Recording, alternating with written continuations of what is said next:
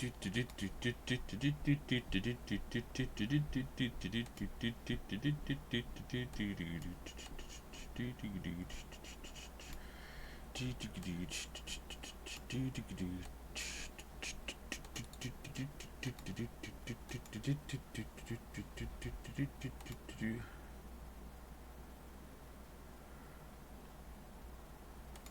get the Discord ping out of the way early today. So early.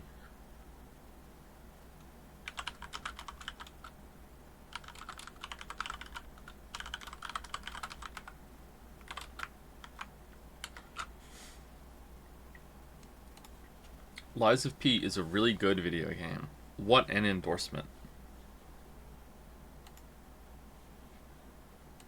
For some reason, Discord keeps opening on my other monitor.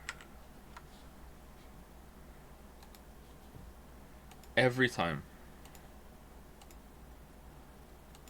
Alright, switch to non-mod settings.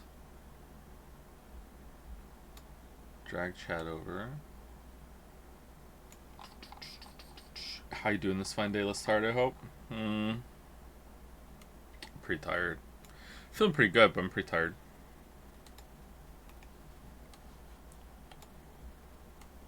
Something weird and wonderful is happening to my tongue. So I said a while back, I don't exactly know how much a while back. So when did we do the Amnesia Bunker streams? It was around then. Maybe it was like a month before then. I can't remember. I gave up soda. I stopped drinking soda. So I love Coke. I love Coca-Cola. It is my only bad habit, except for arguing with chat. I just lost all my windows. I love Coca-Cola so much. But I'm also, like, bigger than I would like to be. So I would like to be less big. So I cut out Coca-Cola. I cut out drinking Sprite. I cut out every single drink that has calories in it, except for coffee, tea, and I cut the calories I had in those. And I still drink Iron Brew from time to time. Like a couple times a week, I'll drink an Iron Brew because that is less than half the calories of a Coca-Cola. It's a cut with aspartame, so that is my only exception. I'll have an Iron Brew now and then, but Iron Brews are really hard to get. No fruit juice. No fruit juice is nothing. I don't drink as many calories as I used to. Very, very few calories. However, and I know some people like make hating on aspartame their whole entire personality, but because they read one article about that when they were a teenager and they decided that's a good reason to never stop drinking sugar drinks because aspartame's so much worse. I do drink sugar-free soda. So I have Coke Zero and I have Sprite Zero. Now at first Sprite Zero was drinkable, like it was fine. And Coke Zero was disgusting. But this week, man, aspartame isn't harmful. Yeah, and some people think it is though. Some people think it's a neurotoxin, but it's not. It's fine. There's been no studies that have come down bad on aspartame. Anyway, so it's a deadly neurotoxin. This week, for whatever reason, I'm gonna sound like an addict right now. When I used to drink Coke, and it was like the first Coke I would drink in a day, like usually with a meal, I would take a sip, and I would have like an response to it, like a relaxing kind of stress release response. It would feel really, really good in my mouth, kind of like oh, we're home, you know what I mean? Like it's just that's the yeah, I know. But it would taste pretty good, all right? Anyway, this week I got that response from Coke Zero, so I'm pretty happy about that. Like I had my first Coke Zero, and I was happy to drink it. I was like, oh, this is good. I get the same kind of response. Like, here we go.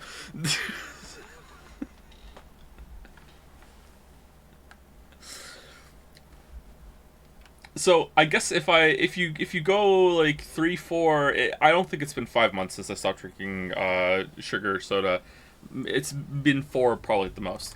If you go that long, that's how long it takes for your body to adapt to the new stuff, and now you can enjoy a drink with no calories as much as you were with the real calories. I wonder if I drink a real Coke now if I would die.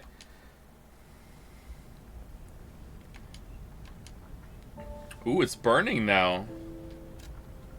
Burning. Alright, so maybe that's why I had a weird healing and a broken weapon yesterday, because when I quit this game, I just hit Alt F4, which is what I do for every game.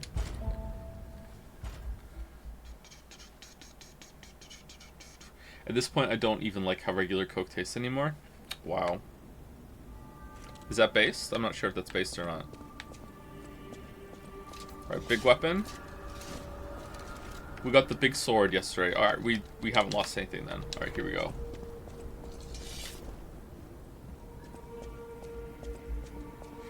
Are there plans for video on Witcher 3? Never been to your streams before. Didn't know you did that. You know what? That's a pretty good idea. I should do one on Witcher 3. Okay, I'll get right on that. That's a good idea. Thank you, Cheddar. It is legit refreshing to see you stream a game you enjoy for once. It's almost like your first chug of Coke Zero in the morning.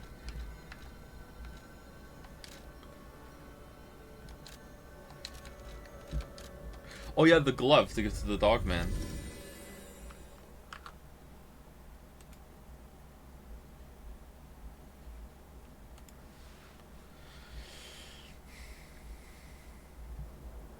Don't they use corn syrup instead of real sugar in North America? Yeah, I've had real sugar Coke. I think that's why glass bottle Coke is the best Coke, because it has real sugar in it. There was also, like, I think, Pepsi that they make in... It's Coke as well, that they make in Mexico. I remember Weeboo Bill telling me that that's the best soda. He's also a soda enjoyer. Has real sugar in it. I've had some, and honestly, I don't know, it tasted a bit better, but it just tasted different, and like I don't like change, so I don't know. I think maybe I prefer the corn syrup now. But glass bottle Coke is the best Coke.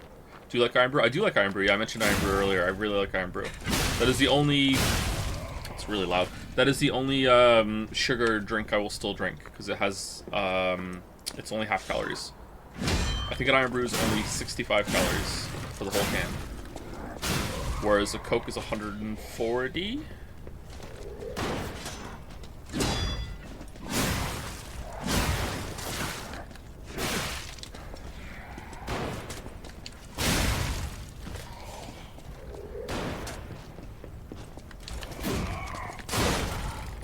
Oh, the juke. Iron Brew tastes like pennies and electricity, and I love it. Yeah, it really does. Yep.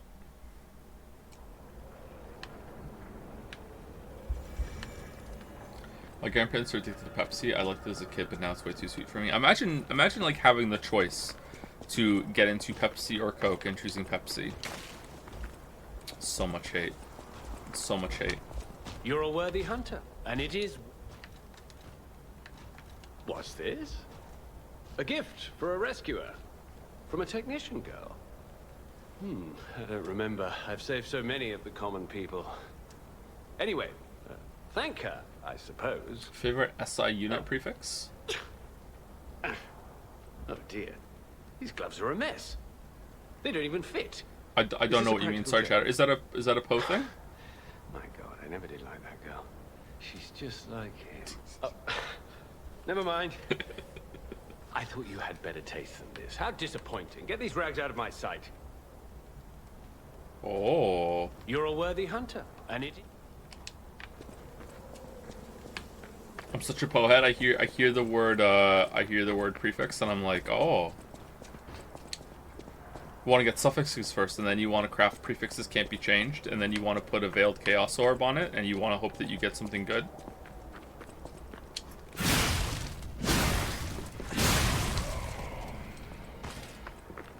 Joe doesn't know science. Yeah, I'm not really that science pilled. Yeah, not anymore. I used to be big time in high school. Science was my best subject. Well, science and math. Science and math were my best subjects. And English wasn't.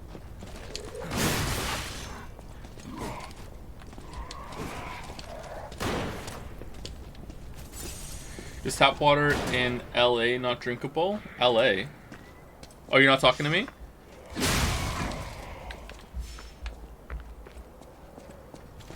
Tap water in Moncton's drinkable. I drink tap water all the time. I drink more water than anything.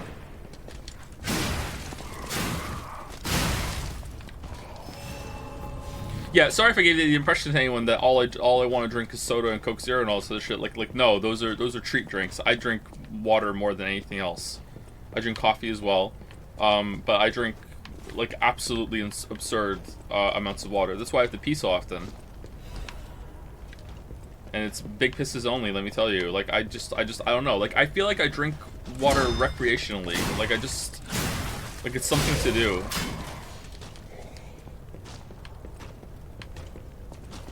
Maybe there's something wrong with me. I feel like I drink, like I have dry skin a lot of the time, and I feel like I can't get enough hydration even though I drink so much. I don't know.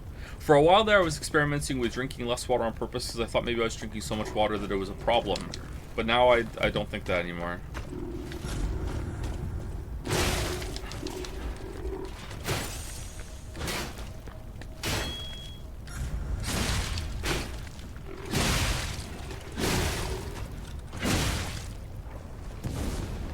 Need more electrolytes? Yeah, maybe.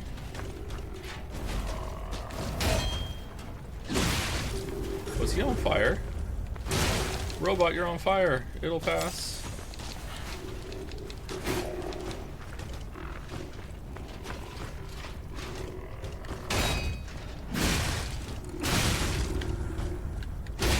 Yeah, we got a parry, finally.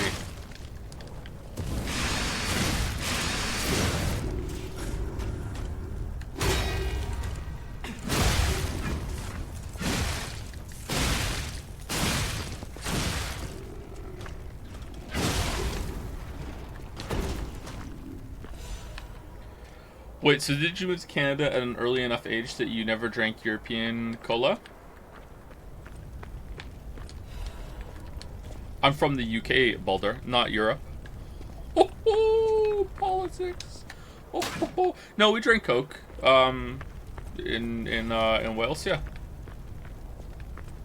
I don't really remember it tasting all that different.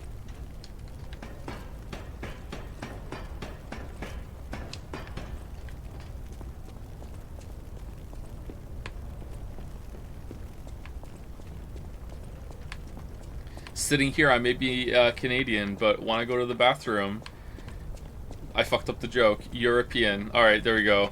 You can't do that joke in first person, can you? Fuck. You asked me about someone else. Shit. Well, the more you know.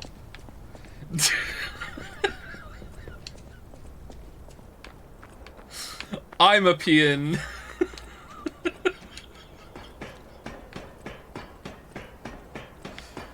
I remember. So for the past few years, all the Coke that we drank, it's been in cans, because plastic bottle Coke tastes worse. That's slumming it Coke. Like glass bottle Coke number 1, cans number 2, and then plastic bottle Coke is the worst kind of Coke.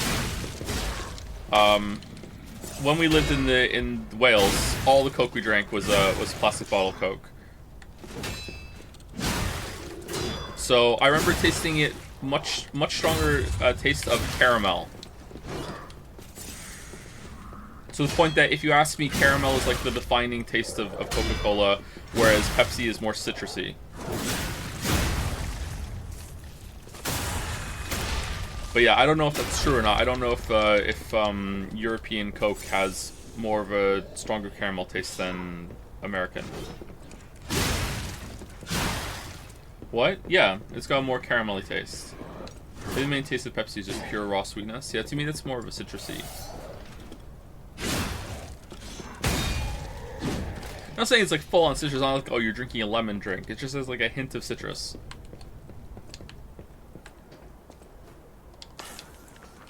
The Coke has a sharpness to it. Sereth is also a soda enjoyer. Man, I'm kind of missing real Coke now. God damn it. God damn it. I want the Coke Zero now.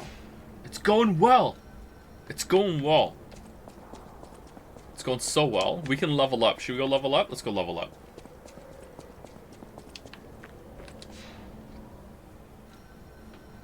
Do you think maybe I could, like, be allowed to have, like a glass bottle of Coke now and then?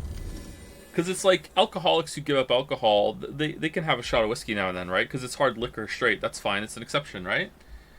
That's allowed, so it's probably fine.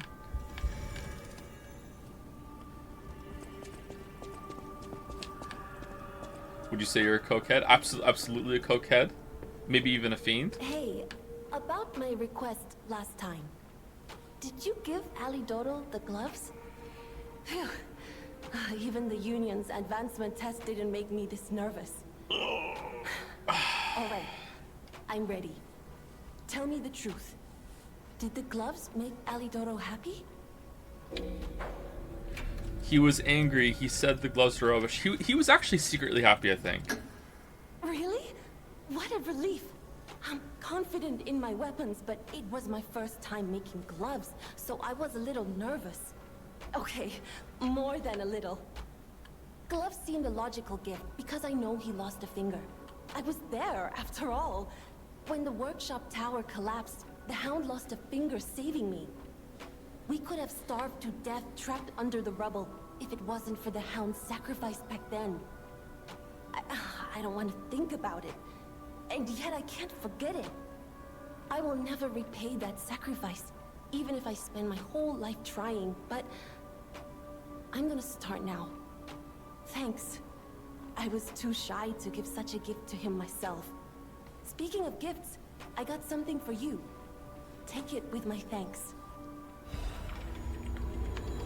The Ergo is whispering. She sounds like a Stardew Valley YouTuber that Finn likes to watch. Do you have any quartz? These rewards are not very good, are they?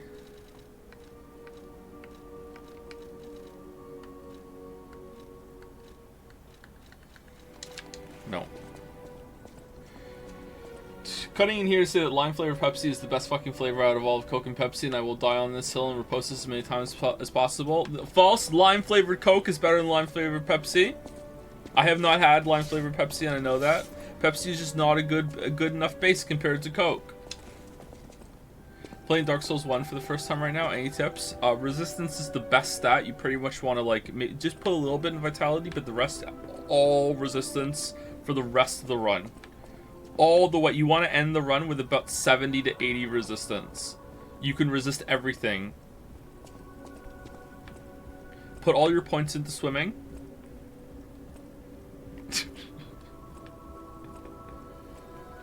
All your points into swimming. Yeah, so unless you're immune to sarcasm, now you know. Don't put any points into resistance whatsoever. Really, the best general advice you can have for leveling up or Dark Souls is that a point in vitality is pretty much never wasted. So if you don't know what you should level up vitality. Stamina or endurance, whatever it is really overpowered in that game because it gives you weight limit and it gives you more stamina to swing your sword, so that's pretty good too. Pick a weapon that you like the feel of. Don't worry too much about the damage it can do. You can finish the game with any weapon, more or less. Probably you're not going to pick a weapon that feels good if it's not also one that you can't finish the game with. Pick a weapon that you like the feel of. Personally, I just like the basic longsword in Dark Souls 1. Like, the basic longsword is my favorite. Dark Souls 1 is a shield game. Your first time through, you absolutely want to be using a shield and learn how to use a shield with a one-handed weapon. That you do want to switch to two hands sometimes. Like just because you have a shield doesn't mean you have to use the shield all the time. Just like, you know, have a shield on you, unless you want to push yourself really, really hard and play without a shield. It's definitely possible to beat the game without a shield, but the game was designed around shields. And Dark Souls 2 and 3 were not. Those are different, but Dark Souls 1 was designed around shields.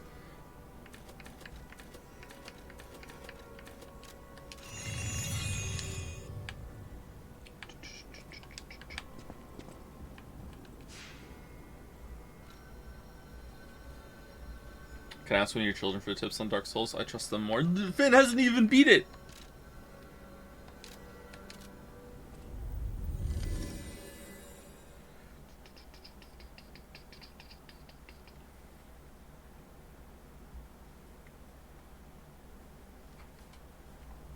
What else is good general advice? Is that too much of a spoiler? It's okay, let's just do it. It's a waste of time to improve your armor. Don't bother. if you're just like shitting out the currency in order to upgrade it at the blacksmith, and you really like an armor set, you know what? It doesn't hurt, but you basically want to spend most of your souls and upgrade materials on upgrading your weapon, your shield, and yourself. If you have extra and you're swimming in it, then sure, go ahead, upgrade your armor.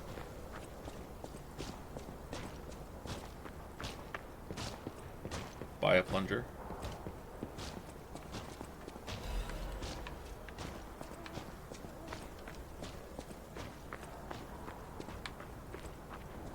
You can upgrade armor in Dark Souls 1? Yes, you can.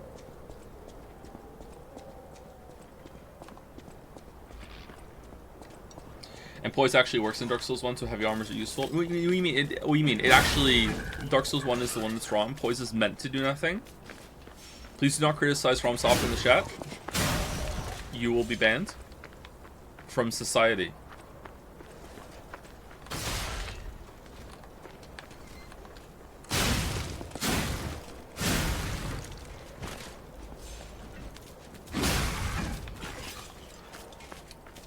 Apart from that, honestly, the game isn't that hard. If you've played a lot of difficult games since Dark Souls has come out, Dark Souls kind of like, obviously people were still making hard games before the Dark Souls Renaissance, and there was lots and lots of dark games, a lot of hard games before Dark Souls. Obviously, Dark Souls does not invent hard games as much as Reddit might want to believe the otherwise.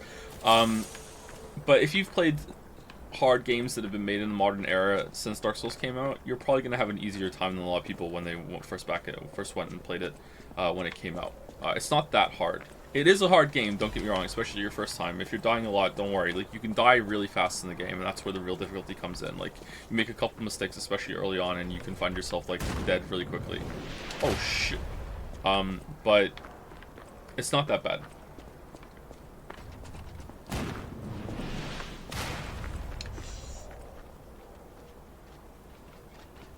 Do do do do do do do do do do do do do do do do do. Ooh, loot. Do do do do do do do do do do. When are we playing that game?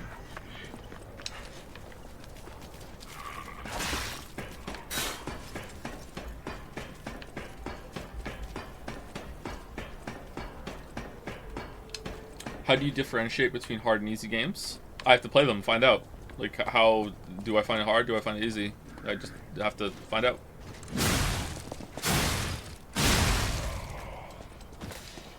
Interesting.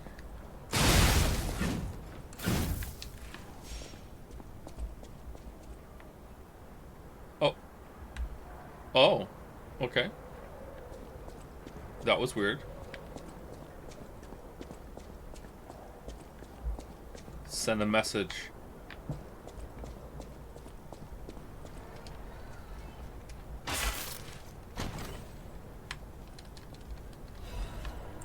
Live Puppets Axe Blade. Yo, what?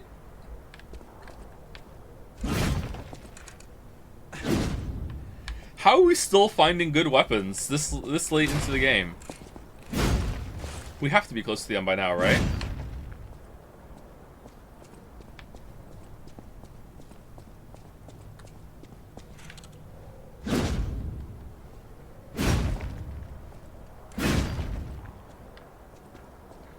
Nito, Lord of the Puppets.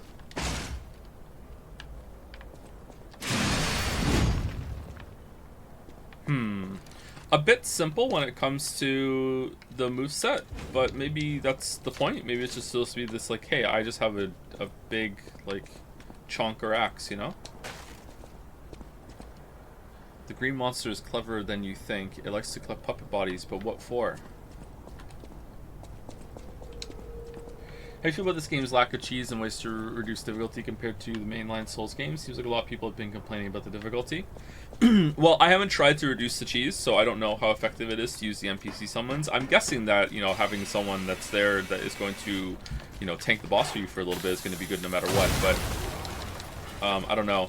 I'm hearing the same kind of complaints I heard about Sekiro, and there's Okay, so it's not everyone, but I did see this about Sekiro. I feel like there are a bunch of people that have played a lot of FromSoft games, and they use a lot of tools that are available to them, including summons, and they think that they are really, really, really good at the games because they used all those tools.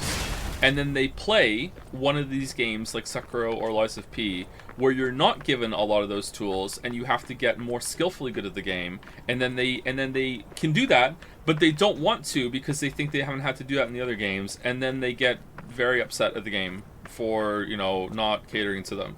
That's what it feels like to me. Now, you could also say, didn't I do the exact same thing in the opposite direction with Elden Ring? And yeah, you're kind of right, except, you know, in that case, it's like I didn't want to cheese the game to have a good time, you know? So I feel like that's a little different, but it is the same kind of phenomenon.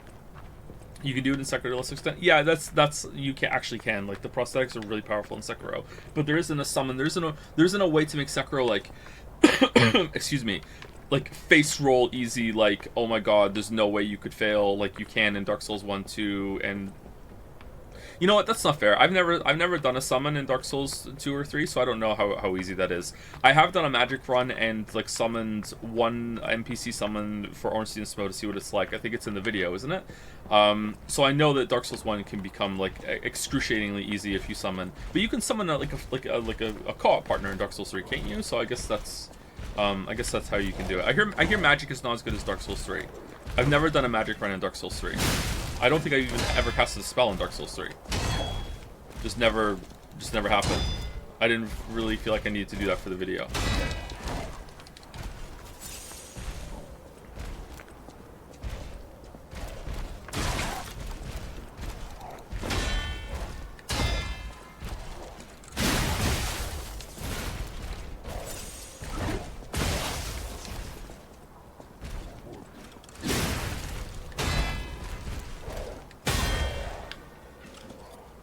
Anyway, but sorry if that's rude or sorry if that's presumptuous of me, but that's the feeling I get, is that there's a a large amount of players that play games in those ways, and that's fine. That's how you have fun, then that's fine. But it just means that if you don't want to meet this game on its own terms, then it's just not going to be for you.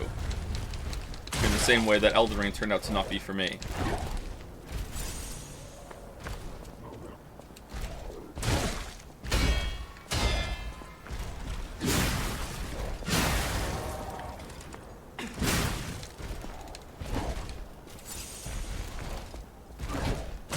Do you miss the multiplayer elements from Dark Souls while playing this game? I miss the notes on the floor. I always like the notes on the floor. It was a really unique part of Dark Souls 1 my first time playing it. I was... like, it's one of those systems that, I'm trying to think of another example. Like, the first time I saw a game in 3D, because I lived through the 2D to 3D jump era. The first time I had, like, I went to, like a HMV, and they had like a kiosk setup of an N64 before the N64 came out, and the first time I stood there, I had to wait in line to play it. I was like, I don't know, like 9 years old, something like that, and I got to play with an analog stick for the first time, and I was like, what the hell is this? This feels so weird, you know, all these little jumps and moments, you know. First time I experienced VR, like first time I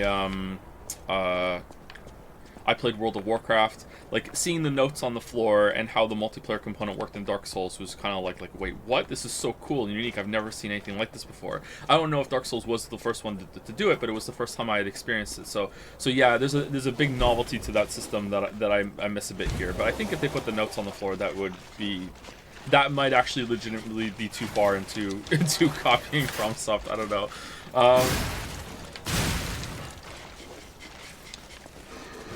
Maybe.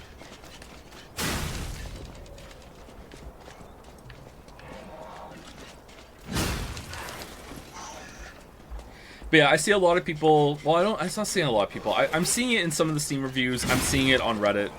People saying that this game's dodge timings feel weird, the parry's too weird, and I do agree that I can't speak for the dodging in terms of the window. The dodging feels fine for me for sure, but I'm not sure like how effective it is to just dodge only. I do agree that the parry window is really tight. Like I feel like it's harder to parry in this game than it is in Sekiro, which is saying something. Maybe they could make it a little easier, just a little. I don't know how, or maybe there's like an amulet you can put on. Maybe there's one, we haven't found it yet, to make it a little easier. But still, you have to play the game. But like for the most part, no, the game slaps, man. There's nothing wrong with it. Like there's nothing wrong with the controls.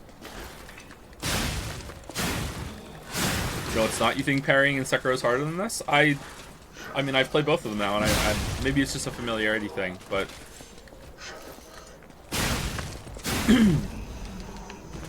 maybe it's the flow you can get in Sekiro that's better. So in Sekiro, this is why I'm going to prefer Sekiro's combat system over this one overall, even though I think the boss designs in this game might be better than Sekiro's boss designs overall. There are some really bangers boss designs in Sekiro that are probably going to take the top spots.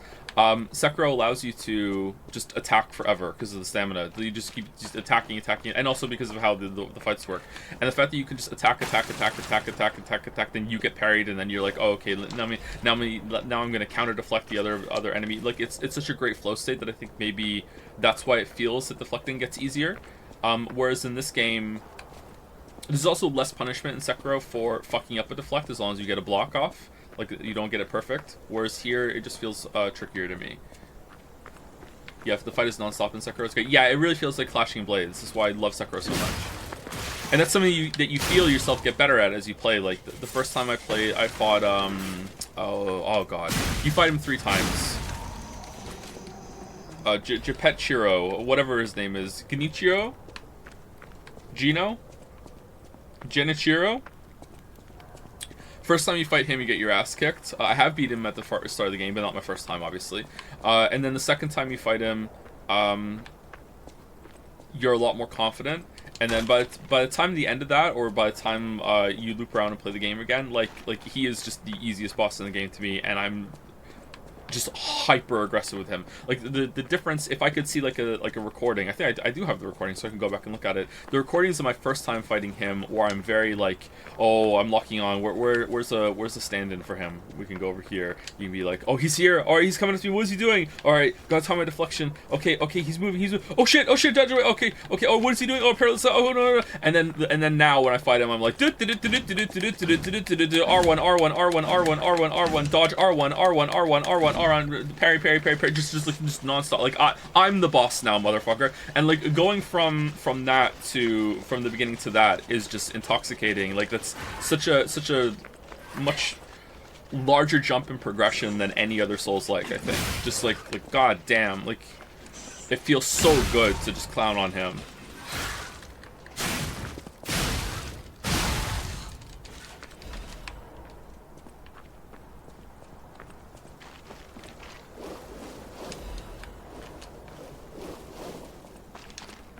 Sekiro parry is more reactive. This game forces you to learn its timings. I think there are some parts of Sekiro that are like that. Yeah, but I agree, yes.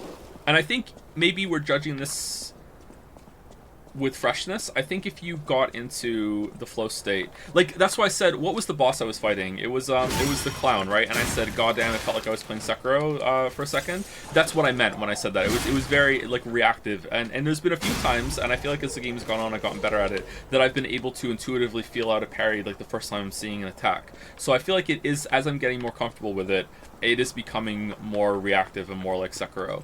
And there's been lots of quick chains that they've added to the mix as the game has gone on. Before it was very slow, here comes the red attack, here we go. But as we've gone on, the boss fights have gotten more difficult. We've seen more strings of attacks coming in very, very quickly. Like Firefowl Blade, which is beyond me. But then some of those Victor chains were pretty fast, and those were a lot of fun to parry as well.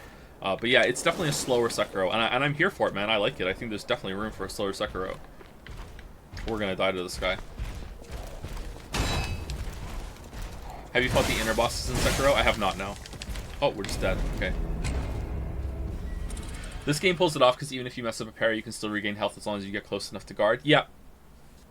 And perfect deflection heals you as well, which I really like. There's lots of clever decisions in this game. But I do agree that it's very hard. It's probably... excuse me. It's not probably, it is. It's harder than Dark Souls 1, 2, and 3. For sure. It's harder than Bloodborne. Like, absolutely, 100% yes. I don't know if it's harder than Sekiro. But not only is it hard, it's also... It seems like it's less easy to cheese. I don't know if the Legion arm, you can tailor it for each one. You have the cube as well. You have the NPC summons. I have a feeling that it is still going to be cheesable. It's just not going to be cheesable in quite the same way as the Souls games. Harder than Bloodborne DLC? Yeah, I think so, yeah. I'm pretty sure it took longer for me to kill King of Puppets than most of the DLC fights. Maybe not Ludwig. That's the only exception.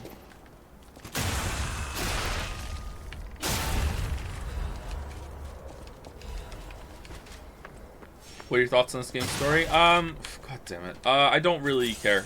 Sorry. Like, it's here. It's like it's background noise. I like the theming of it. I like the setting. It's unusual, and I like that it's unusual. But in terms of the story, I'm like, I don't care. Like, we'll see what happens at the end. But that's not because it's a Souls-like. That's just because it's a video game.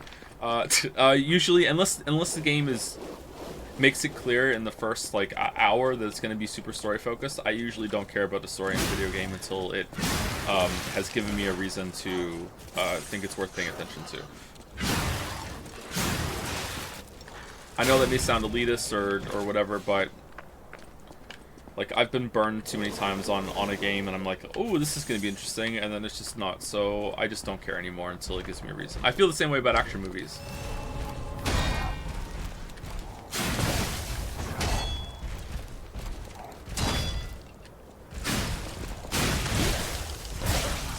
Oh, this guy's hard. Okay. He does a lot of damage. How are you not burnt out on Souls like at this point? Don't they all start to blur together for you? They definitely have for me. I probably haven't replayed them as much as you think. Like, I don't know how I've hundreds of hours into some of the Dark Souls games. I've played through Bloodborne I think 3 times, so not that much. I played through Sekiro. Oh, I played through Sekiro quite a bit, but Sekiro's short. Like, I think at my height I could beat Sekiro in a couple hours. You can move really fast through Sekiro. I played Elden Ring through 3 times for the video. I haven't played it again since. I don't know. I feel like this one keeps it really fresh. But when it comes to playing like Mortal Shell, Ashen, if I went back and played some of the Dark Souls again, I don't know. I take pretty long breaks between playing them, so maybe that's why. I just like it. I really like the boss fights in these games. So when a game like this comes along and has really good boss fights, I guess it becomes fresh for me. With how this game incentivizes you to defend in various ways, deflect, block, dodge, do you find it odd that red attacks can only be deflected mostly? Well, you can still dodge away from them. Like, you just can't iframe them. So I think that is another option. It's either a deflection test or it's a positioning test. I think it works.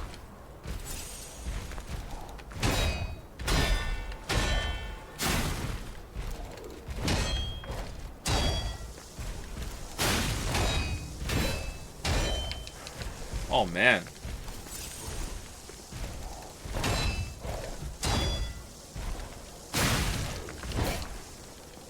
This guy's hard.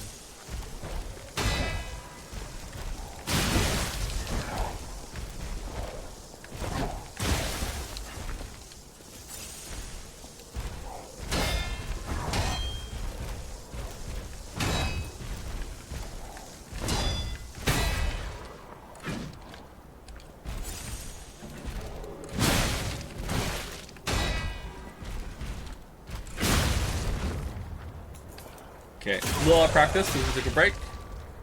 Parry timings are a little odd in this game. Well, not odd. Demanding, sorry. Odd and weird are my go-to. I can't think of the word I'm trying to think of right now, so I'm just gonna say it. Thank you, Lee. What's the hardest game you've ever played?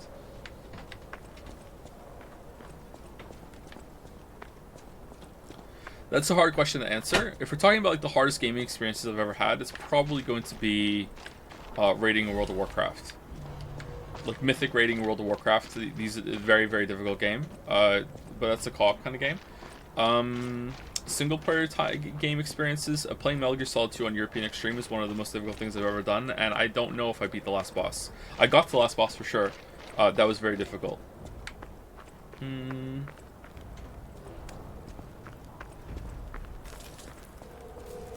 Couldn't beat Stinkscape. It's not a game. It's not a game. Sometimes it looks like you're holding the block button but executing consecutive perfect blocks. Are you letting go and the game is not animating the weapon drop, or are you actually holding the block button? I'm letting go and tapping it. If I keep the button held down, I don't get a perfect block. Yeah. I think the character animation is locked in to blocking if it's a hit that they're still recovering from, and then it's kind of like you're pressing the button to kind of like retense the weapon. That's how it feels to me. But yeah, I'm letting go and hitting the button again. Wow, so they do exist. Other puppets like me not bound by the Grand Covenant. I thought I was forever alone. Without the Covenant, mankind hates me. Monsters, humans, puppets, they all hate me. But I want to be friends with humans. If I learn how to feel, would that be possible? If you tell me how, I'll return the favor. I want to learn how to feel. Sorry, there are a bunch of questions. Excuse me, can we keep the Q&A to a minimum? This is a good game, chat. We don't Q&A good games. I can't think of another example of the hardest game I've played. Sorry. If I sat here and thought about it, I could probably tell you Rapid Mouse.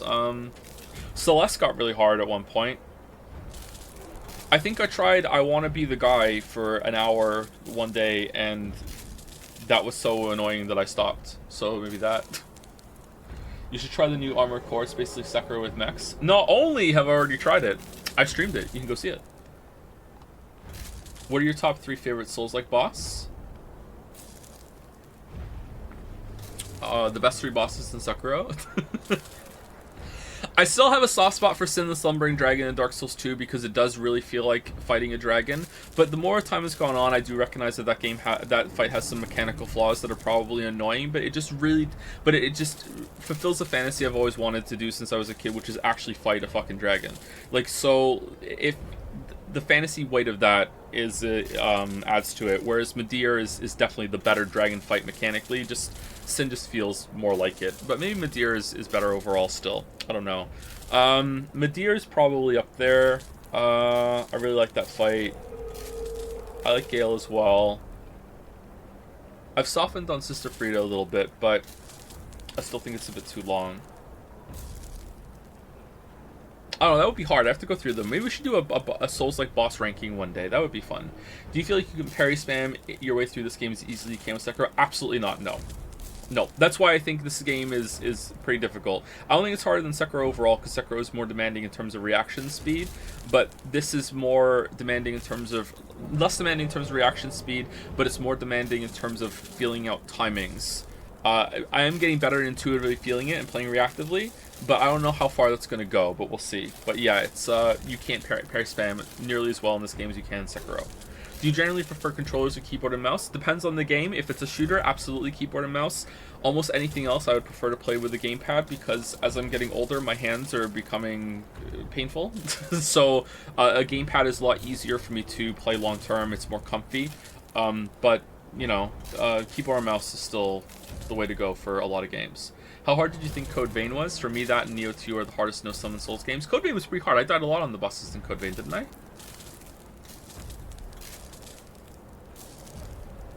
Speaking of Celeste, do you still plan on playing Celeste mods? Yeah, I like to do the Strawberry Jam. That looks good.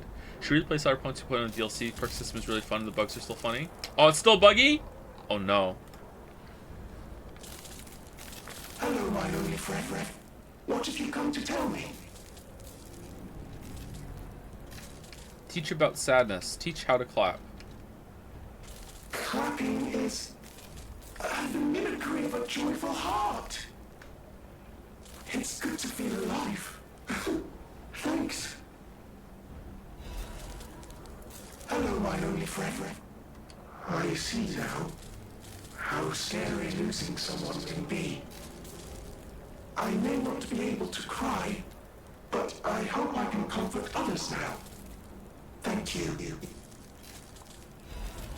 Do you feel that this game is harder than Dark Souls 1, 2, and 3 is a good thing or just a neutral thing? For me, it's a good thing because I like to be challenged in games, especially if it's fair. And this is why I love this game so much, is that it is very, very hard, but I feel like it's fair the whole time. I think there's only been one one mini boss that hasn't been fair, and maybe there was a way to play around it. There's been a couple of moves here and there that have been kind of like, meh, but maybe I'm not understanding a tell. And that boss was the one that could parry you if you tried to attack her. That is the only moment of bullshit, I think. There's been like one or two like questionable hitboxes, but apart from that, I've been dying a lot, and every single time I've died, I've been like, and it's my fault, and I love it. But yeah, my fault. Did you beat the big puppet boss yet? I'm gonna be more specific than that. Feels like there's barely any optional content in this game. Is this bothering you, or are you fine with linearity? It's bothering me a little bit, yeah. Possibly the game's biggest flaw is that it doesn't branch into some side areas that you can explore out of the main ones. Hello, my only friend. What have you come to tell me?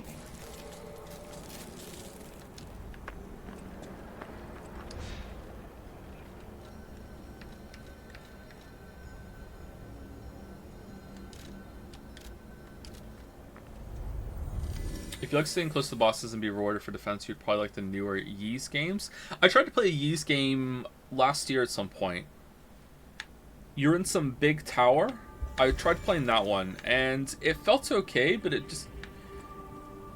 I don't know. Sorry to put it on the game. It felt kind of cheap. I don't know.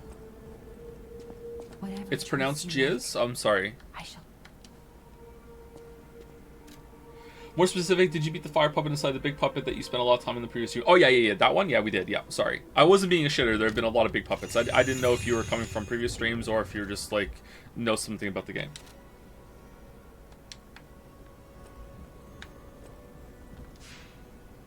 Yeah, we beat that boss at the beginning of yesterday's stream. Do you think the lack of side areas may make it easier for devs to balance? For sure, but I think there's a way to do it. And that's the fun of game design, right?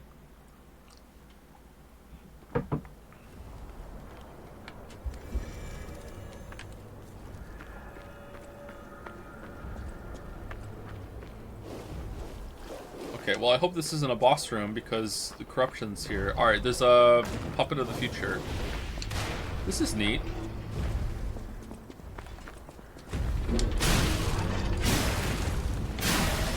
Okay, I wonder if these only have a health bar because you can't see it above their heads otherwise.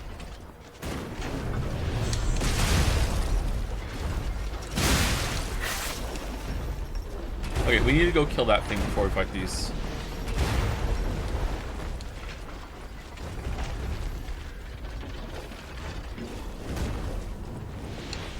Maybe a bit of a difficult question to answer. Is there going to be another fan art showcase before the impending Gigapause? It's alright if not, but I want to know if I should bang out some ideas now or cool it for a bit.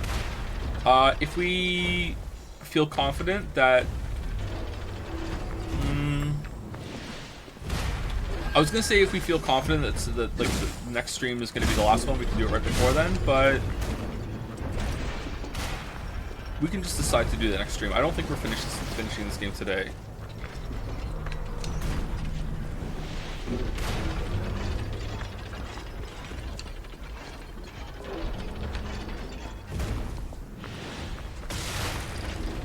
Are we going to finish it tomorrow is the real question.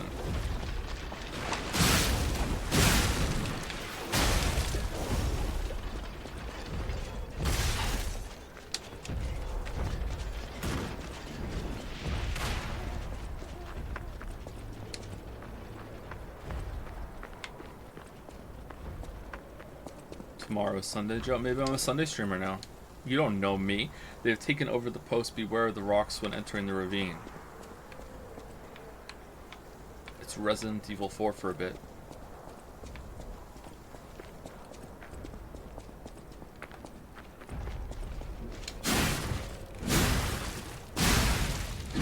What Sekiro fights do you like better than Archbishop Victor?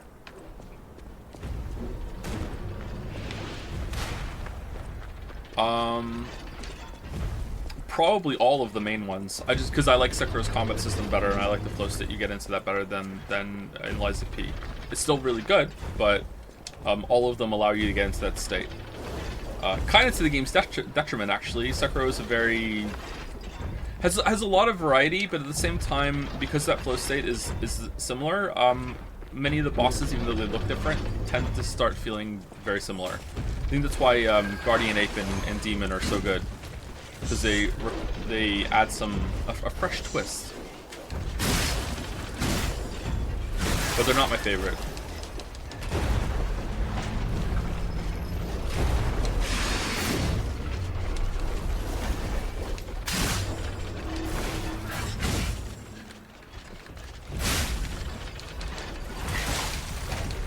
Okay, we died, but we got the butterfly, and that's all that matters.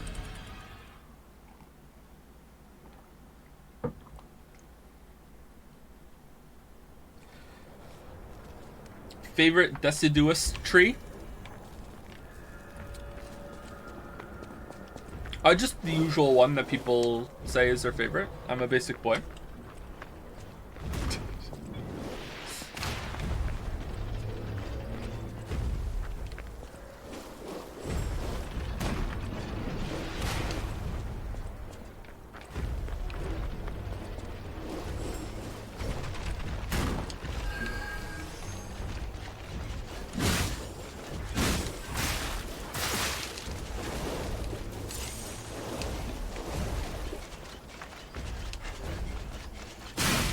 Just beat Yobu in Sakura. Congrats.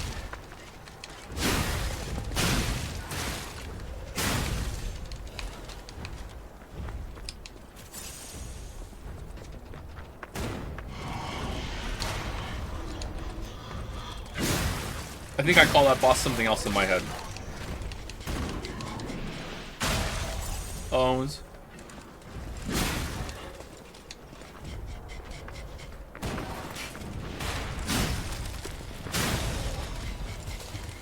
What's your favorite thing to put honey into? Are you just setting this one up for me? You're a I don't like honey. Although I say this every time and chat like lights up with question marks, I don't think I've ever had real honey. I've had shitty fake store-bought honey and that's it. Or honey that comes in a fucking little packet. I don't think I've ever had real honey. Real honey is fairly expensive and rare. I don't think I've ever had real honey. That's honey. It's not honey. That's like sugar spun out bullshit. It's not real honey.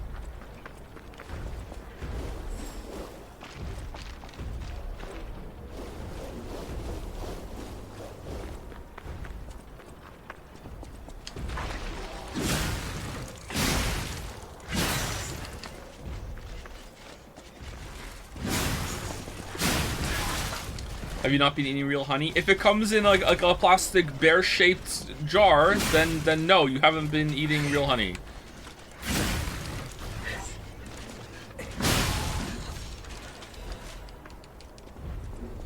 Did you ever try out your lean beef mixing theory? My weeb, I tried it before I even asked the question. That's why I did ask the question. It was pretty good. Fancy Vanini collection. Ooh.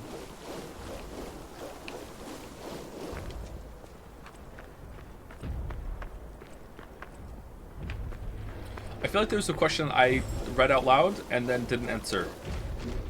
I'm sorry. There's a lot of questions today. Lol, Joe has not seen B-Movie. You know what? I haven't, and I'm brave enough to admit it. I have not seen the B-Movie. Alright, how do we get in there?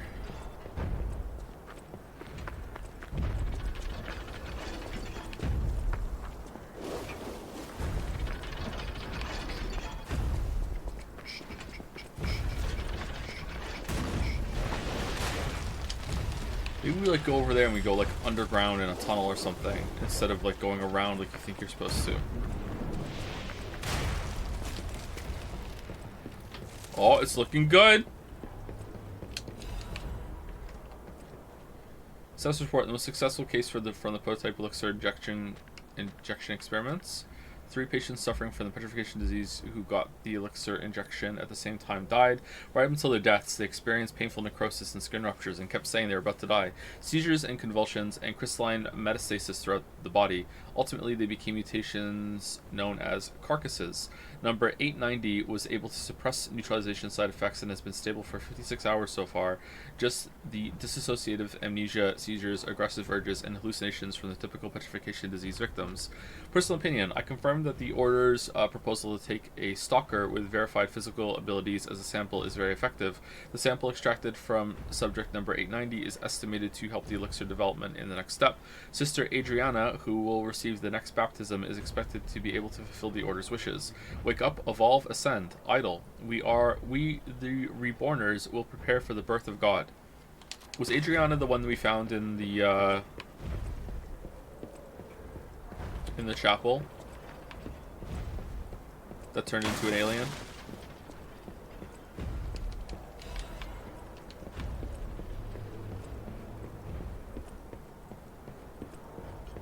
You looking forward to watching your kids get to Guardian Ape? Oh, you know it. Absolutely, yes.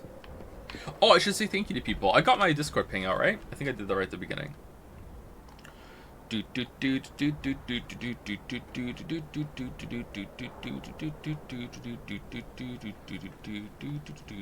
think it was Uber Super Sloth that said thank you to last time, wasn't it? Did I say thank you to Grimpones you? Thank you for the new sub. Welcome, welcome. Thank you, Shadow Yuri, for the resub. Both while the stream was down. Thank you, Dalmek, for the bits while the stream was down. Why are you... I'm foregoing an uncomfortable copy pasta. Thanks for the laughs, boss man. Why? Just felt like it? Okay. Alright. Thank you, Dalmek. Thank you, Malkaor, for the resub. Commandal86 for the resub. ZCD. Alduin Feet Pics. I love Coke Zero. Not sure why people seem to think it's vile. I like it. I always liked it, but I always preferred real Coke. I wonder if it would be too sweet for me now. I was at the point that I couldn't drink Coke without having some food with it because it was too sweet on its own. So I was already kind of changing. Thank you, Chilla Chief, for the resub. Should I play this game? If you like this kind of games, you absolutely should. This game is really, really, really good. Thank you, Jahions, for the resub. Jahions. The Salty Sheep is bad for the resub. Dalmek for gifting a sub to Sucking Toes since 1973. It's a Bryan Adams song, isn't it? Thank you, Dalmek. Thank you, Zero Vault, for the bits. Thank you very much, Zero Vault. Thank you, None to Spare, for the resub. Wanted to get one more sub in before you potentially gone forever. Haven't been able to support since the $1 tier on Patreon. Thanks for being my favorite streamer. Oh, you're very welcome, None to Spare. Thank you so much. That's a nice message. I don't think I'm going to be gone forever, but yeah, I appreciate the message. Thank you. Thank you, Grab Wrecked, for the resub. Thank you, Grab Wrecked. Truth of D's. Truth of D's what? And last but not least is Aldair's Ghost, or Aladair's Ghost, for the resub. Thank you very much.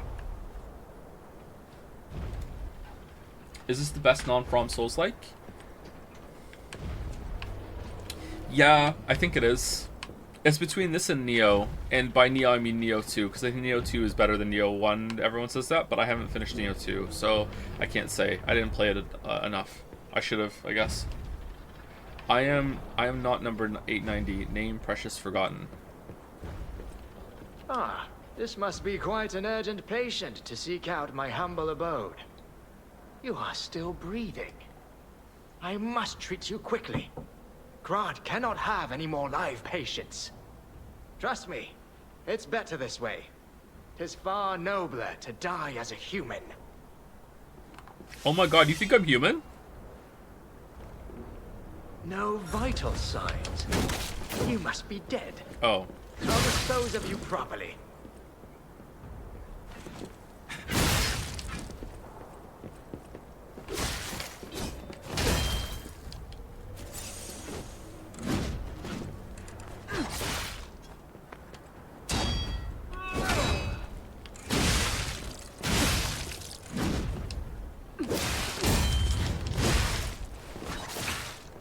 Uh-oh.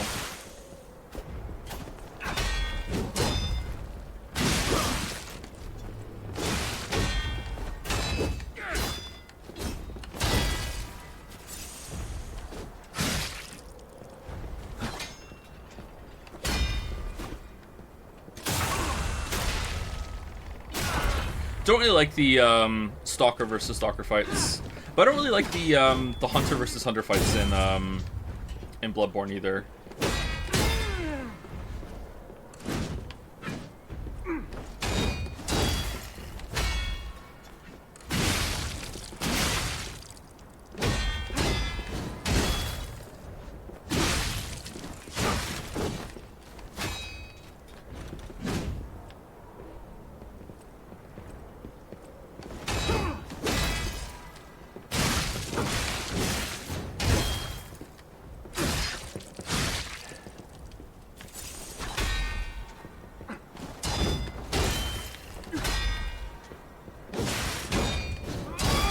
Do you think perfectly deflecting his range attacks makes him get stagger?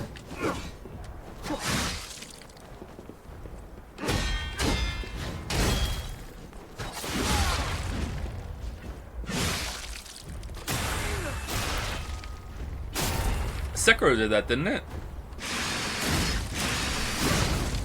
I remember now. My Adelina.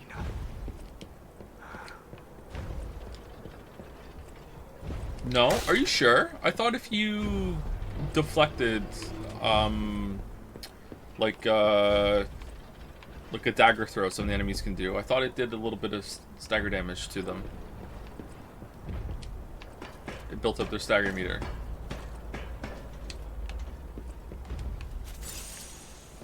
So we just did that for a mask. Interesting. Feels like some of the arenas are a little too small and the camera isn't good enough for them. They really should have implemented a way for the walls to become transparent for the camera to always stay the same distance away from you. Yeah, that's a problem in a lot of these games, isn't it?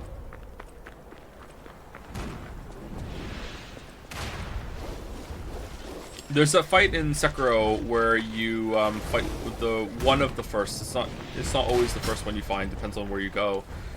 The purple shinobi, I think they are, in a very tight, small cave. And the camera is the real boss in that fight. That's one of the hardest enemies. That's harder than a lot of bosses your first time through, I think. Depends on when you find them, though.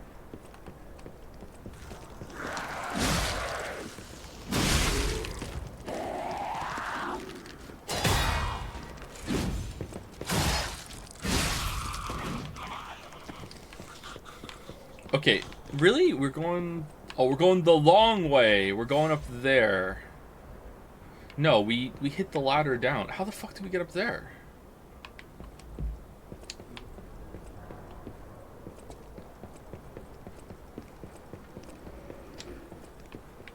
Okay, another checkpoint.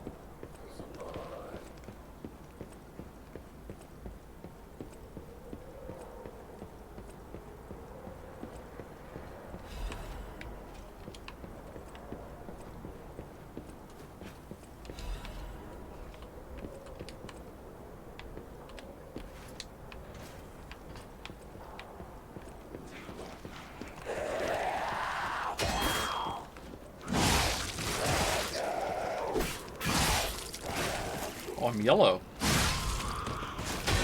Eee.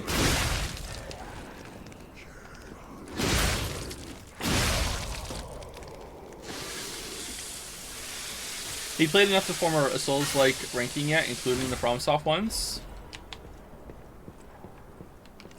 No, I'd like to play it again before I do that. But, you know, if you want a tentative, like, proposal right now, I would say that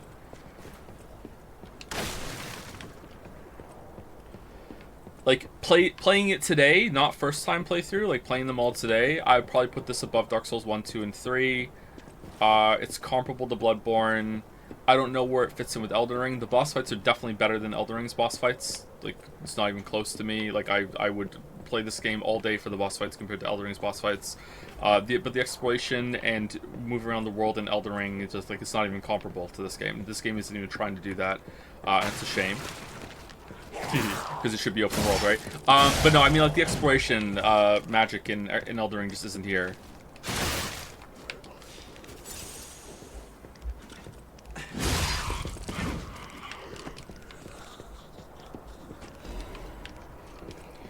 Well, above Dark Souls 1, 2, and 3 is a big claim. I mean, again, we're talking about like Dark Souls 1 is definitely going to be at the top or near the top for first playthrough, because it's just so magic the first time through. It's a very special experience to me.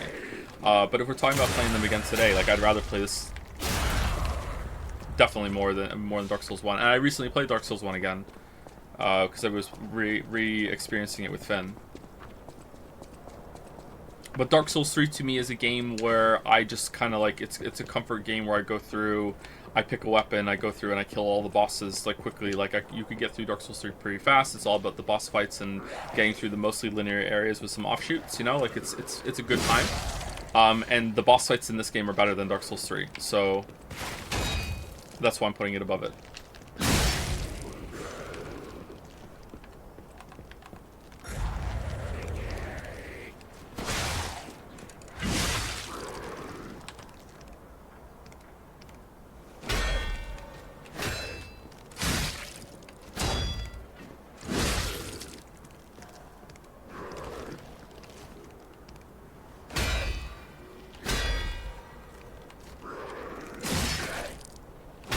Why didn't I hit me?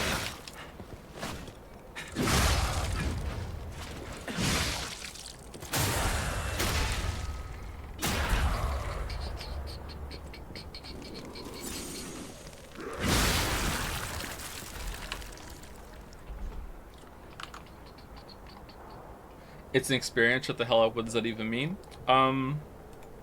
What problem with that statement is are you having trouble with? Are you taking what I'm saying is like if someone says, "Oh, I went and saw this movie," and it's not a movie, it's an experience. That's not what I mean. I'm saying it's experience, like it's something I experienced, like it's something I went through. Like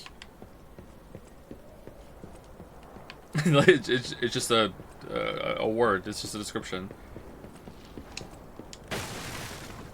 Like, going through it today, I already know where all the shit is. I know where the bosses are. There are no surprises. But playing it for the first time and seeing how it worked, all the levels work together and all the shortcuts linking back and everything, I can't experience that again because I already know where they all are. That's what I mean. So the first time I played through it, that was an experience I got that was unique that time, and I can't get it again. That's what I meant. Does that make it make sense for you? Elden Ring is the same way. Like, Elden Ring has a lot of moments like that you can only really experience the first time. He was talking to someone else. Oh, was he? Okay, my bad.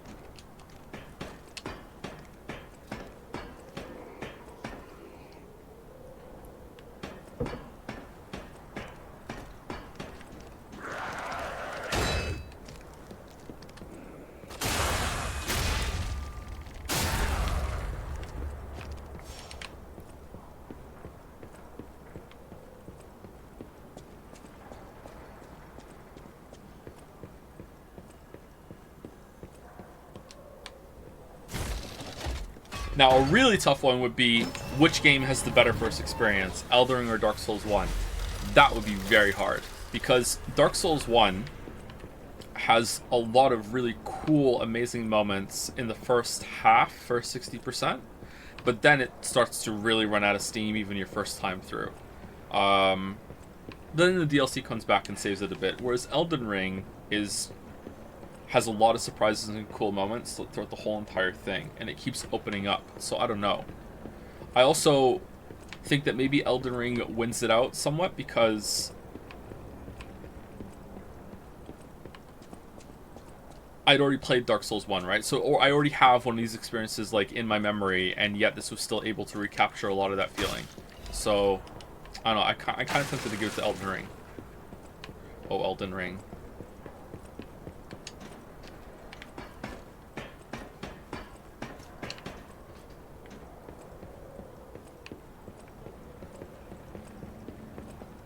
I see loot. I see loot.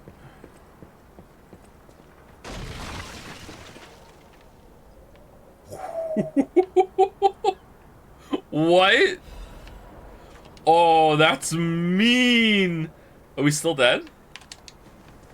No, we're good.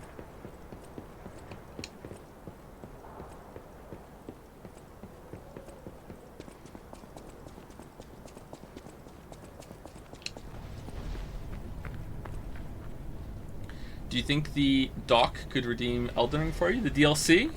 No.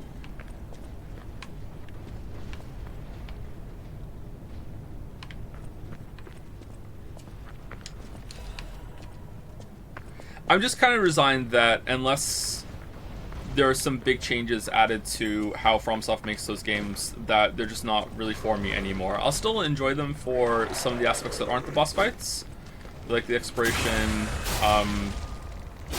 Maybe I can find a way to make some of the boss fights fun with just kind of brute forcing my way with a build that's still enjoyable to me.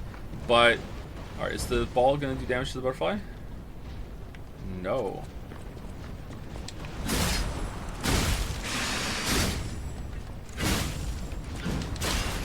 Alright, we got it. But FromSoft's games going forward, I'm more interested in like what they do next in the Sekiro Bloodborne area, or whatever they do as their next kind of like self-spin-off of the Souls-like.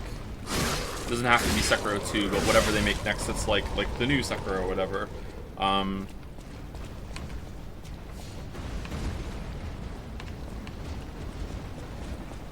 But we'll see. Do you think this game's trolling moments are funny enough for how fucky they are? Lies of P? Lies of P? What? That's a weird... Sorry, I don't... That kind of... That's a weird way you said that. Yeah, they're pretty funny. I don't know, I have a high amount of patience for it, though.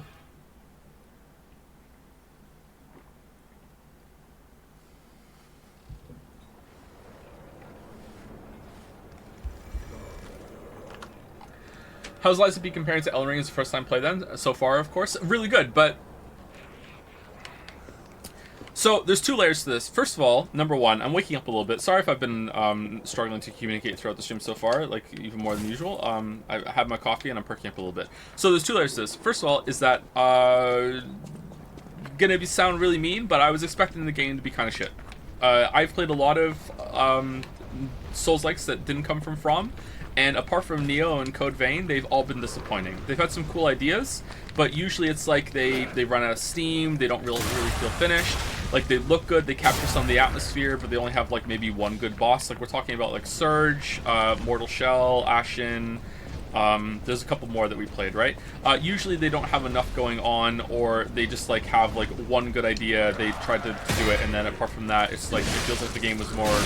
trend chasing, or they didn't have the budget to fully realize what they were trying to do, right? So there you go. So on the one hand, it's been a really pleasant surprise that the game is actually not just like decent, like it's really fucking good, like really fucking good. So because of that, it's been a surprise, and I'm enjoying my first playthrough for that. But on the other hand, like, it's also been like, it goes beyond that, where it's like, oh, it's not just good or decent, it's not just competently made, it's bringing a lot of its own ideas to the table, and it's just continually like upping the ante with the boss fights. It's like, oh, that was a really good boss fight, and then my brain immediately went, after we did the Scrap Watchman, my brain went, this is probably going to be the only good boss fight in this game, Joe. Like, so don't get your hopes up, because like, this is it. And then the next one came along, and it was like, it was still a good boss fight, but it wasn't as good as the first one, and I'm kind of like, okay, like, maybe this is going to be the trend. They blew their load with the Scrapped Watchman, and that's it. And then we get to Archbishop, and I'm like, what the fuck? And then we get to the next boss, and I'm like, what the fuck? And then the one after, and then what the fuck? And it keeps going, you know what I mean? Like, it's so good. But then also discovering that it's like Sekiro, and it has that parry mechanic, and it adds another defensive option to the mix, which is something I always wanted in these games, because just dodging in Dark Souls just isn't enough for me anymore. Like, I want something else. And that it actually does mix them. Like, the strings that you go into a boss fight, the Puppet Master had one, Romeo, where you want to dodge, and then immediately after the dodge you want to parry. You know, whoops, wrong button. You want to parry, and that's the best response to that. Or some responses that were on Victor, where if he hits you with something and you're stunned for a second, the best thing you can do is roll away from him, not parry him, because that's how it feels. And you're mixing all these different options, and it just feels really good. Instead of it just being just about dodging, just about quick stepping, or just about deflecting. Sekiro is really good for that too. Like, even though Sekiro is known as the deflection game, you can deflect everything. There are some moves that are really good for jumping. There are some moves that are the Mercury counter. There's some moves that are best responded with a dodge and then a charged up R1. You know, like, there's a lot of different options, and you have to find out which is the best one, instead of just like, hey, press B and then hit, and press B, then press and then hit. So I really like it for that. So that's why I'm really enjoying it, and it's been a surprise. So the first playthroughs, this is actually pretty special, because it's like, oh, not only is the game good and it's competent and I can enjoy it, it's actually doing a lot of things that I wish the genre would do, and it's doing them at a very high level. It really is like this great marriage between Dark Souls 3, Bloodborne, and Sekiro. And like I said, I keep saying, I'm here for it, man. I really, really like it. I really like it. I'm kind of embarrassed how much I like it.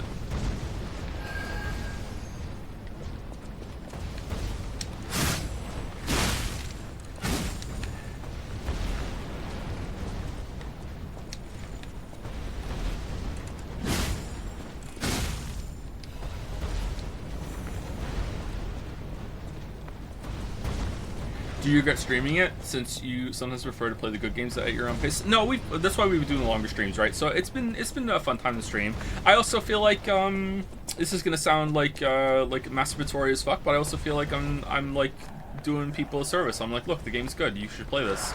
I'm guessing that some people have bought this game because the streams went well, and or maybe it's on the radar now and they'll buy it later. I also like that I'm contributing to the to like maybe exposing the game as being better than a lot of people are thinking, because I don't think the game is reviewing well enough. I think it's flying under the radar a little bit, you know? I don't know, man. Like, I don't like to say this about reviewers, but again, it just feeds into the narrative that I think a lot of reviews just happen to be like, okay, what do people want to hear? Or a lot of reviewers play games and they don't really know what the good parts are about them. So they just look at this game and they're like, okay, look, it has all the ingredients of a Souls-like, it seems to be completely well made, but I don't have the tools in order to judge this properly, so I'm just gonna give it a really safe, like, 7 out of 10, and that's it. You know, it's like motherfucker, like, no, you don't get it. Like, you don't understand these games. This game is really, really fucking good. Like, this... Like, holy shit, this game is good.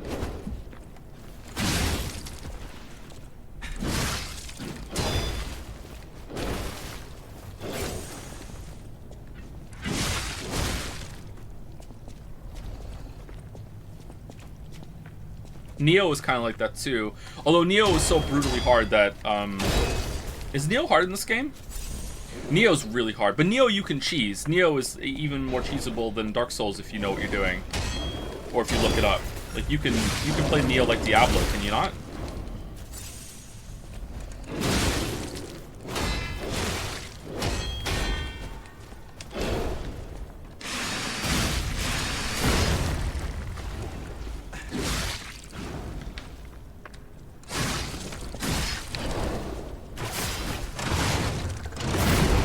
Uh-oh.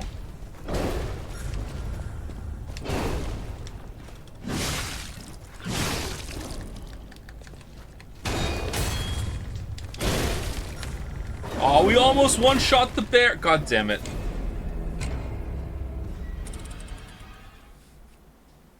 NL yesterday, Liza P has an aggregate review score of 7 out of 10 because it's the same thing as Souls. Meanwhile, here's Zelda number 27, 10 out of 10. What a breath of fresh air. Breath of wild fresh air, you mean? NL said that? Is NL Liza P enjoyer? Oh man, I've misjudged NL. Based?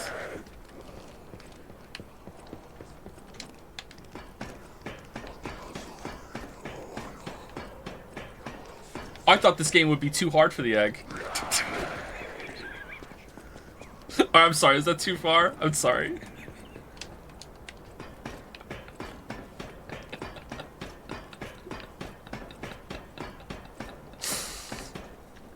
He does play Souls games like I do, doesn't he? Like no summons, melee, no consumables. It's pretty based.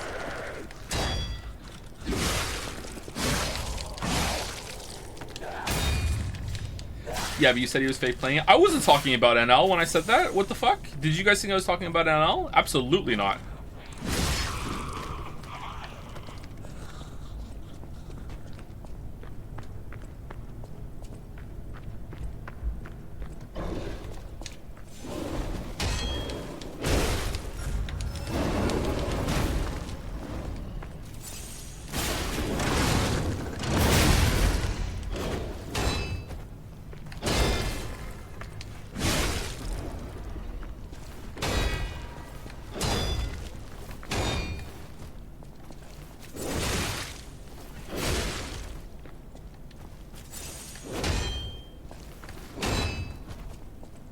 I don't like this enemy. Anyone else think the Rune Bears in Elden Ring are the hardest enemies that FromSoft ever made?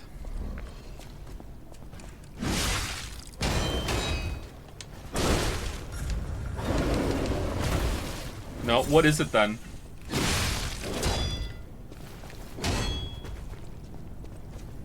I think that is the only enemy in the game that I don't know how to kill reliably.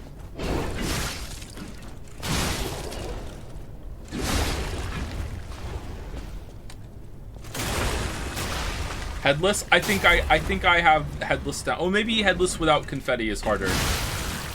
But I think I have Headless down more than the Rune Bears. I have the Revenants down more than the Rune Bears. The hand enemies? Yeah, I think that's... Oh, wait. Which hand enemies? The ones that have lots of arms or the ones that are actual literal hands? Those are okay. I think I can kill those. Yeah, they're not fun, but I can kill those.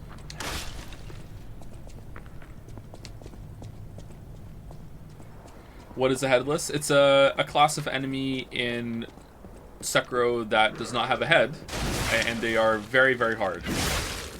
They're like secret mini-bosses that are completely optional. You don't have to kill them. They're very annoying.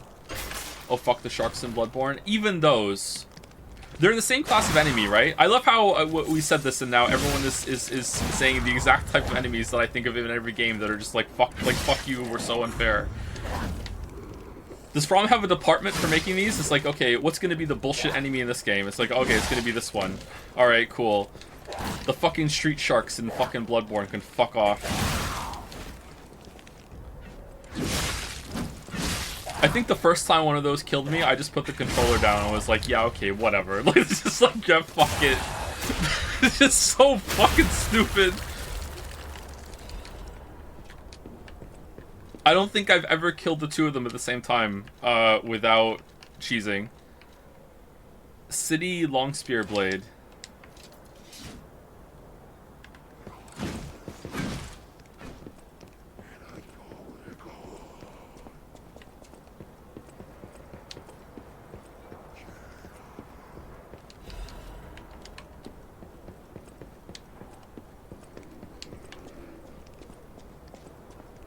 Anyway, hold on. Let me scroll back up. Do you think I'm off mark when it comes to reviewers and stuff?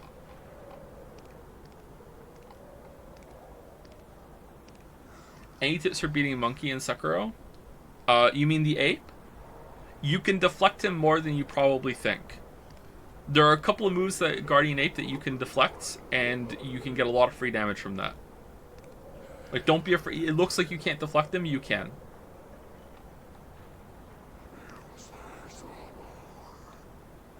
Did your character hair change? Yeah, yes. We became more human.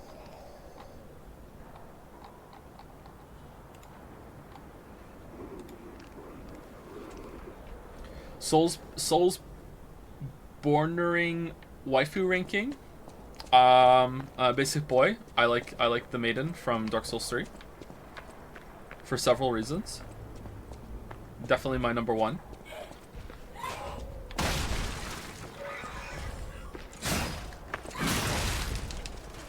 Why are we using this weapon?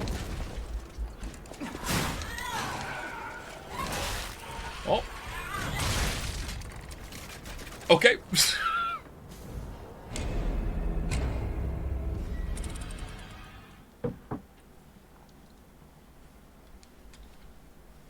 I don't even remember the maiden in 3. She's blonde. Does this explain it for you? Worst enemy in the game. Is it? Uh-oh. This is the street shark of Lies of P.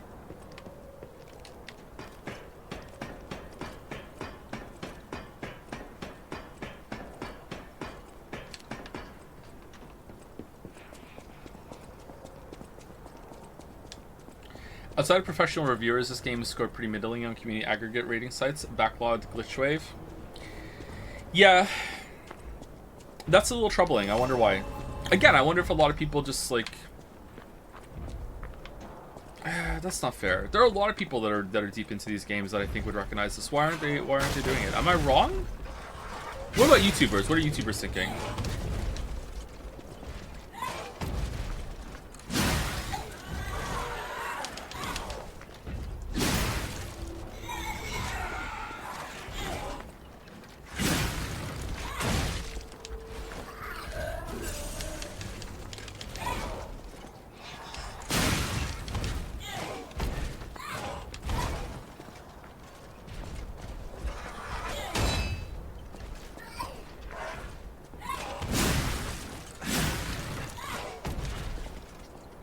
Very little so far. Maybe this one.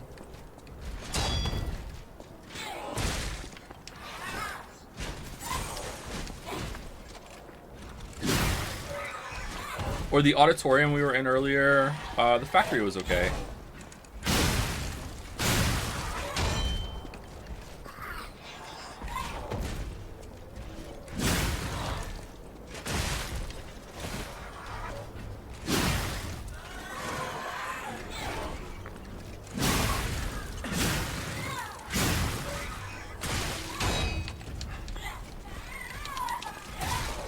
He got me.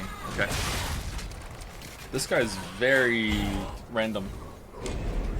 How tempted are you to make a video right now that corrects the record? Again, I don't know if the juice is worth the squeeze. My brain is going, this game is so good, so why aren't people recognizing that it is so good? So I understand some reviewers might just be like, they're not really into the games, but they still have to review it.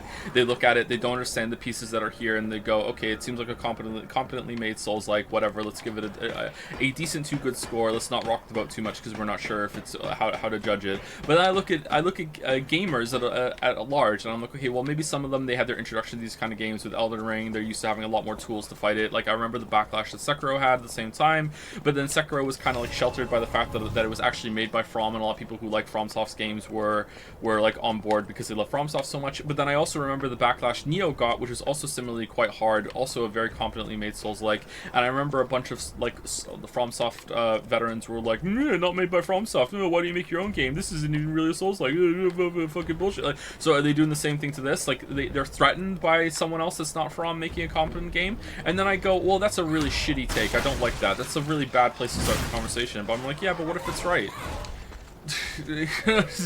like fuck. Like, what am I supposed to do?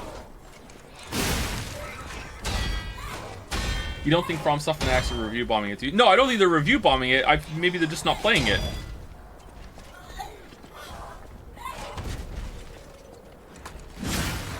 This is my fault. FromSoft fans think that they're like this oppressed class now because of my video on Elden Ring.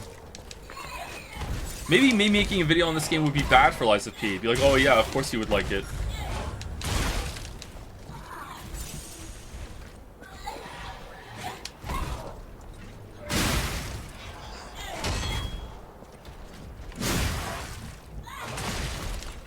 What does Iron Pineapple think? Get Iron Pineapple on the phone. I need Liza P opinion, please, Iron Pineapple. He loves it? Fucking based. Alright. Pineapple and Dragon one-time podcast. Here we go.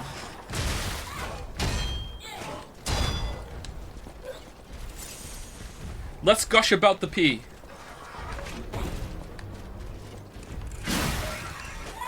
I cannot deflect this guy for the life of me.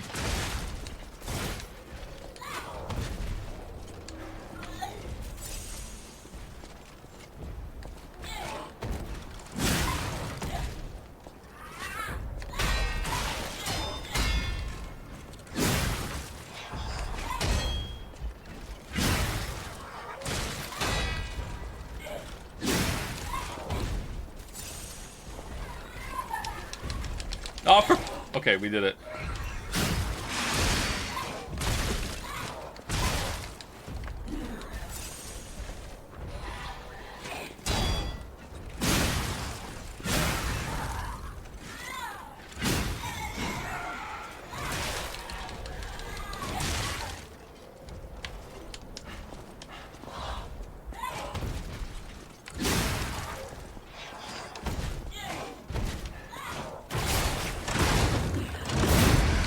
What?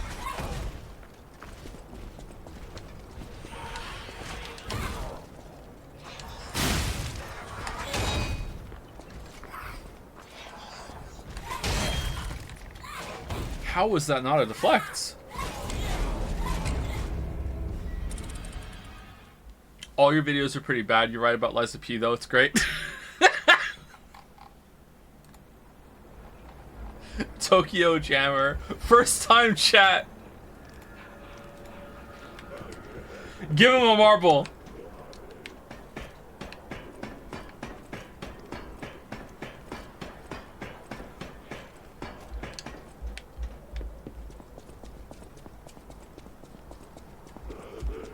Can we read some reviews together? Yeah, when we're done, maybe we'll read some reviews. I just can't stop thinking about people saying the dodge feels weird, and that's just like full on like, no, it's not me that's bad, it's the game cope. And like, it's just not true. The dodge is fine. Like, what the fuck are you talking about?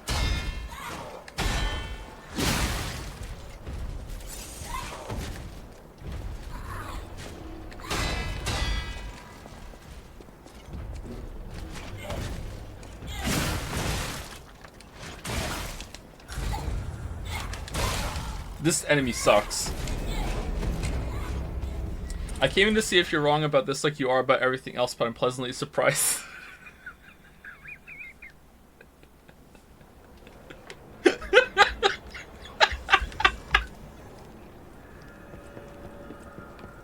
Well, I'm happy to surprise you.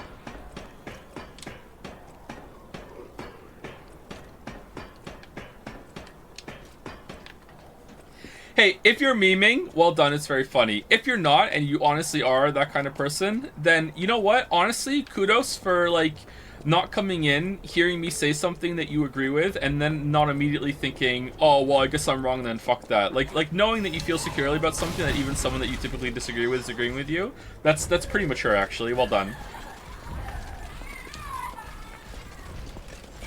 Oh, he...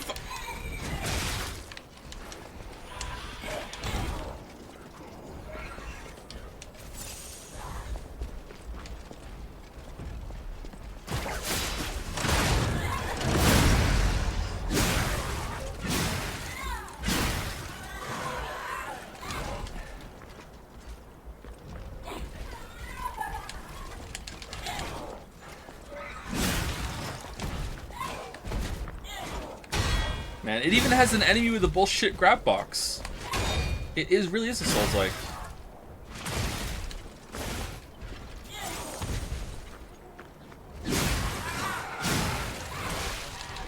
Alright. That was bullshit.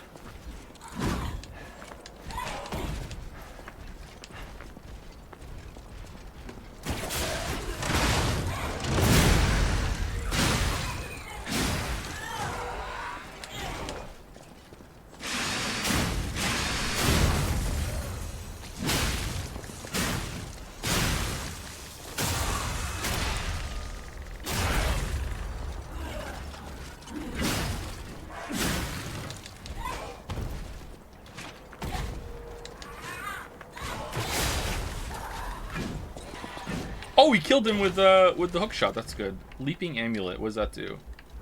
All right. I was really bad at that fight. Holy fuck. Leaping amulet. Where is it? Increases max stamina. Oh, that's pretty good. Are you excited for the new 2D Mario, or are you not interested in the series anymore?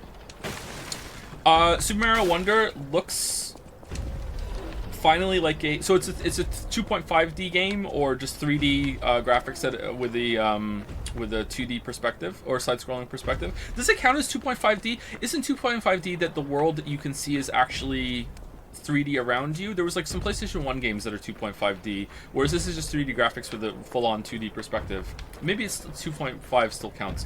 Anyway, this is the first game that they've made like that actually looks stylized enough that it doesn't look completely fucking soulless to me. Like the new Super Mario Bros. Games, all of them look like ass to me. I hate the graphic style in all of those games. I do like the little twirl you can do in the air in those games, but I really don't like how they look. Whereas this looks stylized enough that it looks good.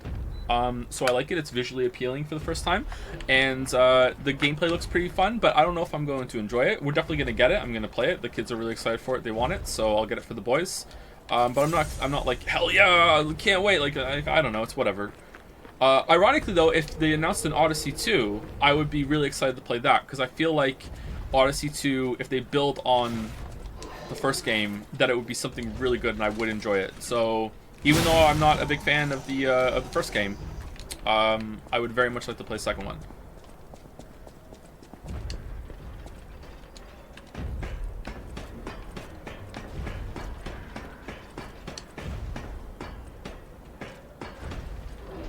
Oh man, there are a lot of people talking.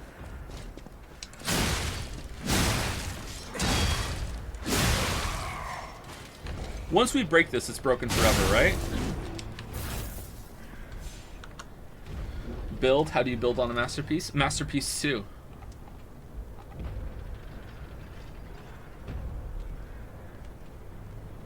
Bullshit or not literally isn't the question. The question is fun or not. It just happens that the bullshit often leads to not fun because the frustration starts without with fun. For millennia, I keep having fun until I see her go up in the air. If I die to that, I'm genuinely upset because I don't think I feel I deserve that. Yeah, I think millennia is a really good fight, apart from 2 moves. And again, yeah, they're both in the air. Yeah, I don't think those moves need to be removed, although if they did remove it would fix a lot of the fight. I think they just need to be retooled. But yeah, like apart from that, that fight is actually really, really good. Well, there's one other part of it that doesn't apply to me, but I do want to defend it because it's a different build than mine. I think it's horseshit of the highest order that she heals on a blocked hit. She should not heal on a blocked hit. That just completely nullifying a whole entire build is really, really bad. Do you notice that P is panting from exhaustion after his form change? Is he really? He's way more human now? Just curious, what is your favorite enemy that you can think of right now? Any game except bosses? Favorite enemy? Any game.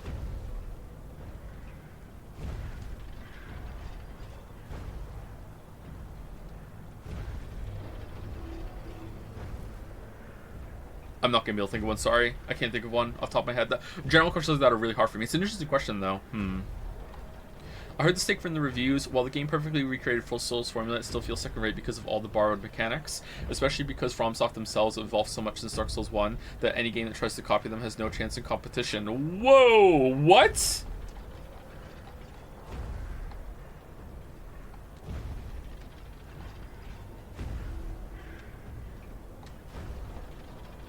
Millennia would be mid without Waterfall. She would be less memorable without it for sure, but that's why I think you could change it and you don't have to take it out completely.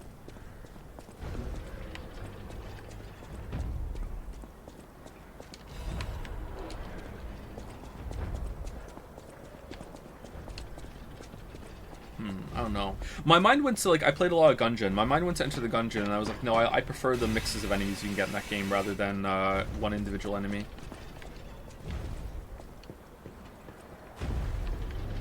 Joe just skips over responding. Damn, sorry, my guy. Which one? Who do I skip over? Who do I skip over? The review thing that I read out? I mean, I didn't really have anything to say to that. My laughter said it all, right? Knowing this game is the first foray into AAA console game for a studio that has only made mobile games just makes it that more impressive. I wonder if some industry veterans worked on it. Maybe this is FromSoft, like smurfing.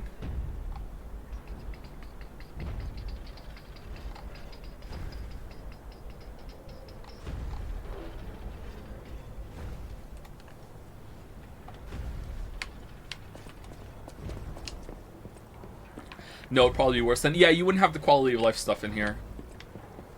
Saying this doesn't add anything, and that Dark Souls 1, 2, and 3 have continually added a lot is a fucking take to me. Holy shit. What are you talking about? Did they play Dark Souls 2? Richard Bachman. I have a script formulating in my head, and the hook of the script actually opens with Richard Bachman. Yeah. Like, the opening of the script for this game in my head right now is that in the 1990s or whenever it was, a book was released under the name Richard Bachman, blah, blah, blah, blah, blah. And then talk about the book for a little bit, and then it goes, and then later on it was revealed that this was actually Stephen King writing under the thing, and then I'm going to go into, well, I don't think that video games have the capability of, or like have the flexibility for a whole entire studio to publish a game under a different name. If you told me that this was made by FromSoft, I would believe you. That's the opening of the script right now in my head. I just don't know if that's a good enough opening or not. What do you think? Does it work?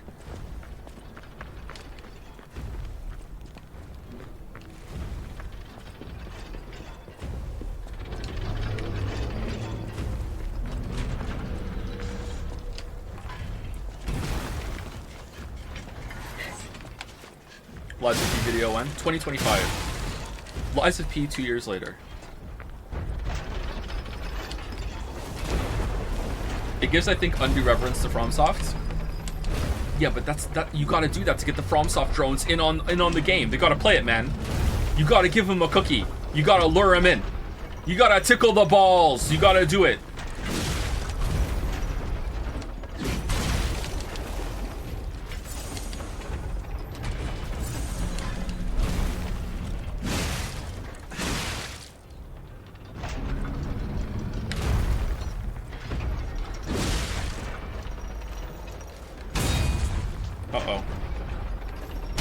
Uh-oh.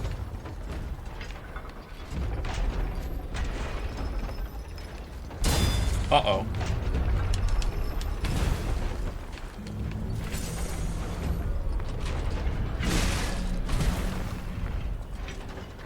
Why is my stamina coming back so slowly?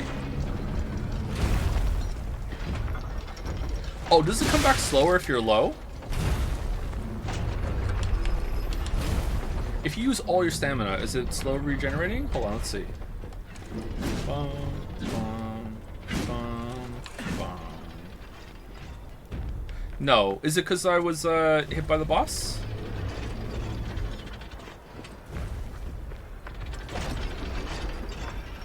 Is it the corruption?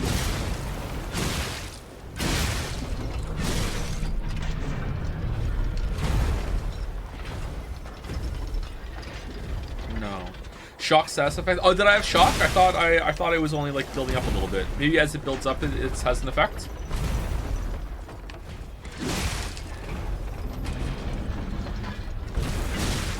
Is this New Game Plus? No, I haven't beaten the game yet.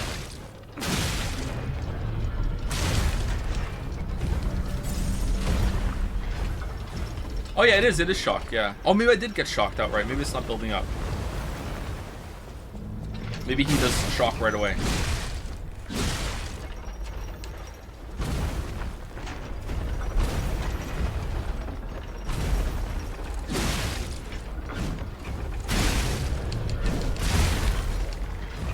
Oh, I'm dead. Cool. Hey Joe, I'm a VOD watcher and occasional stream lurker. I've noticed that you really encourage your children to play video games. I want to ask, do you not think that enabling them to play games at such a young age is the same as raising iPad toddlers? It's fine to let them find out about video games on their own, but would it be better to delay that as much as possible, not encouraging it? I'm not going to talk about that when it comes to the kids. Sorry. When in shock, your character's stamina recovery immediately decreases. Use a purification ampule to remove status ailments. I don't want to get into that kind of topic when it comes to parenting. It's fine that you asked, though. It's okay. Don't worry. Like, I know, understand people are curious. Don't feel bad. The chat seems to be reacting pretty harshly because it's like a kind of personal question, but it's okay to ask. I can always just say no. Don't worry.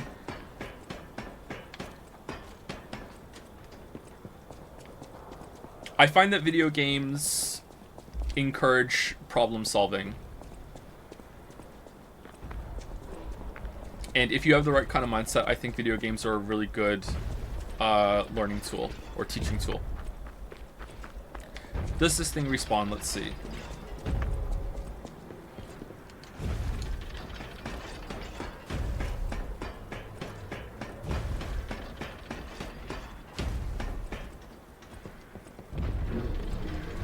Yeah, it's gone. Okay, cool.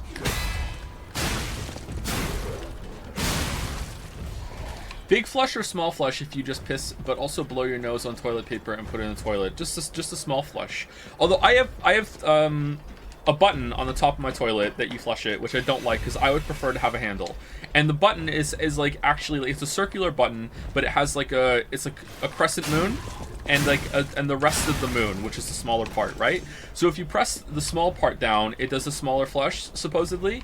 If you do the bigger part, it's a bigger flush, and if you put both of them down, it's the biggest flush. I haven't tested it to see if this is actually true, but you know, I just usually just use the smaller flush and see how it goes.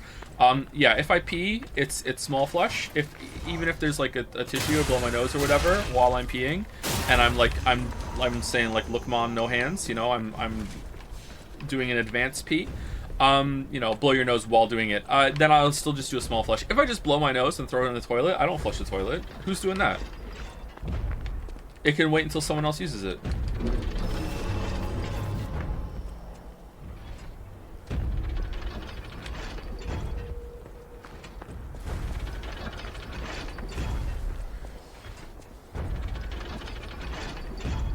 The truth is, the big flush button just holds the small flush button for longer. Yeah, maybe.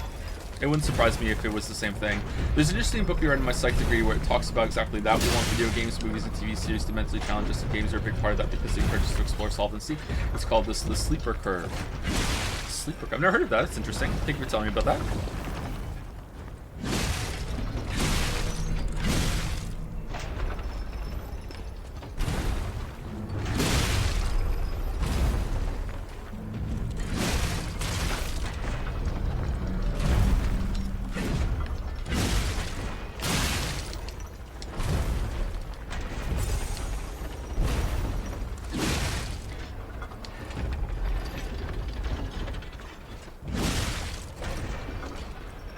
What I really like about video games for Finn especially is how much it encourages him to problem solve, but also how much practice he gets with reading.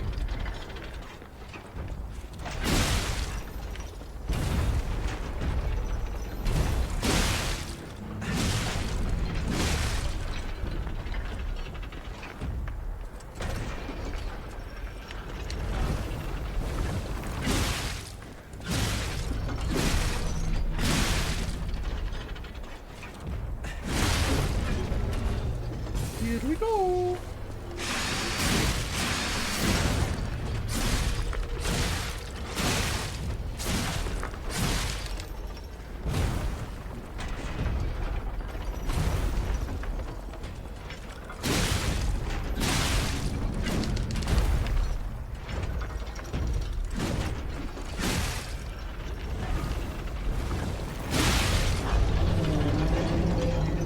Oh, a quartz.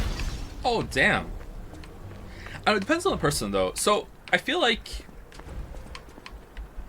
This is going to be dad joke coming through, so apologies if this is cringe to some of you. I think that one of the important skills... Maybe even it's like... It might even be number one. One of the most important skills and capabilities you need as a person to be successful in any area in your life is being able to take accountability. You need to be able to take accountability, because if you can't take accountability, you can't admit failure. And if you can't admit failure, you can't grow as a person. Like, failing is one of the most important things you can do. Failure should never be something that pisses you off. You should be happy to fail. Not that you should be happy like, ooh, I failed, I'm so happy. No, you should be happy to fail like on a meta level, like I'm failing. Failing means I'm learning something. There's this term called failing faster, and the faster you fail, the more you learn. And some of the most successful people in the world, I think maybe it's even all of them unless they got really, really lucky, are not the ones that like just got lucky or whatever, and are not the ones that just like happen to fall into one thing and that's it. Although they must exist, right? Sorry, I'm kind of undermining my own point now, because I know there are some people like this. But they're the ones that failed a lot, and they learned from that failure as rapidly as possible, and they didn't let that failure define them. Fail as much as you can. But failing is not enough. It has to come with accountability. You have to be able to look at your failure and go, okay, what went wrong here? Was it my fault? Was it someone else's fault? Was it matters out of my control? And you need to be able to be really, really honest with yourself in order to learn, because otherwise you might blame other people. Sometimes it will be other people's fault, or it might be some factor out of your control, and you need to look at that and go, well, how can I mitigate that next time? Because how I respond to outside factors is still within my control. But for the most part, you have to look, okay, why did I fail? What did I fuck up here? What did I do wrong, and I can learn from it? Otherwise, you're not going to learn from your failures. And if you can't take accountability, you're going to make the same mistake over and over and over and over and over. Now, video games are an exercise in failing and then having to take accountability, especially hard games. There are some games that are not like that, but you have to continually like look at approach how you're approaching a challenge. Like, look at it. I mangled that a little bit. Sorry, need another coffee. You need to continually monitor how you're approaching challenges and be like, okay, what did I do wrong? Was it my mistake? Did I just get unlucky there? Like, what's going on? And you need to learn from that. And I think that video games being able to teach you that sort of skill is invaluable. However, I say that, and I think for some people, video games can help you get into that kind of mindset. However, there are lots of gamers that can't take accountability and don't extend that lesson outside of the realm of games. So maybe you can go a little bit too much with it, or maybe after a while you become numb to it, or if you build up a base level competency or whatever, it stops being a lesson that you take and reinforce. I wonder if that's the difference between people who play games at a really, really high level and continue to push themselves, to people that play games, got decently good at them, and then just kind of like, yeah, whatever, this is just like kind of a background kind of thing for me. I don't know.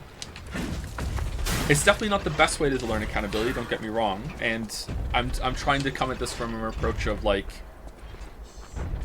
what kids could learn from it. But I think it is a way. But I think it definitely depends on the person. Do you think so, or think I'm wrong, or what? I don't know. I don't think that's a good enough reason to be like, oh yeah, and that's why every kid should play video games. I just think it definitely helps with problem solving and reading. Joe, what will you do if you walk in and your kid's watching One Piece? I'll be like, get that shit off. Here's the live action version.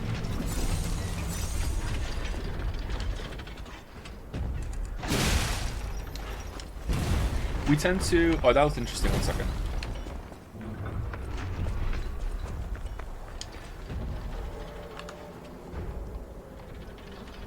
We tend to view our abilities as internal. I just suck at X, or a product of growth. I can learn not to suck at X. These mindsets usually emerge from in our formative years.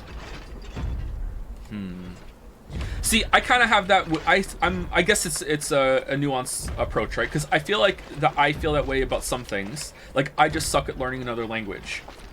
Like, that's one of my blocks. And I think identifying the kind of mental blocks that you have in your life is also a very important thing you have to go through. And a lot of your life, especially like in your 20s and 30s, is being very mature with yourself and looking, okay, I need to understand myself. I need to not find yourself. I mean, you need to understand yourself. That's one of the most important things you can do. And I think a lot of people never do it.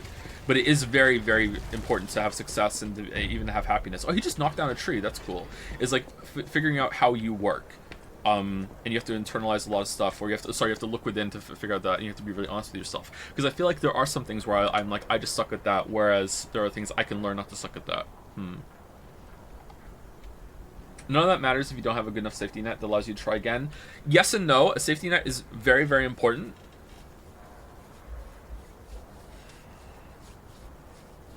It depends on what you're trying to do. Absolutely, yeah. But I feel like I don't have a safety net might be just another way that some people might avoid taking accountability or trying. But there are going to be some situations, yes, where someone is in such a bad situation that they can't risk it. Yeah, for sure. Yeah, I don't want to say that's not the case. That does exist for sure. But you have to be honest about your situation. Why do you think you suck at learning languages? Because I never did well in that class in school. I did well in every single class in school apart from music, art, and language. And it just so happens that those are the three areas in my education that I was bad at, and it's also those three areas growing up that I don't like to explore it very much. Even though I love art, I love music, and I love language.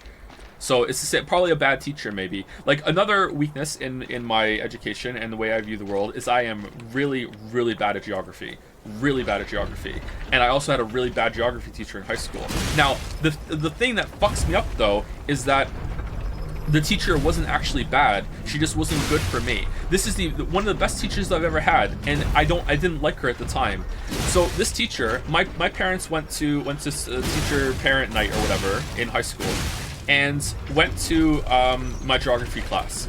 And I was not doing well in geography. I was getting like the equivalent. It was in Britain, so it was the equivalent of like a C. You know, like I was barely passing geography. Okay, so I was in the top level of school. The school, I don't know if it's still the same way in UK, but like every single generation of students that were the same kind of age went into like tiers of education. So there was like, you were in I think it was Z level, A level, not A levels. A level was like an A class, C class, and then it went B, C, and then I think that was the end of it. So I was in Z or Z, depending on where you are, which was the top one above A, right? So it's like these are meant to be like the best students of this generation, okay? Which sounds cringe, and let me tell you, the standards were pretty low. So don't think I wasn't in like a gifted class or anything like that. It was just like whatever the top ones of that year, no matter how good or where they were split into tiers, and some years would be better than others. Anyway, so I was in the top one. I was in Z. So my parents go and meet the geography teacher, and the geography teacher says, I almost said my real name.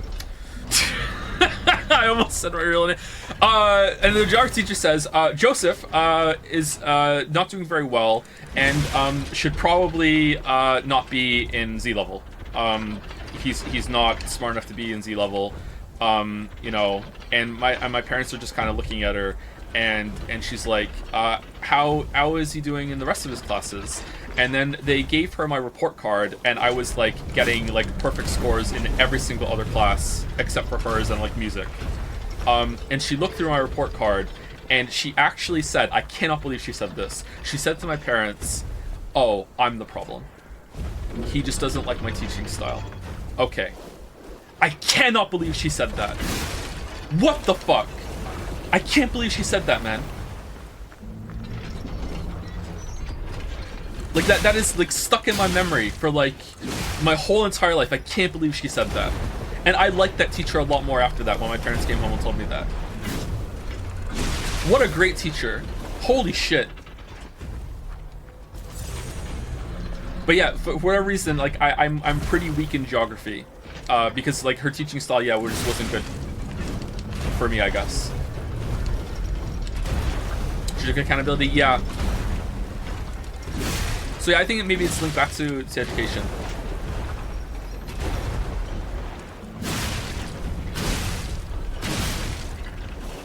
How well can your kids read? Pretty well. I don't really want to talk about the kids' education, but we taught them how to read pretty well. We should be doing more spelling exercises with them. They're weaker at spelling than they are reading.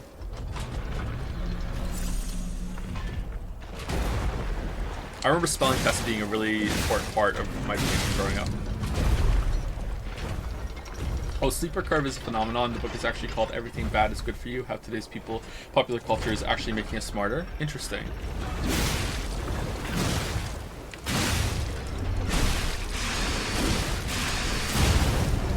Bones. Did any of your kids try playing Baba Is You? Finn has, and oh, another quartz. Finn has, and it was too much for him, but I think maybe he could possibly get it now. But yeah, he has it on his Switch. Because he has my old account. Grading kids into tears is a fucking anime premise. Like, straight up, there's a show about it. They also summon holograms and have test wars, but I mean, the holograms didn't come in my school until later.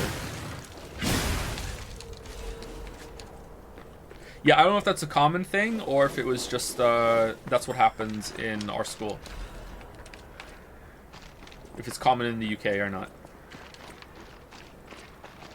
Baba's U is too much for everyone, to be honest. Yeah, it's a very difficult game.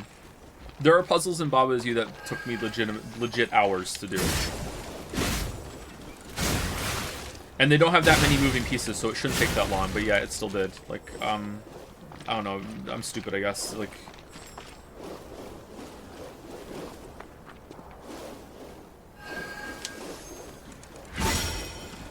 There was this one in the last set that you had to make like a vehicle to make the goal square move up like the central column that was in the middle of the screen, if you know what I'm talking about. I don't know what that one was called, but like, oh my god, that took me so fucking long to do. And the Crimson House or whatever, I can't remember what that one was, the Skull House. The harder version of that, like I was actually convinced that was impossible for a like days. Like I was like, I couldn't do that one. That was one of the earlier puzzles.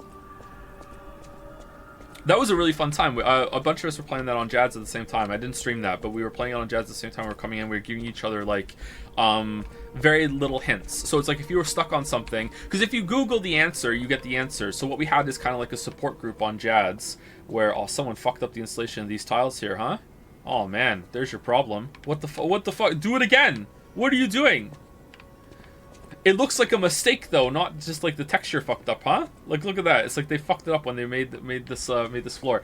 So instead of it being like you Google the answer, the support group on Jads was like, hey, I'm stuck on this puzzle. Can someone give me like a minor hint and then a moderate hint and spoilers, and then I can click ahead if I need it. And that was a really fun time. We were able to do that for each other. No matter what fate brings us, I will be at Lady Antonia's side. Serving her is my duty. The very reason I was created. Welcome to Hotel Crop. How may I be of service? Did your school require you to learn another language? Yes. In Wales, we were forced to learn Welsh for the first couple of years, which I didn't do, because I just decided that I missed the first like 6 years of learning that because I was in Canada, so I didn't want to do it. And then later on, we had to either pick French or German, and I picked German, and it wasn't a good time. It wasn't taught very well either. But maybe it was my problem. I don't know. Do you think you could learn geography well if you had another teacher? I was never good at chemistry no matter what teacher I had. I think so, yeah, maybe. I don't know. Lily had this experience too where she didn't have a very good math teacher, and then she had to take an extra course to catch up, and she finally had a good math teacher and she got it more. Did you ever play an instrument? No, I would like to though. I wanted to play an instrument and my parents got me a recorder, which was just so, you know, shit. I noticed you pronounce Z instead of Z, but you grew up British in Canada, so why? I don't know. I just say Z. Like, Z sounds weird to me. Sometimes I will slip up and say Z. It's strange, but Z is the one I say for the most part.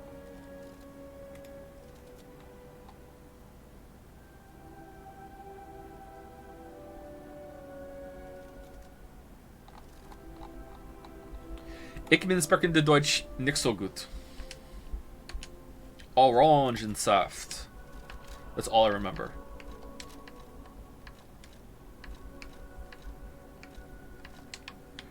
Are we giving it to him? the House of Vanini, even priceless things have a price. Every item is a treasure of distinguished quality and...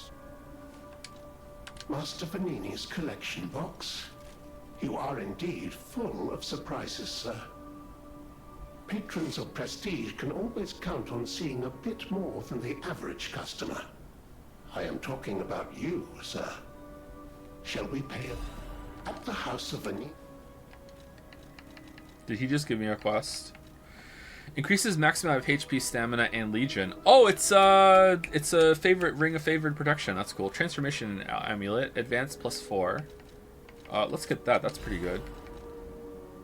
Pistol rock drill blade. Robot rock.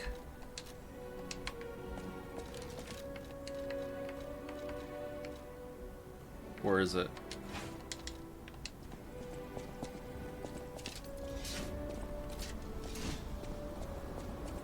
It's a screwdriver. It is a screwdriver.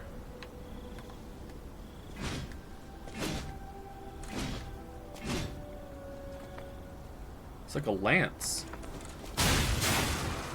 Oh, it's actually pretty fast on R2. Is the R2 faster than the R1? Hold on, R1. I think it's comparable. Maybe a little faster on the R2.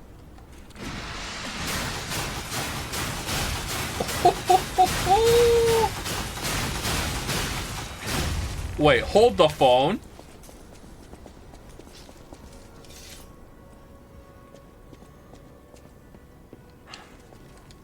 I know my way around a weapon.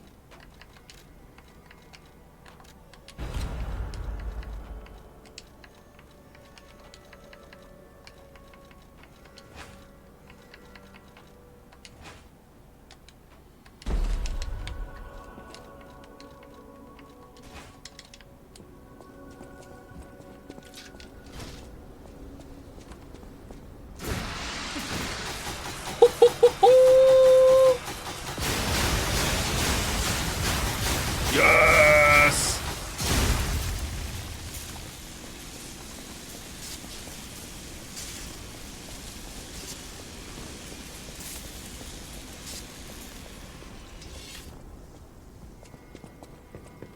I know my way. You know what, chatter, for you, I will. 1 second.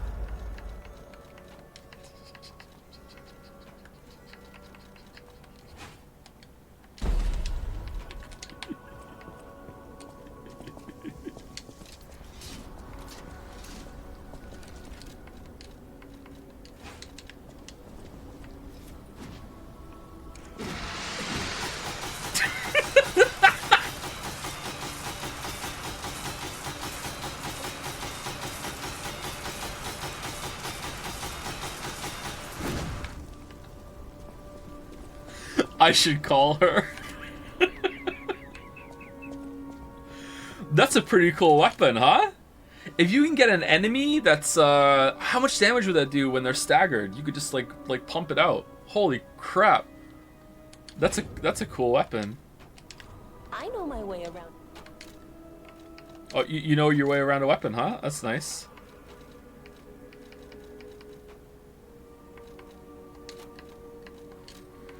What else would look good on that? It's got to be like a spike sort of weapon, right? I don't think it would work well with the axe. Axe is pretty cool, though. Neat. Oh, I haven't said thank you to people in a while. I'm sorry. We've been discussing some heavy topics today. Thank you, Chaotic Despair, for the resub. Thank you very much. Thank you, Chaotic Despair. Thank you, Fried Penguin 2 for the resub. Poops McYolo for the resub. Burndy777 for the resub. Catboy Lover 69. This is a game for you, I think. Thank you very much. Thank you, Charazon, or Charazon, for the new sub. Welcome, Charazon. Thank you, Barry Bruce, for the resub. Overlord Kato for the resub. And Invictus97 for the new sub. Welcome to the Puppet Pals, Invictus97. We're doing Puppet Pals, apparently. Welcome to the Puppet Pals, Charazon. Thank you, Xerxes, for resubscribing right now as well. Thank you, Xerxes. Are you of the opinion that Wales is the best flag in Europe? It has a dragon on it, so yeah. Can you put the giant axe on a dagger? Yeah, I think you can. Poison spear could apply quick decay. Yeah, I think that's a pretty busted weapon if you have the right time and you know the fight enough to pick your time. Pick your moment. Giant axe, this one, on the dagger? Yeah, you absolutely can. But see how it says stab goes down? So this means it's going to do less stab damage, but it's still going to do slash damage, I guess. I don't know. I don't know how this works. Someone said you have to match the equals. Maybe it's just a different kind of attacks on it. Yeah, here you go. It's like a cleaver. Oh, I bet you this does full damage. But this doesn't.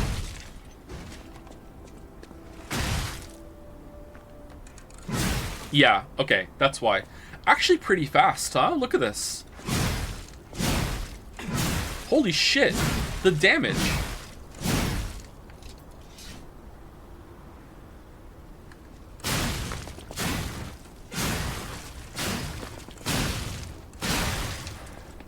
That's actually really good. It is really good, isn't it? It's really fast. There's a lot of damage. The range is horrendous though. Is it? I think like it's a big enough weapon that the range isn't that bad on it. Maybe it is actually. Maybe you're right. It's not even upgraded. Yeah, it's not even upgraded too, yeah. Can you show the thrusting dick weapon again but put the sailor uniform on, asking for a friend? Nah, you Icarused it. No. Too far. Too far. No matter what serving, welcome.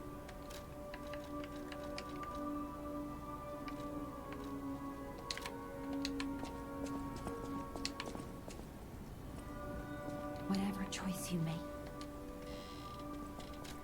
Whatever choice you make. What do we want? You want more capacity? Let's put some capacity on. Maybe we can put some better armor on. I don't know if that's important or not. I feel like it's easy to undervalue armor in this game because it doesn't look like armor. It's just these stat pieces down here, so it doesn't feel like you're putting better armor on. Maybe that's one of the drawbacks of the cosmetic system. Alright, that makes us slightly heavy, Mom Spaghetti. So all of these do, actually. Alright, what about this one? Do we have a better one? No. This one I don't really care about. This one is the best all-rounder, I think. Oh, it's only a little bit less.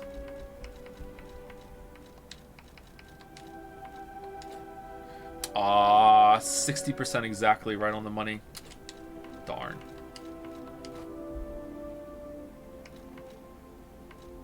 What's the most common? Slash? Strike? Pierce?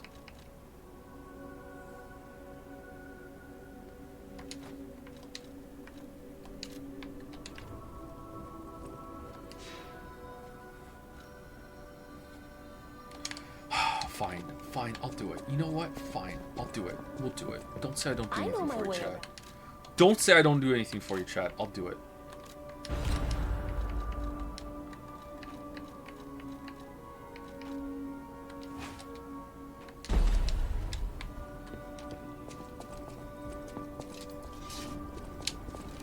But I'm not gonna laugh.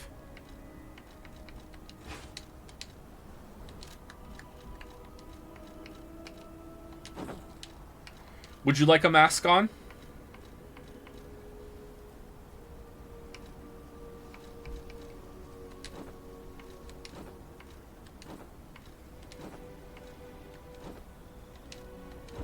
No?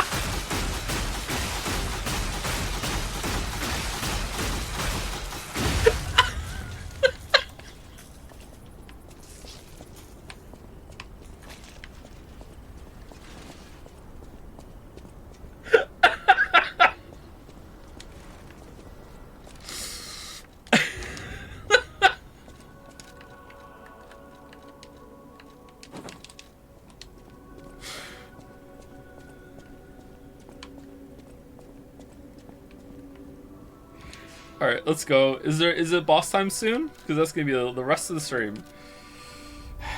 Oh, we got quartz. Fuck. We came back to use the quartz.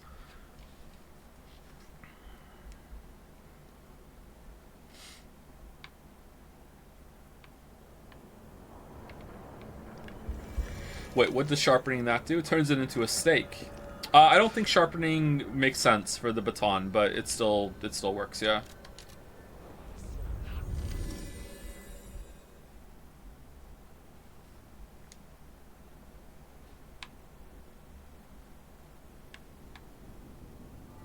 Favorite context-free grammar? What do you mean?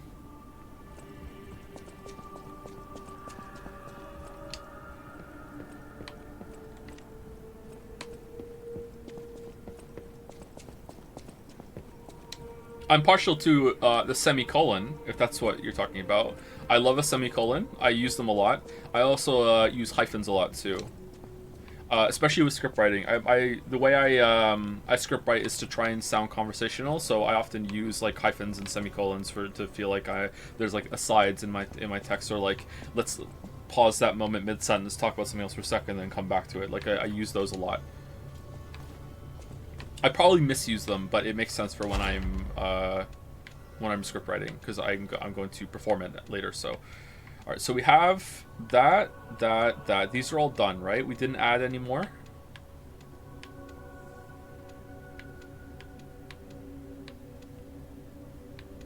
I don't understand semicolons. Semicolons are for when you want to have two thoughts that could probably be their own separate sentences, but they have a deeper connection than a period would imply.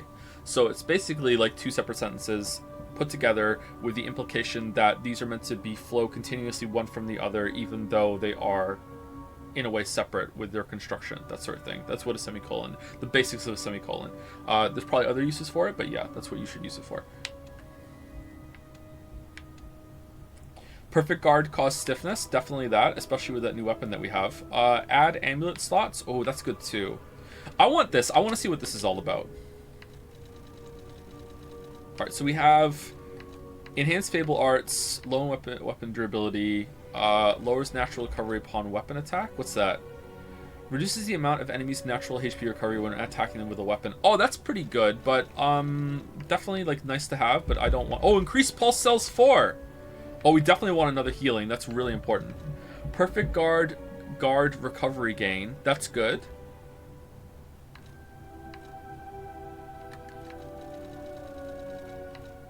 Special grindstone, fatal attack, fable charger, enhances fable charging upon fail attacks. Charge legion when eliminating an enemy 2. Oh, that's good. So you can use your legion arm more often as you kill things as you're moving through a level. I wonder if there's a way to charge that. I wonder if one of the last ones is going to be you get to have a second legion arm equipped. I bet you it is. Because you can hit left on the D-pad and it doesn't do anything right now, I think. I wonder if that's what that's going to be. Special grindstone weapon durability recovery. And what's this one? Increased max gold coin fruit, increased consumable possession, increased throwing object possession limit 2, increased consumable effect duration. Okay, so we're definitely going to get increased pulse cells, and then we are going to, and then we can't put another one of the same type on it. So what are we going to do? Attack, enhance weapon attack when discharged. Is this a buff every time you heal? You get a quick buff afterwards, or is it when all of the healing is gone? I wish I understood. Lowers natural recovery upon weapon attack 1. Reduces weapon durability consumption. That might be pretty good. Discharges when healing is gone. Okay, that happens a lot to us actually. Ability type. Do we want one from the earlier ones instead? Is there something we want here?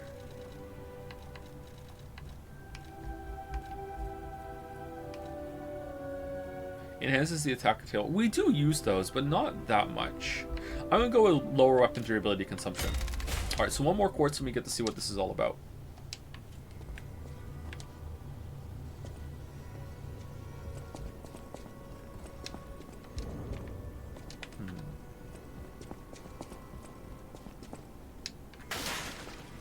I like that broken banister up there. so you have a quick way to get back down. They thought about it instead of always making you run around. Can you try to pet the cat? Will it react differently now? We did last stream, and it did, yes. Now that we're human, the cat reacts differently.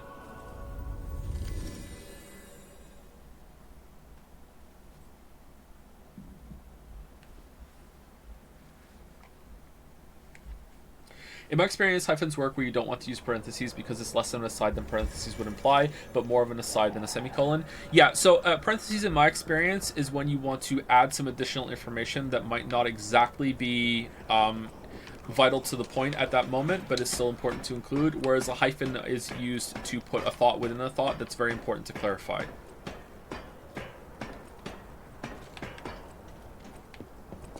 But they do have some overlap, yeah.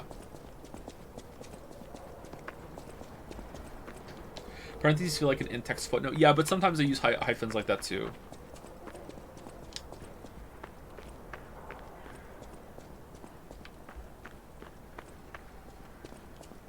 You can put something, a thought in 2 commas as well, and that works. Punctuation is pretty flexible. Sometimes I think all those different options exist just to make it look visually appealing, so it's not the same thing over and over and over again in a text. And that works for me big time.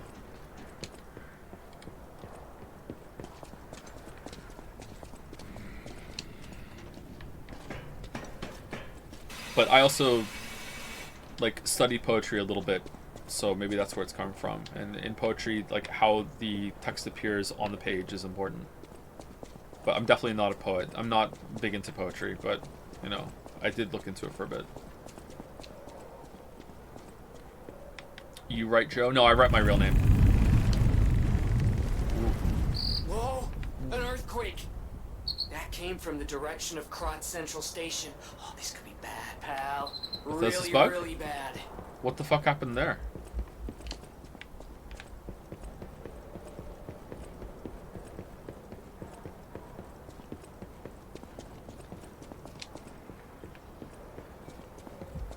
Todd?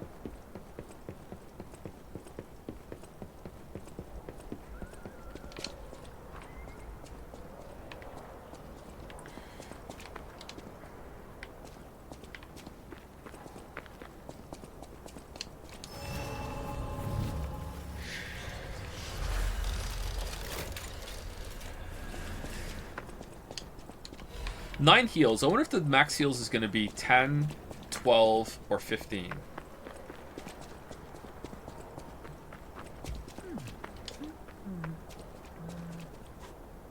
Oh ho! There must be some way to open this. Hey, are you a treasure hunter too? Strange to me, someone in my line of work. I know how this looks, but I'm not a thief or anything. I am on a serious expedition. You wouldn't happen to know a treasure hunter named Alidoro, would you? I'm a big fan.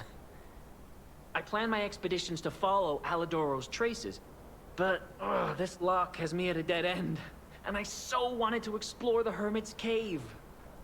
All I can do is keep plugging away. If you come back by, say hello. Maybe I'll get this place open. Don't remember if you answered this sometime before, but what's your take, Take, on the concept of reading voice, i.e. the way people speak differently when reading text? I mean, I have one. You could just heard me do it right now when I read that out, and it wasn't even intentional. I think it's interesting. I think it's fine. I don't speak all that well for a lot of time. I speak a lot. If I'm really tired, I will stumble and stutter more because my brain isn't working properly. I will often, most of the time when I'm stuttering, it's when I can't think of the word that I want to say. But right then in that sentence there, I kind of paused in the middle of my speech because I'm trying to train myself to not stutter and give my brain time to catch up. I did it a lot there, see? So I'm trying to get better at it, but it's not a good thing. When I forget to do it because I'm really tired, it will come across more. Most hated filler word or sound. They don't really bother me that much. When I listen to myself back, I'm a little bothered by it because I want to do better. Because I know some people find it annoying, but for me personally, it doesn't really bother me that much. I don't like... My worst habit in speech, I shouldn't say this because some people might notice it. Yeah, I'm not going to say what it is. But I do have a pretty bad habit when it comes to speech, a sound I make that I hate. And when I hear myself do it, I like, oh, I really need to stop doing that. What the hell's this? Spaghetti carcass?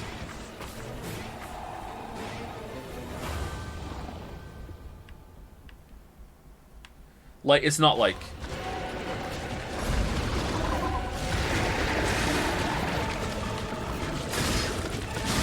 Okay, so this guy's red charge, you have to deflect it instantly when he gets to you. Whoops. Green monster of the swamp. Whoa, what the fuck?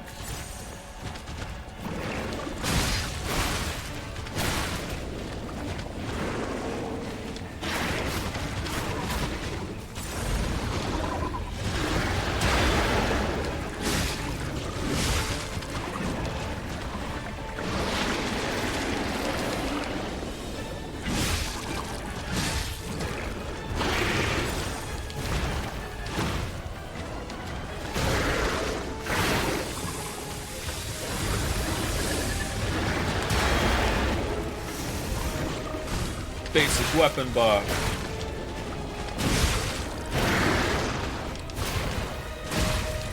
Deeds. Alright, pretty tough. Pretty tough. So he has arm tentacles that stab you with no real warning until he's going in strafe mode. He has a frontal conal AoE that seems like you can't really get under it all that effectively. Break. Oh yeah, we are well above 2 hours. Hold on, I want to try one more time.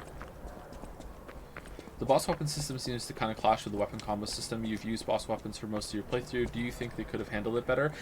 Yes and no. I like that there are just weapons that are done and feel more like authentic like weapons. That said, I think that the weapon assembly system is more interesting, so I wonder if maybe they shouldn't have done it. But I do like these weapons, so more options should be better than no options, but nah, conflicted thoughts right now. I don't know.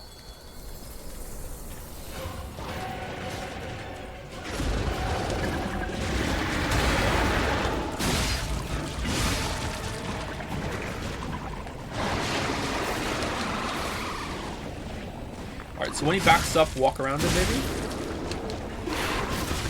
Alright, he rears up before he does his tentacle stuff. Whoa, holy shit. Alright, a little bit of a delayed parry on that one. Right. He's doing his Nido stuff. Do I run? No, I can see him coming at me. Okay, do I... parry?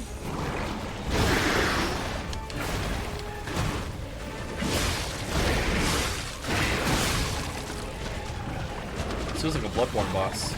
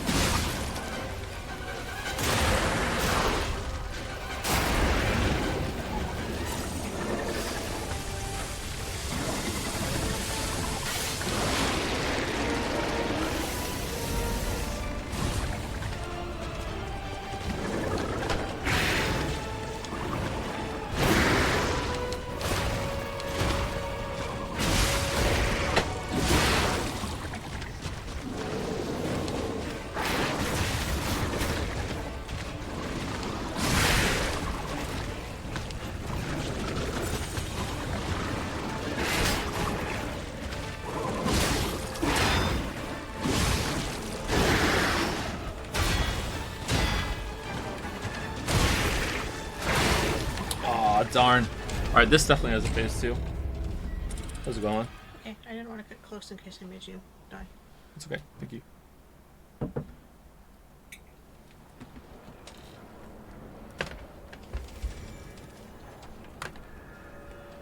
Okay, be right back. We're taking a break. Be back in 5 minutes. You've been seeing the whole time? Then please walk around. Get up and walk around. Before I go, thank you to Lion Shard for the resub. Thank you very much, Lion Shard. And thank you, Peepo W2F, or Peepow TF123 for the bits. Did you ever read some Berenstain? What you think it was? Berenstein! It was Berenstein! Berenstein. Not Stain. Absolutely.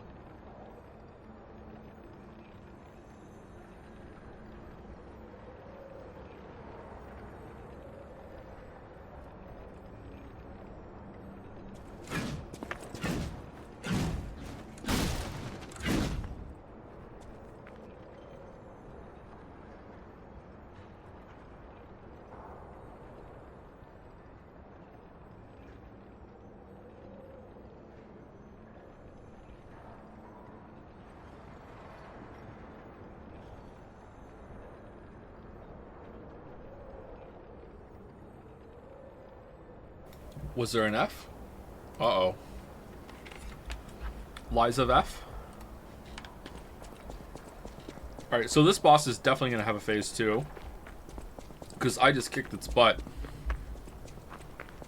So there's no way that's the end of that. Okay. How bad is this phase 2 going to be?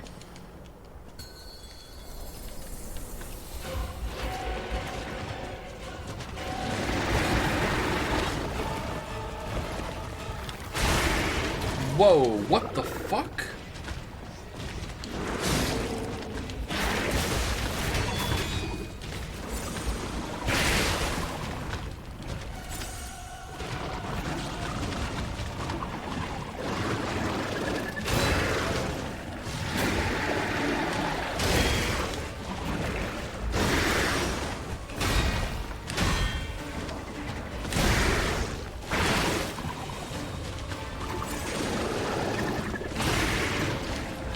Actually, you know what? Maybe it doesn't have a phase 2. Maybe I just got really lucky. He does a lot of damage.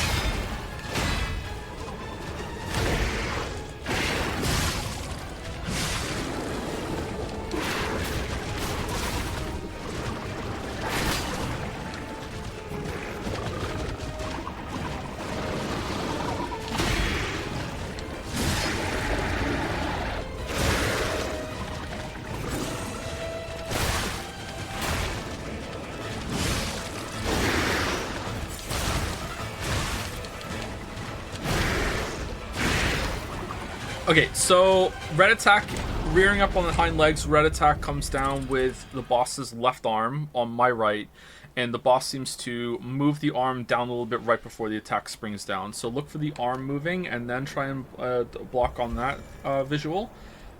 If not, just feel out the timing of it. When the boss is like strafing or moving away, can possibly do some tentacles right away. I wonder if I'm sprinting, if the boss can hit me with that. For the rest of it, it seems like just getting some parry, deflection, timings down, and also running behind it seems effective.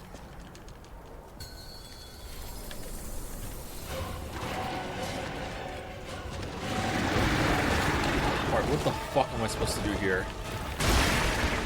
What the fuck?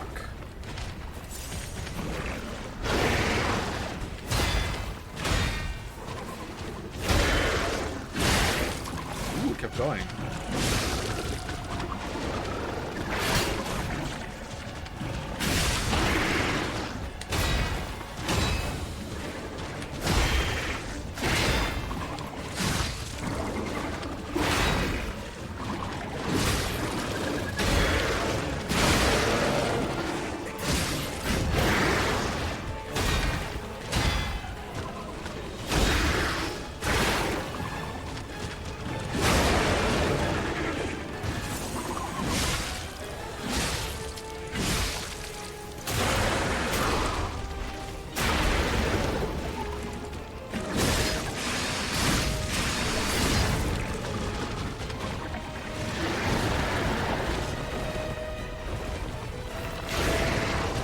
Oh, it's distance. Okay.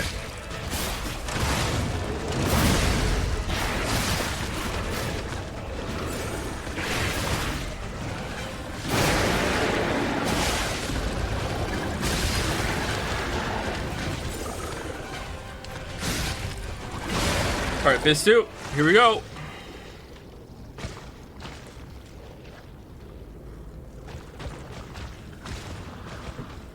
Oh, oh no! No!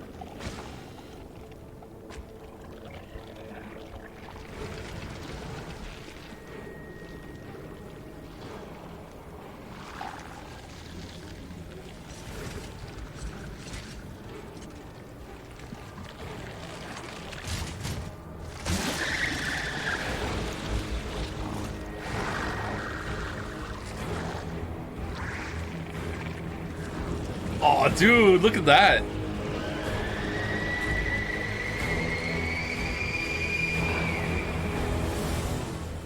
Become as mods. Puppet devouring green monster. Oh shit, our weapon!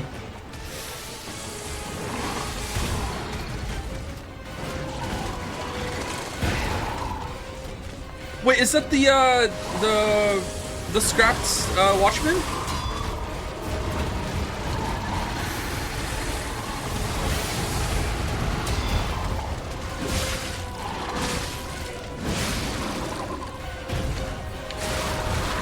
now he's something else. Oh, the crowd! Holy shit!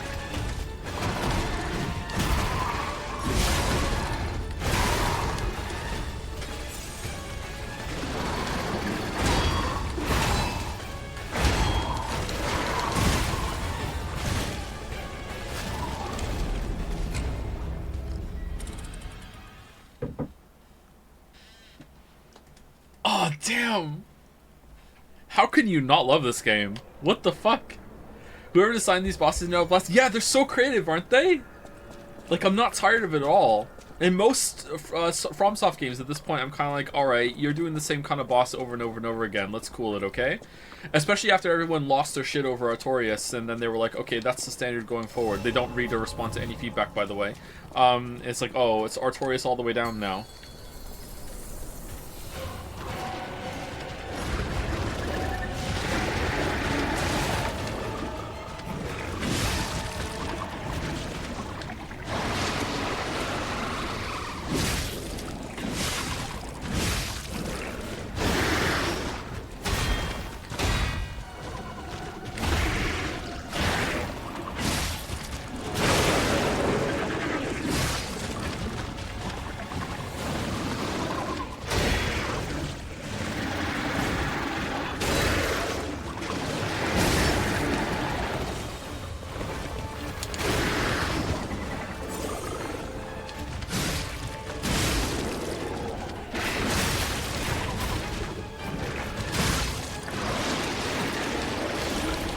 Ah, got caught out. That's a lot of damage.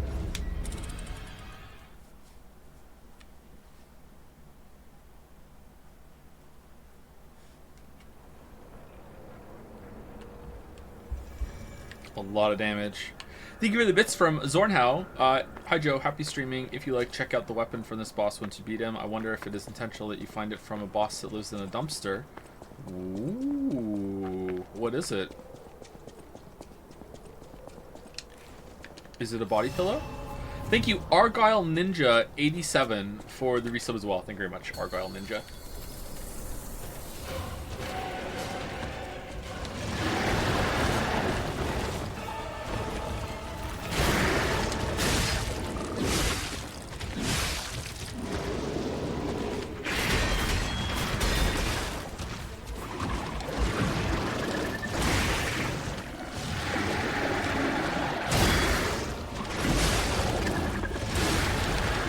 Wow.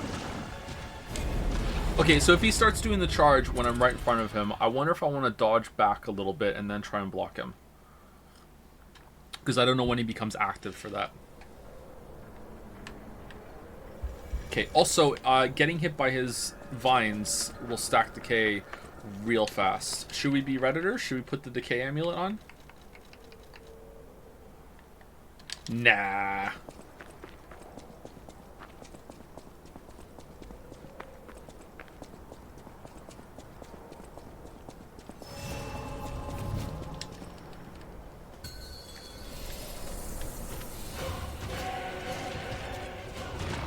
The consumables that cleanse decay are only consumed when you win, for your information. What?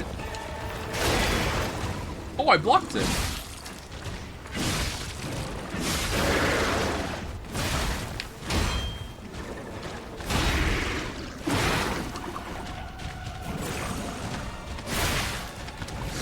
Oh, you motherfucker.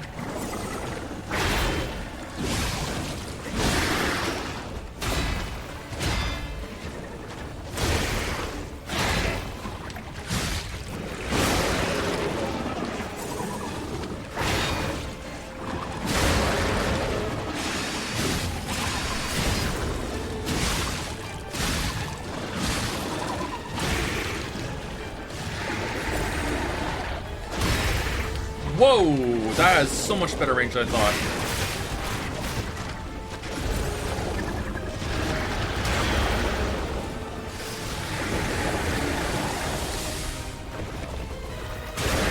Shit. Wasn't far enough.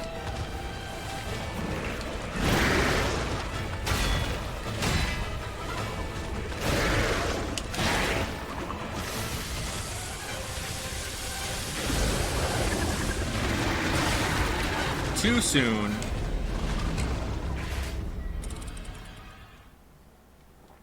Too soon. Too soon, Executus. Alright, so this phase 1 is really hard. It's short, which is nice, but it's very difficult. You can die fast too. I wonder, is that better, do you think? Better that you can die, but yeah, it's definitely better, right? Because as you get better with it, you're gonna less likely to die, but you can get through it faster. Whereas the puppet phase, King of Puppets, that first phase was actually pretty long, but the chance of you dying was low. I still did, but it was pretty low. So did someone say something like if you use a consumable in a fight, but if you don't beat it, the consumable isn't used? That's not true for the cubes, right? But it's true for the ampules. Wow, 2 hits and fully decay stack. That's fucking brutal.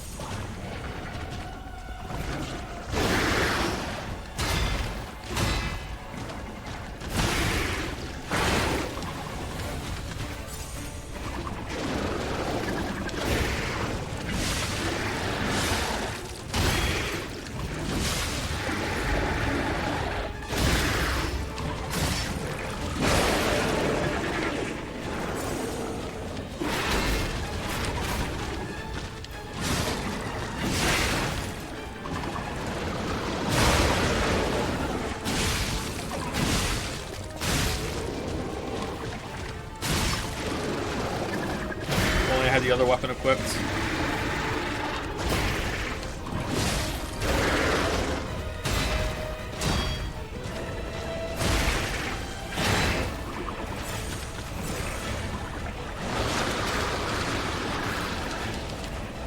What am I supposed to do there?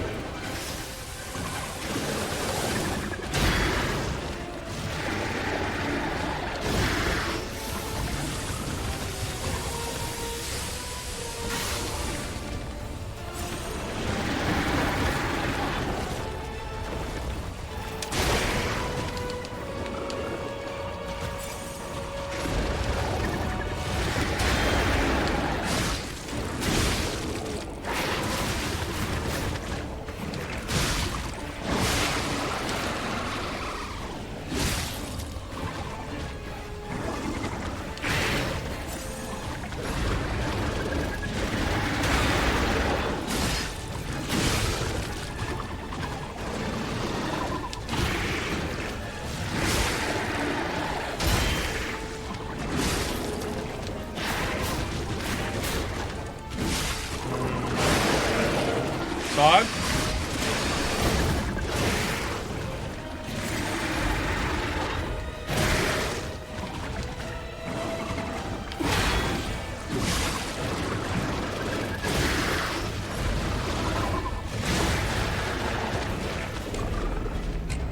Man, that weapon decays fast. I think they all decay that fast. Are we doing enough damage? Do you think we should be using a normal weapon right now because we haven't found upgrade materials for this one? Do you think we're doing enough damage?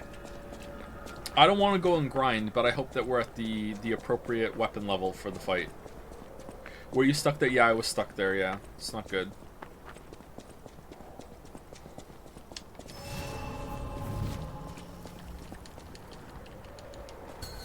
Can you show us the phase 2 cutscene next time? I missed it the first time. You think I'm seeing it again?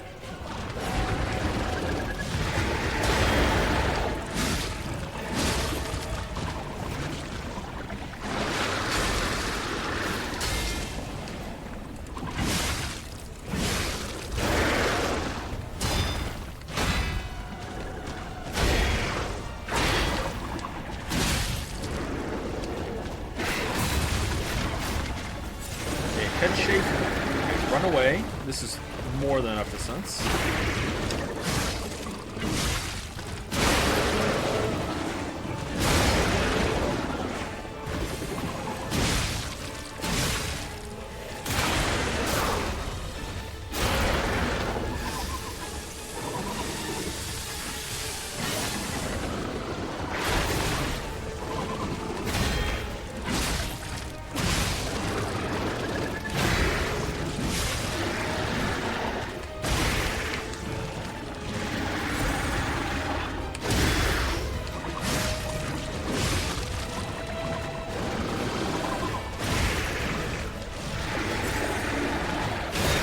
These should be bread and butter berries at this point.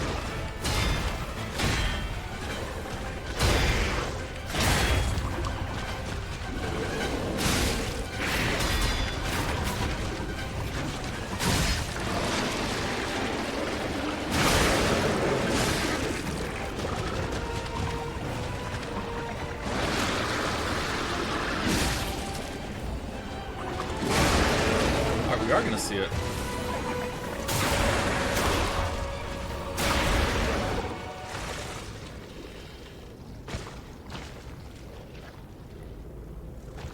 Alright, phase 1 is feeling more doable now. There are some moves that I just got lucky he didn't do a lot.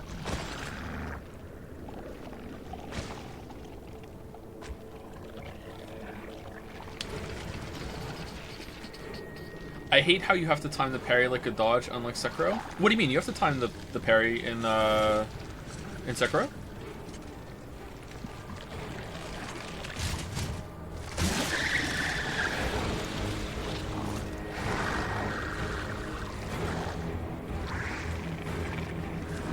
There's lots of moves in Sekiro that you can dodge instead of parry if you want to use the same timing window to do a dodge instead of that.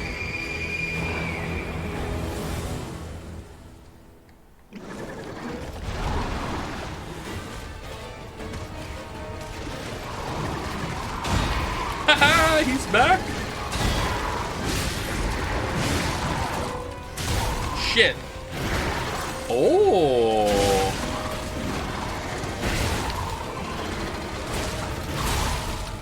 Oh, damn. Oh, damn. Alright, that's a pretty cool way of reskinning a fight, having a rematch.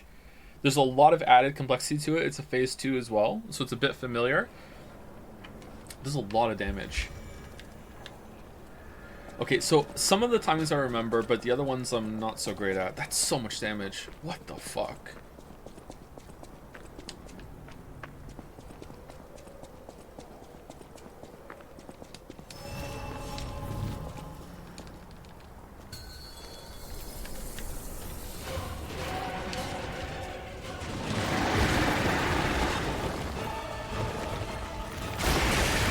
Oh, I walked into it. No.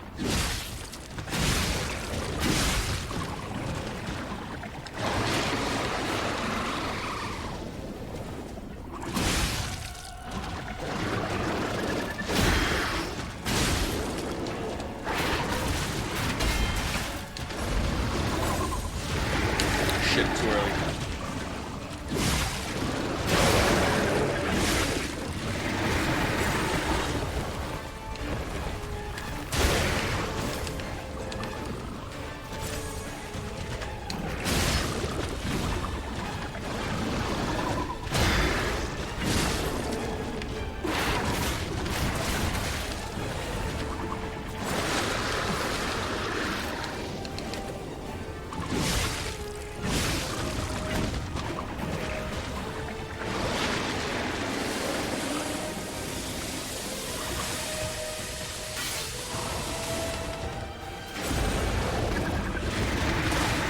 Oh, too early again. Goddamn, you're getting worse. After I just said I was learning, too.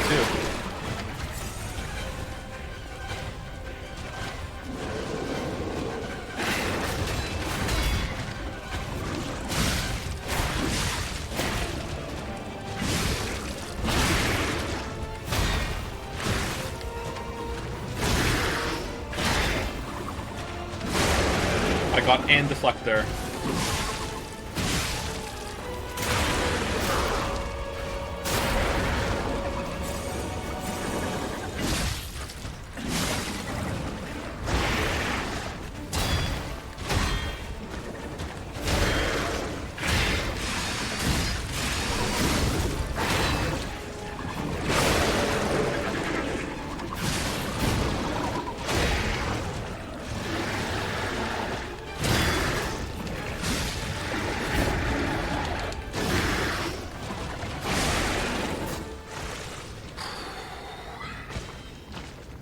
In my tea.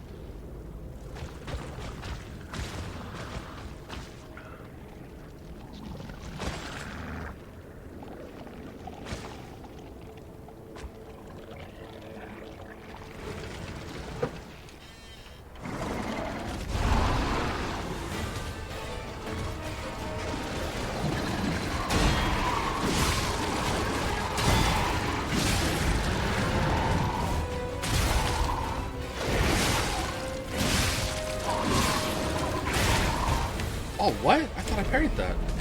Was I out of stamina? I hit the button. What the fuck? Okay, so I've forgotten the timing of the overhead red attack that he does after the two woof woof with his separate arms. So after the two, it's a little more delayed than I'm expecting. Okay, when he starts to come down.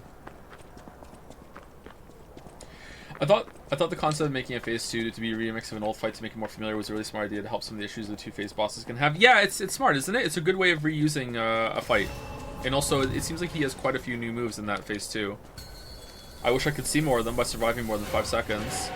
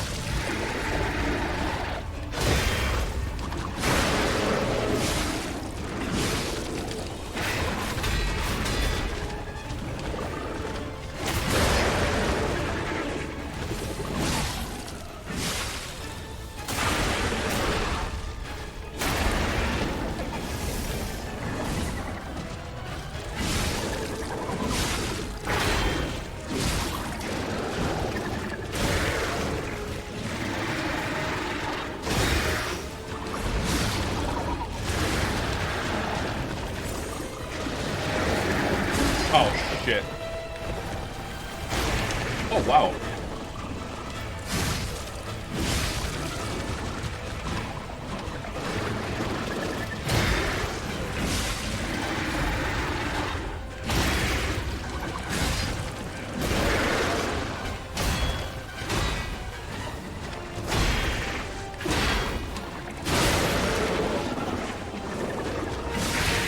Oh, he's not stunned?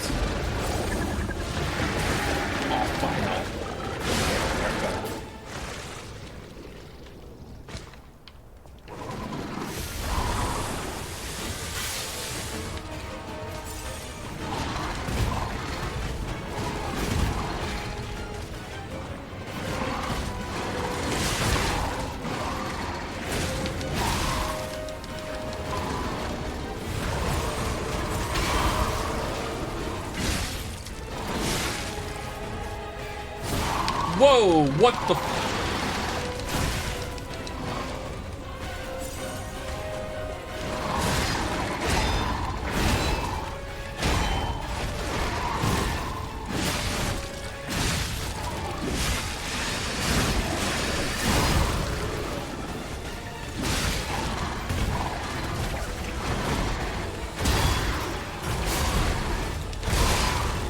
Oh, I thought I could like hook shot onto him there. Okay, so he has a rearing all the way back, even the tentacles. He goes really tall, and then he does a grab attack. Go behind him, maybe. I don't think you can deflect grab attacks, can you? You can't block them, and they're not red, so I don't think you can deflect them. So run behind him.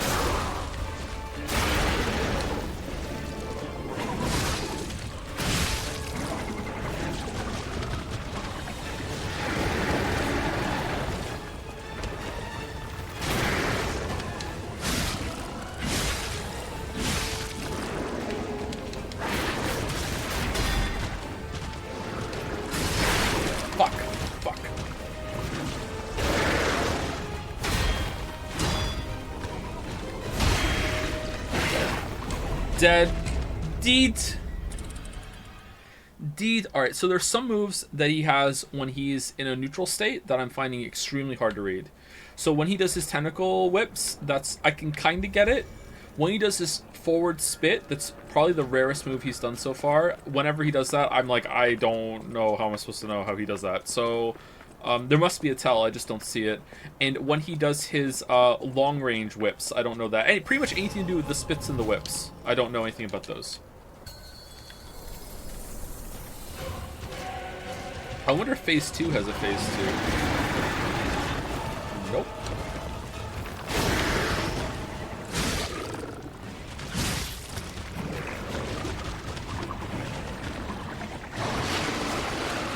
Not that spit, the kind of like laser spit he does.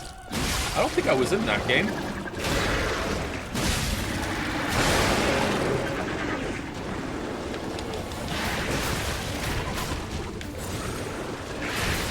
That one. Alright, so he kind of reaches forward before he does it. Okay.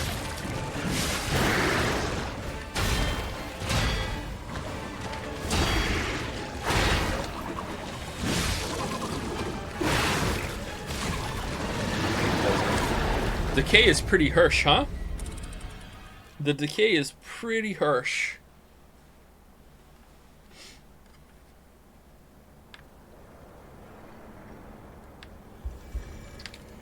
Thank you, Lemoncito for the resub. Thank you very much, Lemoncito. Where is Baldur's Gate 3? Where is BG3? Where is BG3? Oh no, one day we'll do one stream of BG3 just to kill the meme, and then people will stop asking when it's boring as hell. Because the game sucks. Thank you, Lemon. Thank you, Kokombi. Or Kokombi? It's gotta be Kokombi, right? For the new sub. Welcome, welcome. Thank you very much. And thank you, Holy Rory, for the resub as well. Thank you very much.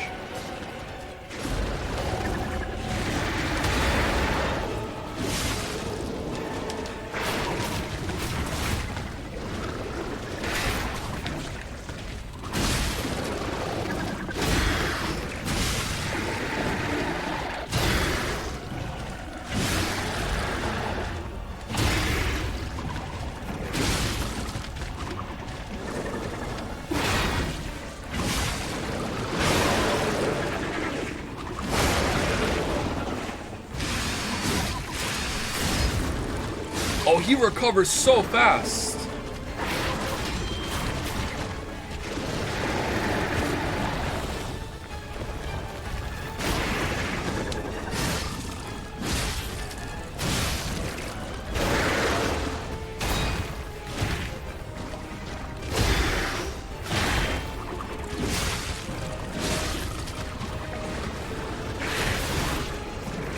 That's such a fast move. Holy shit.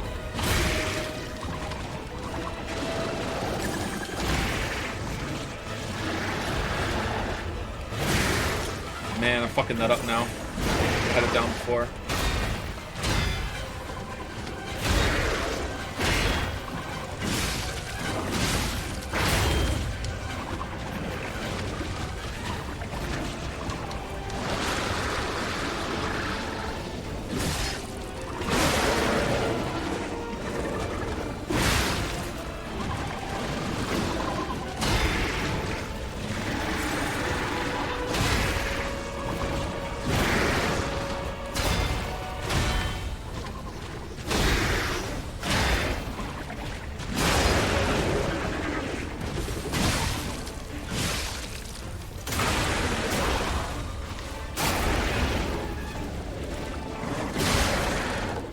Here we go!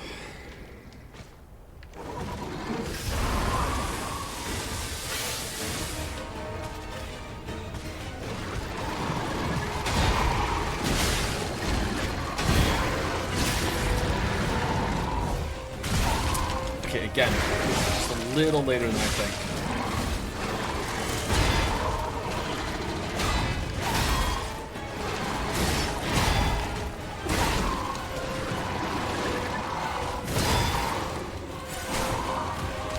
Oh, the tentacle that follows it up.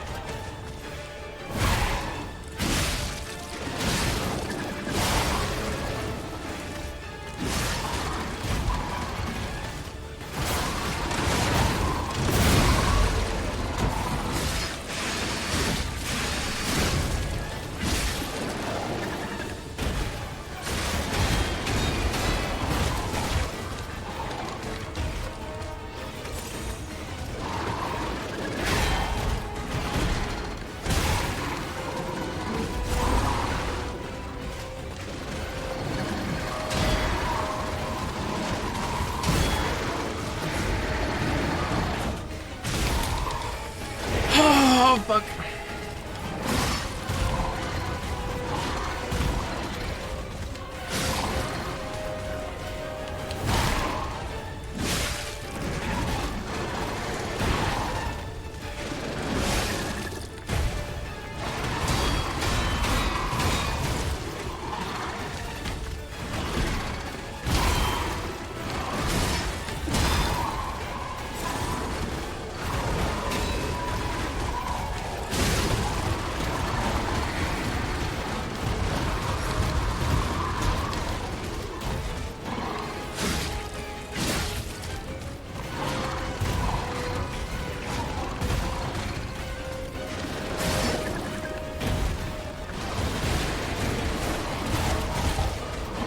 Okay, get close to him. I think that's a lot of free berries.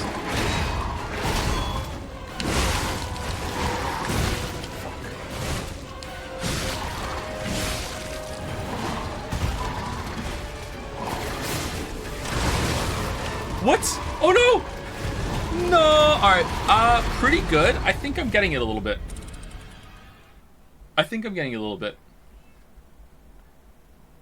He's pretty chaotic, but for a lot of it, as long as you just kind of stand back away from him, he's manageable. So I wonder if, like, if you get really good, you can stay in and you can deal with a lot of his shit. But if you just want to let him rage, you're like, okay, all right, I can learn the fight. It's not so much in your face. Okay. How do you feel with the bosses? I think they're amazing. Of the main bosses, I don't think there's been a single miss. Although the fire robot that was like the third boss was a little lackluster, but the rest of them are really good.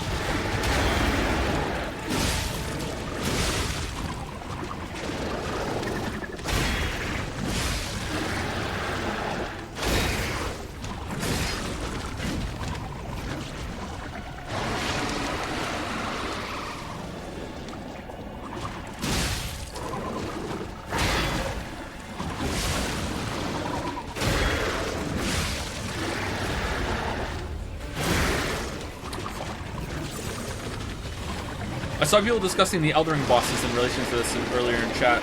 Have the Elden Ring Defense Force can like gaslit themselves into thinking that Elden Beast is a good fight now, or is that just like, hey, like we know that's bad. Think of another boss that's bad, please.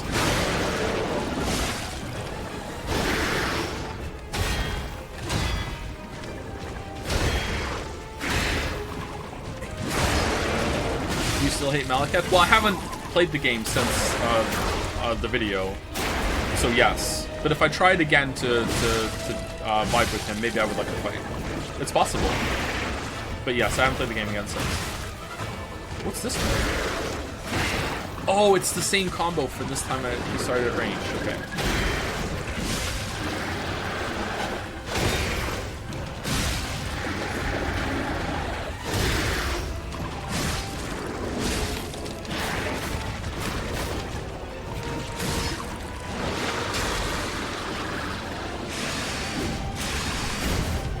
Nice one, Pinocchio.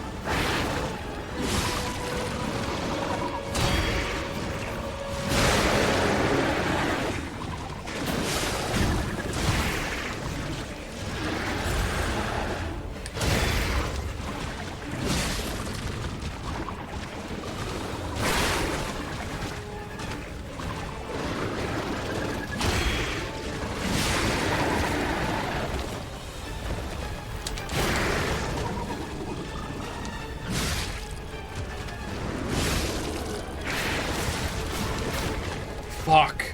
The decay right at the end? Shit.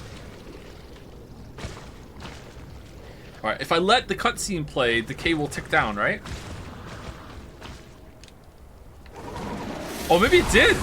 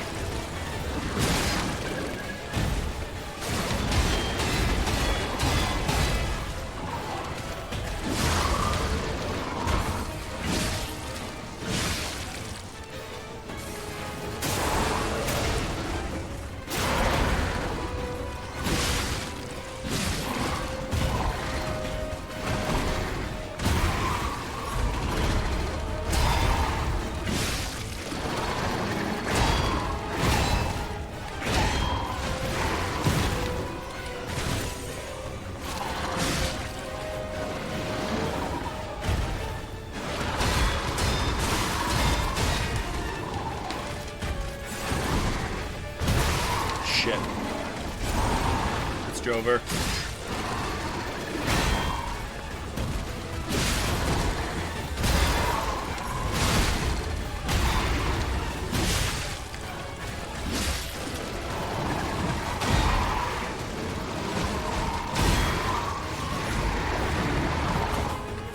Yeah!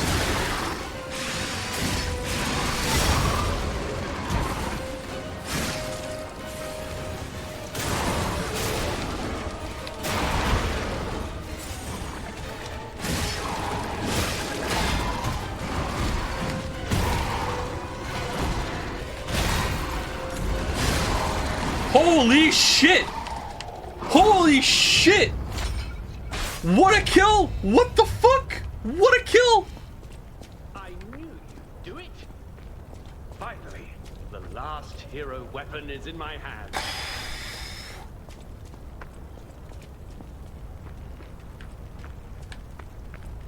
You gotta admire the game systems for being able to put you in a situation where it's like healing's down, durability's down, but you still have a chance, you're still in it, and you can still push forward. Like, there's so many, like, comeback mechanics here, and so many, like, oh shit, I'm on the ropes, quick recover, oh, quick, fuck. Like, just, god damn, it facilitates it so well. Damn, that was a good moment. Holy fuck. Ah, chills there when I killed it.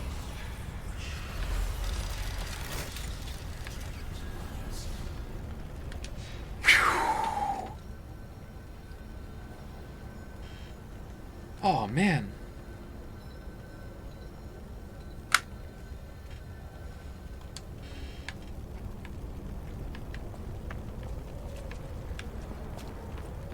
There's a secret unlockable phase 3 that's super hard. If you use the baton with the spear thingy and heavy attack behind it for a few seconds, it'll take some weird noises, but ignore that and you'll unlock the super secret third phase. Alright, thank you. Thanks. Yep. I'm sure, yep. I knew you'd do it. I had a feeling you'd be the perfect bait. I got what I wanted thanks to you. The last hero weapon is finally in my hands. I knew where it was, but I didn't dare lay my hands on it. The swamp is too dangerous.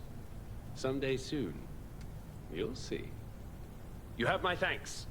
And you've earned a nickname. Alidoro's best bait.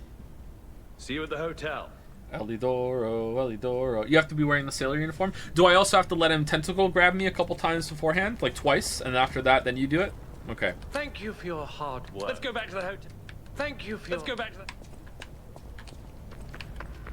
Well, and sometimes there's a little treat in the area afterwards. That was a good boss. What the hell?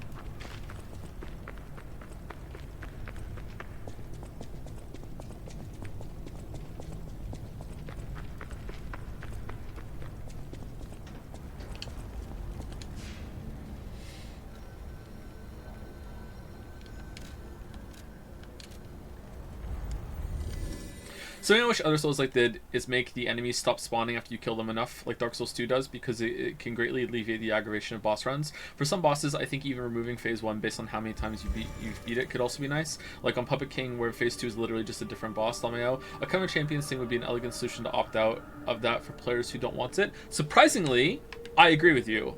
I'm not sure if I agree with the boss phase one, but I actually agree with you with the trash enemy one. As long as you can opt out of it, or you have to opt into it, because like you want to be able to farm some material sometimes, or if you want to grind as your way of making it easier instead of doing that. But I actually think that the enemy state, some of you might not know this, but if you play Dark Souls 2 without Covenant Champions on, and if you kill an enemy in an area, I think it's 15 times, it might be 20, I'm not sure, the enemy stays dead forever.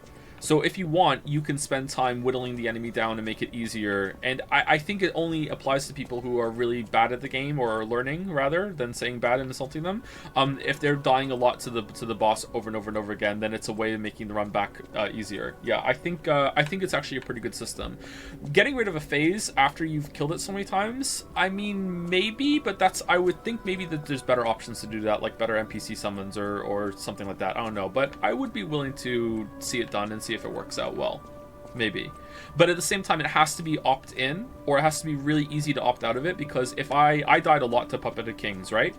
If I walked into that boss room after, like, dying 25 times, and then it was just Romeo, I would be fucking livid. So not only does it have to be opt-in or opt-out, I think you also need to be able to reverse it, too. Like, you need to be able to, like no, let me go interact with the fog door, like, bring the phase 1 back, please. I wanna get good, you know? But yeah, I think those kind of things are really welcome when it comes to accessibility options. Yeah, for sure. I discovered this a couple days ago. I accidentally went to No Man's Wharf and got stuck, but then I ruined the area for myself when I came back to it later, and all the enemies were gone. Yeah, No Man's Wharf's actually pretty tricky. I played Dark Souls 2 a little bit again recently. It's kind of tricky. I think Annie for Press said something like he really wants me to make a video on this game. Yeah, I'd like to make a video on this game too, but I don't have time, unfortunately. We'll see. Should I do a one playthrough critique? Ooh, he did one playthrough and he thinks he can critique it. Bold. I found the last treasure thanks to you. The saber. A precious artifact from overseas. It'll always remind me of the rascal who stole it, then fell into the nest. I tried to save him, but I failed. Let the punishment fit the crime, I say. And in a twist of fate, you must become the weapon's true owner. Okay. A great weapon calls for a great warrior. Show me that you're worthy to wield it.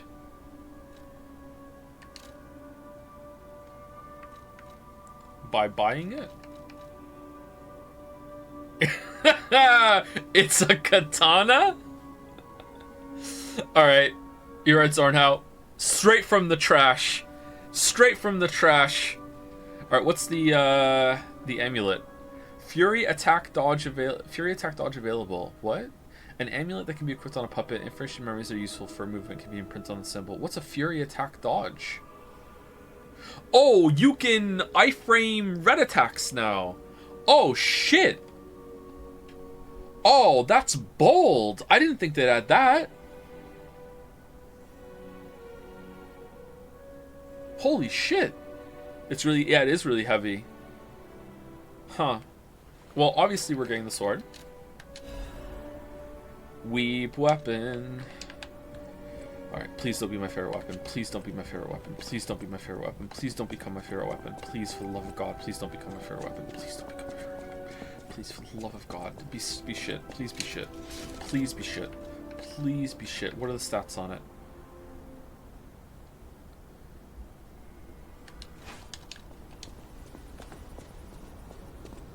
Okay, R1. Let's do it without the puppet.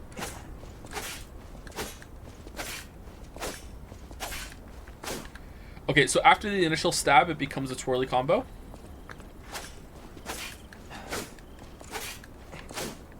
Okay, what about the heavy?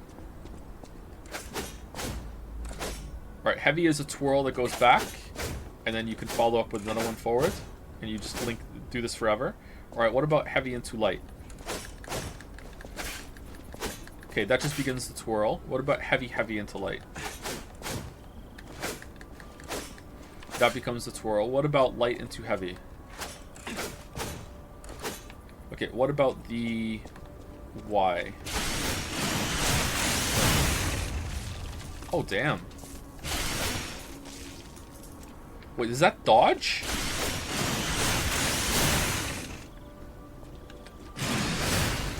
Ooh, what? Oh, dude. That's pretty.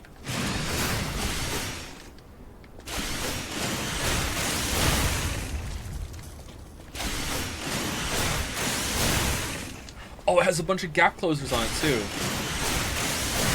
What's this like if you get more than one Fable cell? If you get 4. Oh, that's pretty good. I like the Y on this. It's fast. Alright, what's the damage scale like on it? Oh, we didn't do Charge R2. My bad. Yeah. Charge R2.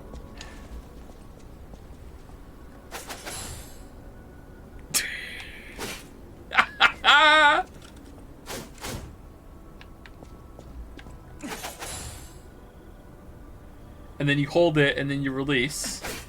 And it does that.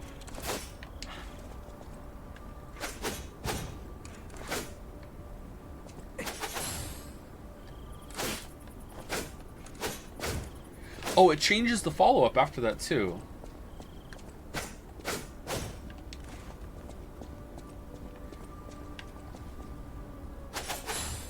Okay, so what is this? Is this a block?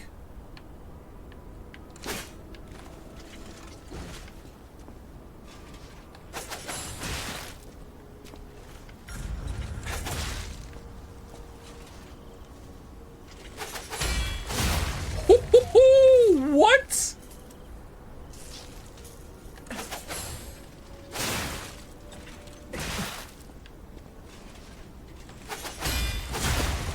Oh, damn! Oh, I like that.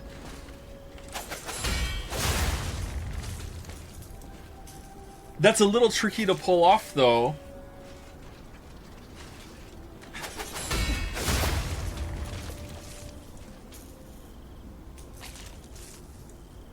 What about the red?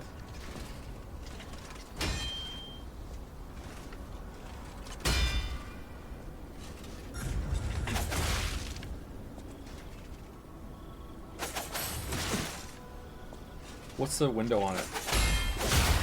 Alright, you kind of want to make it land right before the flourish. Like right at the shit. Right there. Okay, I think I have the timing down actually. Does it always stagger? How much stagger damage does it do?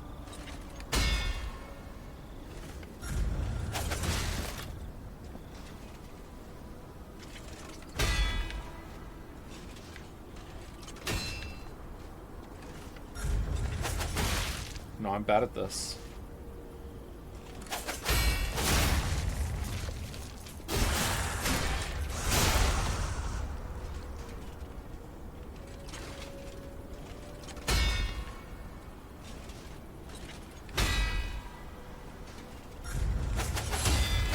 There we go.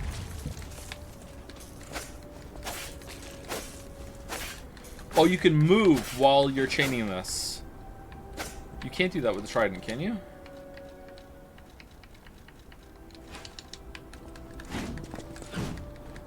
I mean, a little bit, but not really. Try with the lock on.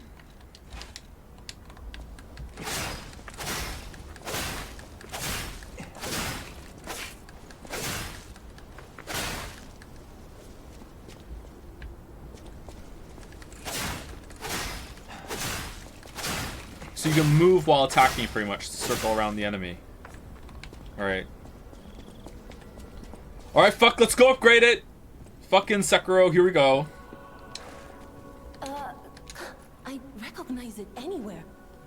This is a saber from the country of the morning. You found this in the barren swamp? That's odd. Remember how I said my family were weapon experts? One of my earliest memories is of them talking about sabers like this. Maybe a thief stole this from the Grand Exhibition Gallery.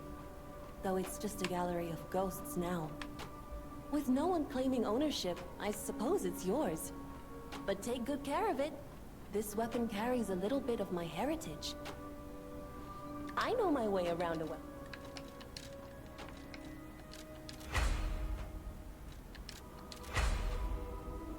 Alright, so we need 4 of these to upgrade it. Is it already better? 181.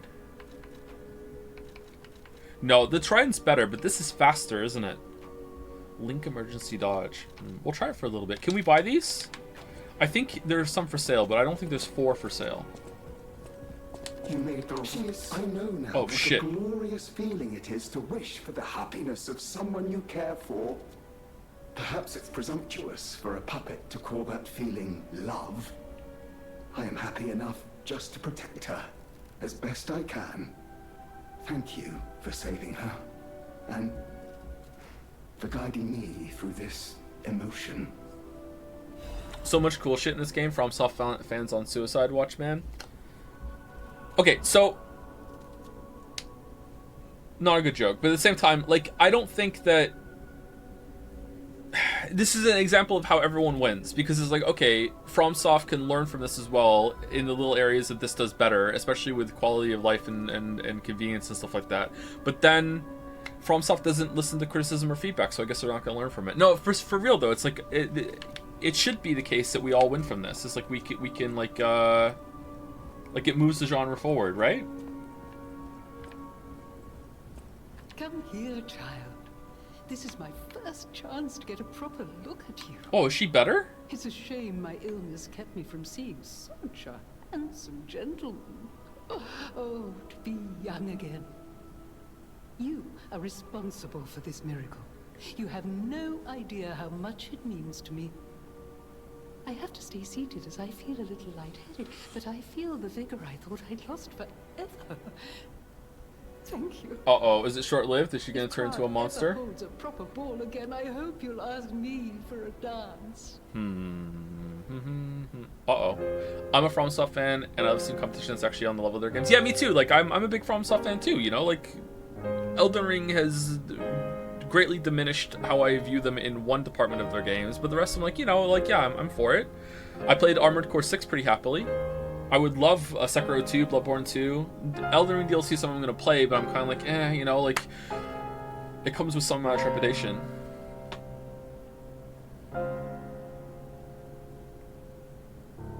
If she turns into a monster, we may get her hat, and it matches our outfit! Oh, I hope she does.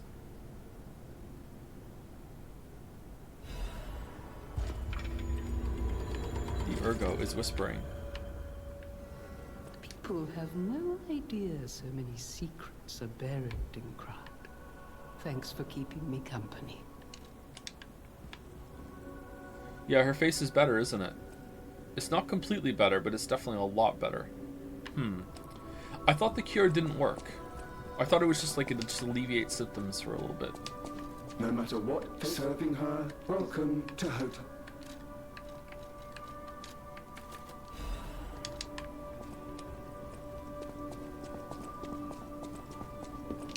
I know my way around a weapon. How's the story, by the way? I'm not really following it, to be honest. I'm not a big story person for these kind of games. The scythe is good too. There's so many cool weapons I would like to try for a run.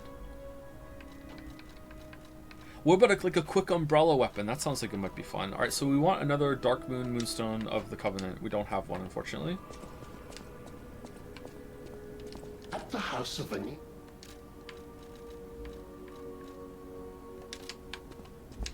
We didn't get any quartz, did we? I still prefer Sekiro or Lies of P, but I think it beats Bloodborne for me. It definitely beats Bloodborne for me for the boss fights.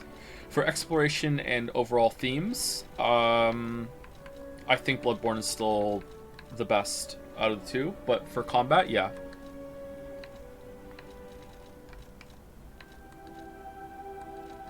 I don't think we got any quartz.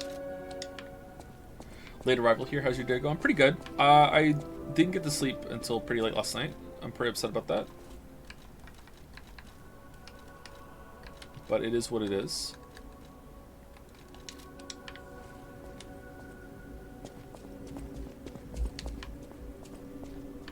I'm also the kind of Bloodborne fan that even likes the Chalice Dungeon. So Bloodborne has a lot of playability for me. So like this game doesn't have that kind of system. At least if it does, we haven't found it yet. You make. What does this scale off of? Technique? 4 + 2. Yeah, it scales off technique, which is what we're using already, right? Technique was the trident. Let's go one more capacity because I need to put something better on. It was this we went on, right?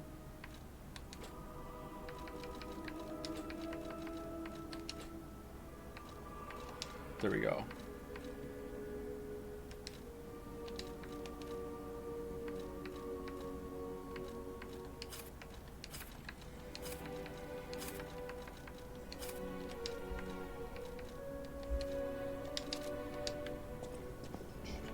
Use a crank. Why? I already have its scaling off technique, don't I?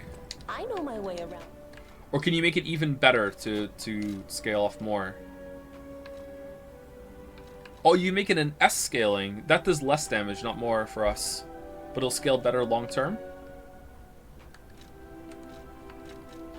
That makes it go from B to A.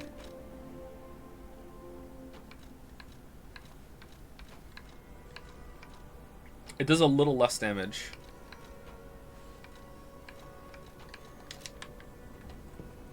Wait, you can use cranks on boss weapons? Yep, you can. Alright, let's keep going. Oh, Vanini wants to talk to us, or is it Geppetto? I think it's this guy. No. Can it be? It can. Are you hurt anywhere? Did you find the respec? Yes. You never fail to surprise me, compagno. Now, allow me to return the surprise. This little wonder creates a lead-acid battery in a flash. The golden ergo is the purest form of power we can use, and it's nearly perfect. We could power a city block with this. You see, the alchemists ordered transportation from me, powered by this. I'm not sure, but maybe it's still in their underground base. Just one problem with the base. I don't know exactly where it is. I don't know when exactly either. I had to just hand it over immediately after the launching ceremony. After all, I am the prince of the Krat social scene, and I surrendered to their mysticism. There, it's done. Now take it. That was fast. Secret alchemist's underground lair. What's the best thing in this game for you? The boss That fights. sounds like something Antonia might well have heard of.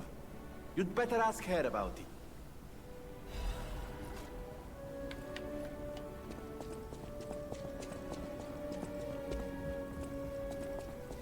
Do you think this game would have been better without a weapon upgrade system, as that encourages sticking with a weapon rather than experimenting?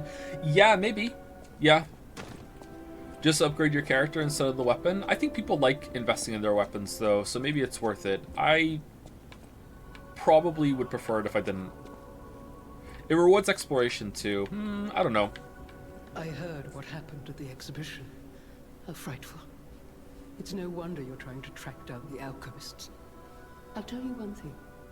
Many secrets are buried in the city of Krat. The same goes for this hotel. Beneath us, there is a passage connected to an underground base of the alchemists. It's where Ergo's vein was first discovered, long ago. Until the petrification disease, the hotel worked hand in hand with the alchemists. But I didn't know they'd be so corrupt. Everything changed when Simon became their leader. Oh, I thought the survivors of the exhibition would be different. But they're just as corrupt. The passageways to the underground base are locked from their side. We can't get through unless they open them. And the underground base is the only way to embark for the Isle of Alchemists. If we find the right alchemist, perhaps we can get that door opened. I heard that some of them occupy the collapsed tower of the train station. And the collapse makes me wonder whether they had something to do with the recent earthquake. Oh, yeah. Look into it. Maybe something changed in the area. Okay. What about this as an idea? What if... So you need, like... 3 fragments in order to get to one upgrade tier, and then you need like a bigger version of the fragment. So you need like quarter moon, then half moon, then 3/4 moon, then full moon. So once you have a weapon, once you have enough like quarter moons that you can upgrade a weapon to half moon, now you can buy as many quarter moons as you want. Same for half moon, same for 3/4 moons, and that's it. So once you've unlocked one weapon to a new tier, or have enough fragments to unlock one to a new tier, now you can buy them forever. I think that's a good middle ground, right? Maybe that's how it works and we just haven't got there yet, but I think you need to get that sooner. Let's go to the back here and look. Why not just upgrade all weapons next year once? Yeah, upgrading your smith, so like your weapons continue getting better, all of them, so the whole arsenal's there, but then that might feel a little impersonal that you're upgrading a specific weapon and investing in a weapon. I feel like people like investing in weapons. I wouldn't mind upgrading the whole arsenal. I think that would be fine. But I'm trying not to have big changes. I'm trying to have like incremental changes until we get to the point where we like it. Oh, this weapon's probably lighter than Trident, which is why we have so much space now.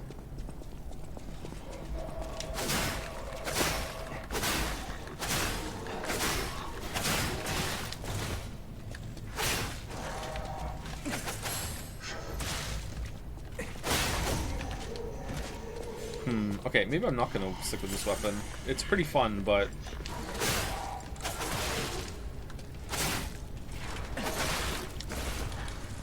It's learning.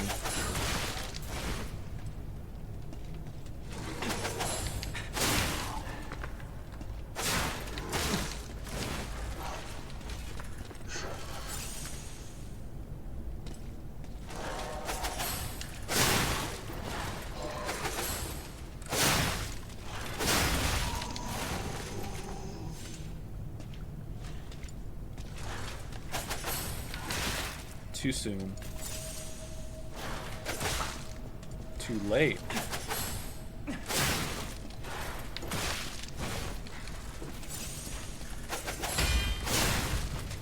Oh, it does do a lot of damage. Does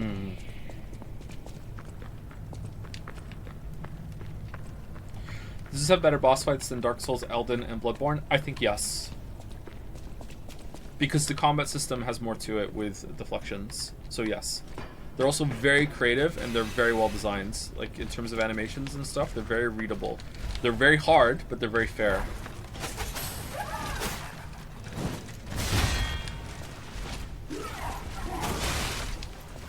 Hold on, I want to see if we get a charged parry, it does a stun.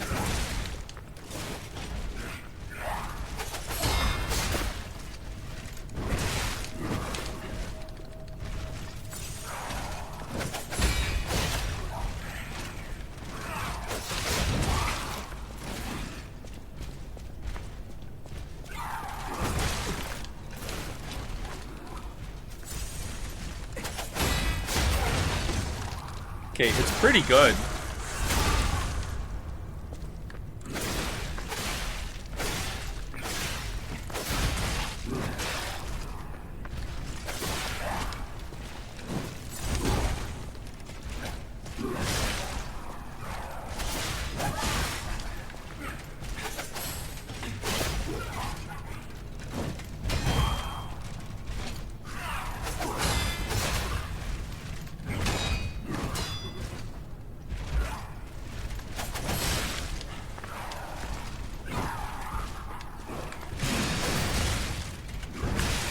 Dead. So when you beat this boss, you either get a weapon that has a harder version of parry that's more rewarding to learn, or you get an amulet that makes it so you can now dodge the red attacks instead of just having to deflect them. That's a pretty good reward, I gotta say. All right, I think I'm gonna go back to the trident because I don't think I want to learn how to do this late into the playthrough. Like I'm kind of comfortable with what I have, but I am tempted to do a full run of this in New Game Plus. Like, and usually I don't want to do that in these kind of games. But it's pretty good. I'm going back to Trident. Pretty good weapon.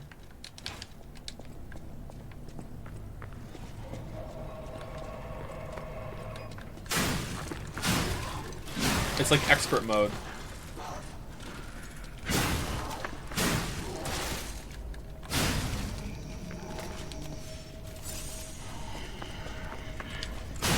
It's very fast, too. So you can weave attacks in between the deflections.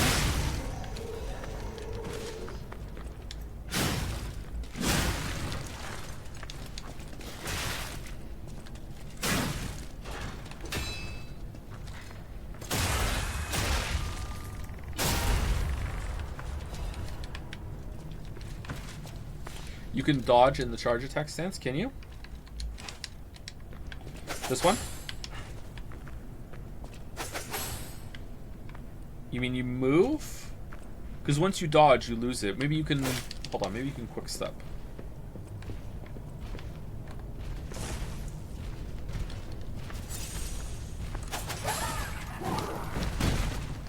No, you lose it.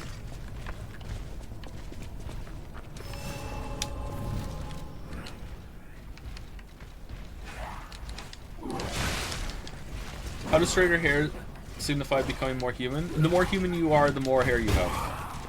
That's why people don't like bald people. Says the balding guy.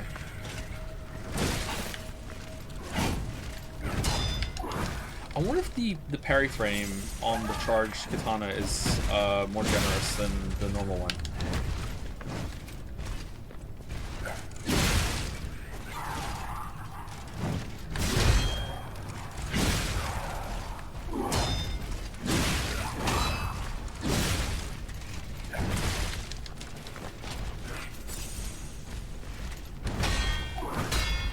I don't think it's that the hair got straighter. I think the hair became real. It's like real hair now instead of puppet hair. That's why it looks more natural. It's flowing more.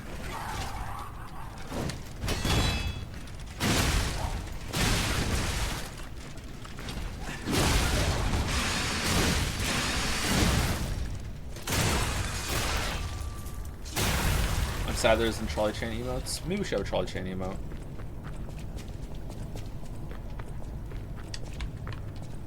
I just like the emotes that we have. It's hard to kill an emote.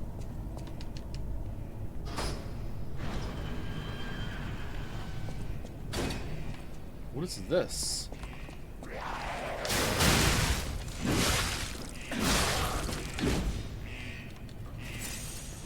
Oh, I was just expecting like a little treasure down here. I wasn't expecting an area.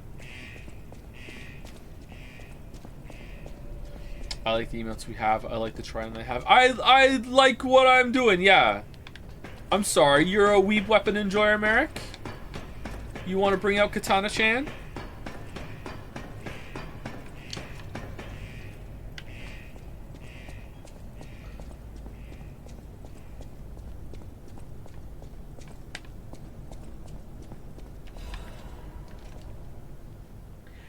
It's a worn-out journal with bloodstains. Golden wings are drawn on the cover. I do not regret destroying the Saintess statue. I had to stop it from being used for humans. Of course, they'll find another way, but at least those who escaped will find freedom.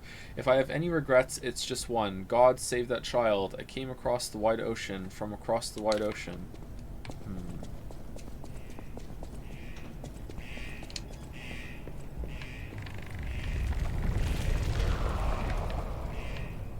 Oh, are we going back into the train station from a different route now? Oh, we're decaying.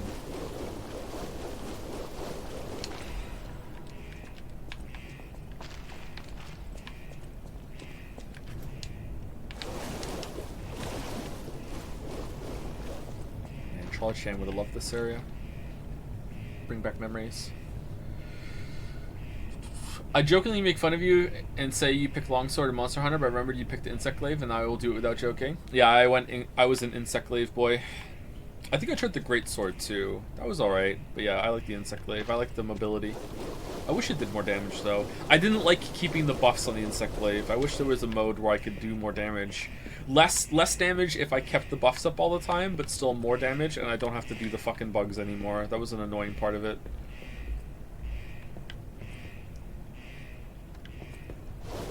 I mean, I started to enjoy it more than I did right at the start, but I still didn't love it. Krat Central Station, foggy night. Wait, what?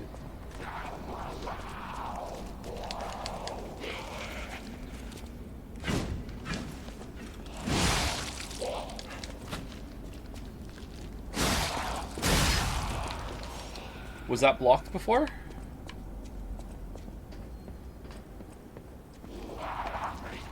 Or is this a different part of the station?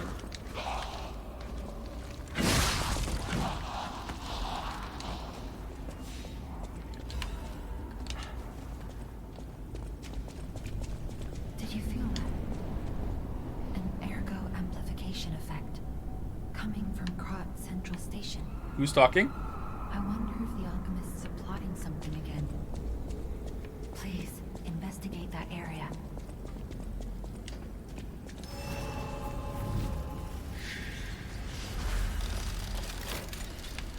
It's Sophia talking through the ergo. She can do that. I guess she does that now.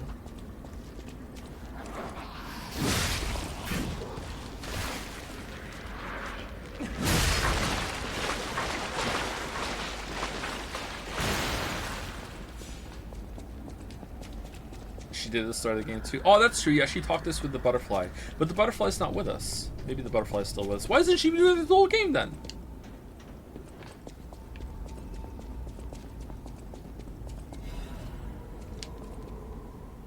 $21.23 train ticket to Saint Marianne. The text is hard to read because of the bloodstain. Is this a reference to JoJo? Did I say thank you to Holy Rory? I think I did, but just in case. Thank you for the resub, Holy Rory. Thank you, Fire Fist Ace, for 800 for the resub.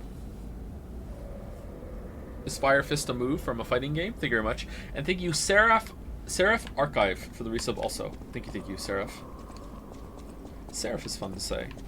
Alright, so there's no way to go to the other side. I wonder if this is just another part of the train station, or is it... It's not a different train station, is it? It's the same one? I'm surprised we're back here like that.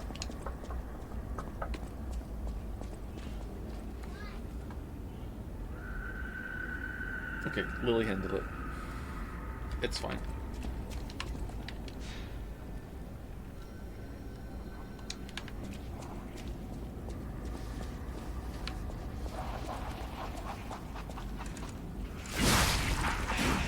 You can't hear what the Urgo says because it whispers. But Chatter, I'm not using the katana.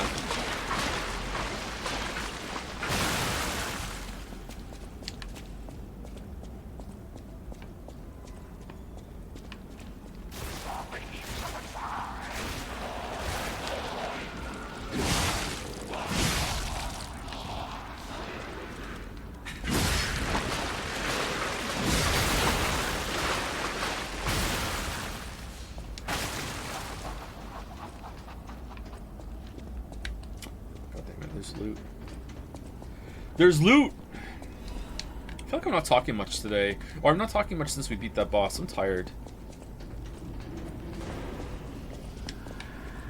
I'm tired. Put it on the soundboard. I say it so much.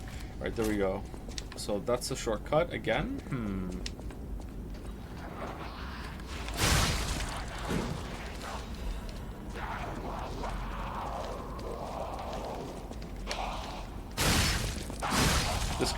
This game drains you a little bit, yeah. Maybe I'm just like, I'm fully invested in the game now. I'm fully on board. Like, there's not much this game could do now that wouldn't make me say that, you know, it's better than a lot of the FromSoft games now. And maybe that amount, realizing that is making me feel some trepidation, because I know that's going to be a take that's going to be very, very hard to defend. Let me attempt to right now. So this game is coming out like after all those games, and has learned a lot of lessons that FromSoft like learned there too, that we're teaching in those games. So it's like it's building off of it. So it's not like, oh, FromSoft shit or anything like that, or oh, this game is so much better than FromSoft, what the fuck are they doing? It's not that at all. It's that they're actually taking that as a foundation and building on it, and that's a good thing, right? Like, it's good that they're capable of doing that. It's no shade. It's not a bad thing to FromSoft. Hopefully they can learn from this too, right? In Cyberpunk 77, did you manage to get that katana from the roof? DLC will let you get it. If not, no, I didn't. But I'm gonna restart when I play 77. I tried really hard with my magic stairs of cars that I could summon that could go as high as I wanted to get back onto that building, but I couldn't get the angle right, and I just gave up. It didn't seem worth it to me.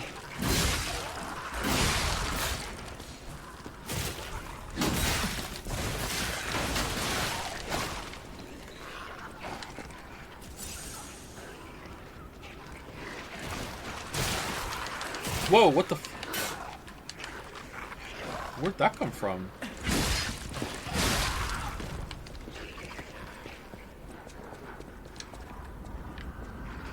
I saw someone over there. Whoa! Why are they stronger without legs? Yes, finally, these legs are gone. They were just holding me back.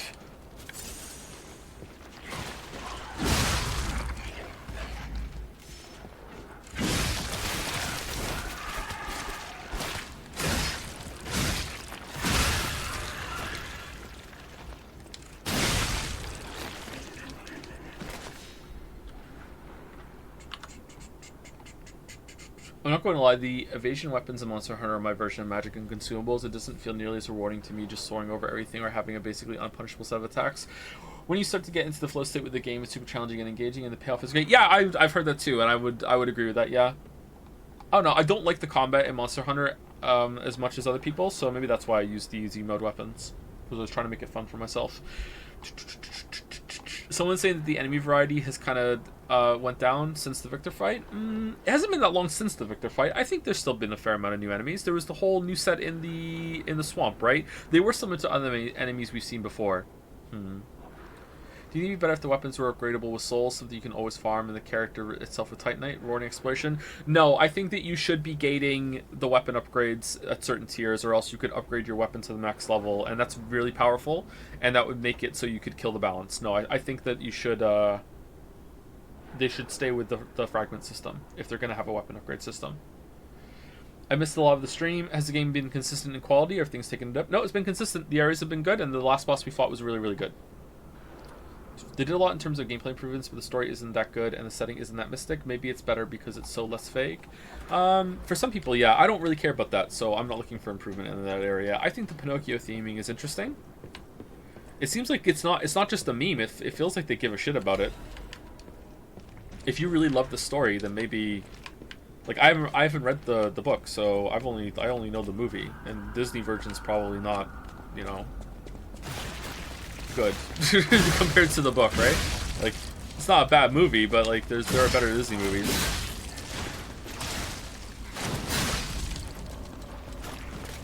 Oh, are we getting corrupted versions of all the puppets now? The carcasses and the puppets are merging. So they saved all the reskins until this final phase when it's like the corruption's taking over. That's an interesting way of doing it.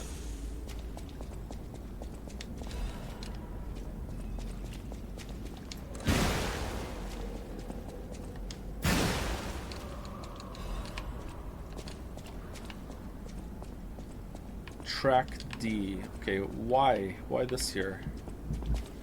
Why is this here?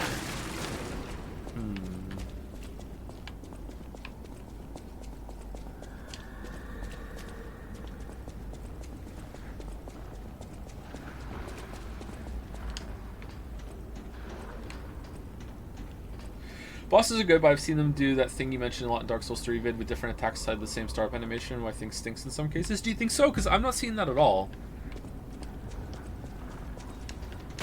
Are you playing the game, or are you just watching it? If you're just watching it, maybe there's some subtleties to the animations that you see better when you're actually playing it and you're in the zone. If you're playing the game yourself, then your experience is different than mine. Not saying you're wrong, it's just I haven't noticed that.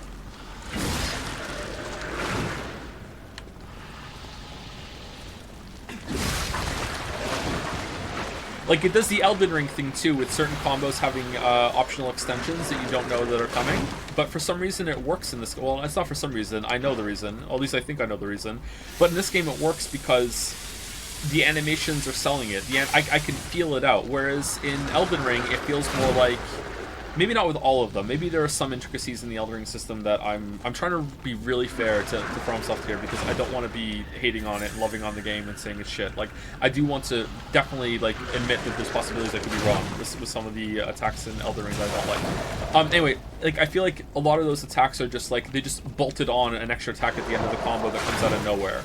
Or the enemy just snaps to it. Whereas here, I feel like I can feel it out a lot more often. What's your favorite boss so far? I don't know.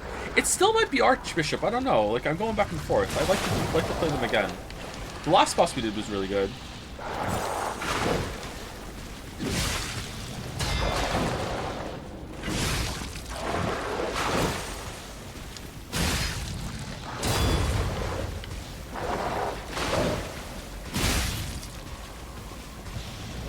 Oh man, the decay does so much damage. Alright, so the decay does also more damage if you're in the blue. So this gives us decay, but it also does a lot of damage at the same time. This guy is, like, oppressively, like, hard. Like, we've barely killed him.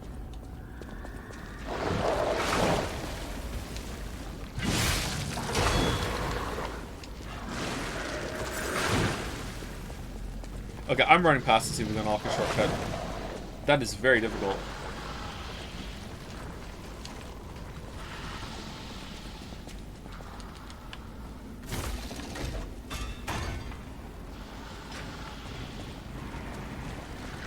I like the scratch watching a lot. What did you think of the boss we just did, which was the rematch against him? In a very creative way. I thought it was pretty good.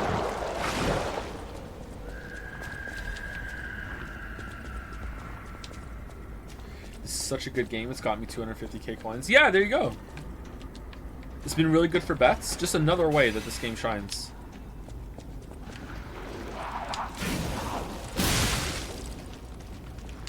Oh shit, the weapon's broken completely.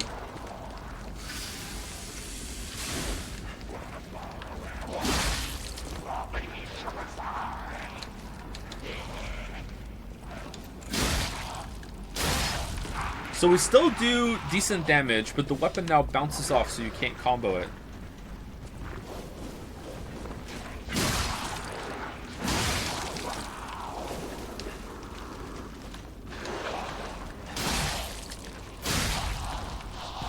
Why does my brain associate broken with Genbu now? Sorry.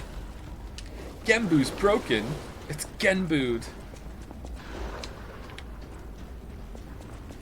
There's been a couple times where I watch part of the stream back and I say broken, and then someone in chat says it's Genbu'd, and I'm like watching it back and I'm like, oh shit, I could have done the Genbu bit again. Shit. Really missed a beat there, Joe.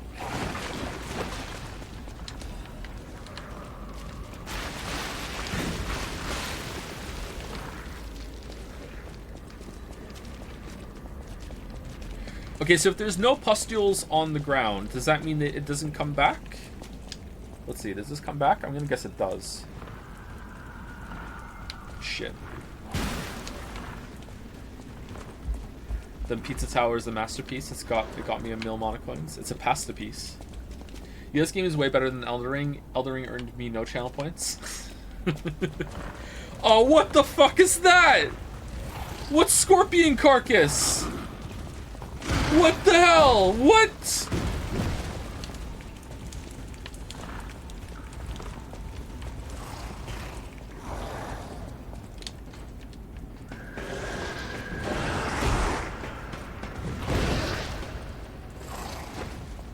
What in oblivion is that?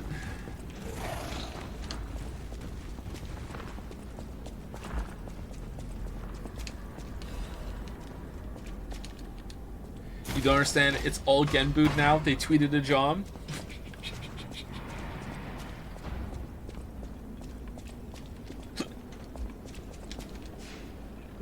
Does our weapon come back?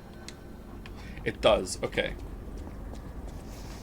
I wonder if they should have made it so you have to go back to the hotel and fix the weapon if it gets that broken.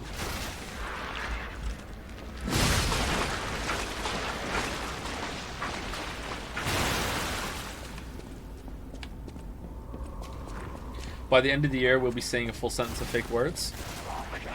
Not to me. I'll be applying for a job.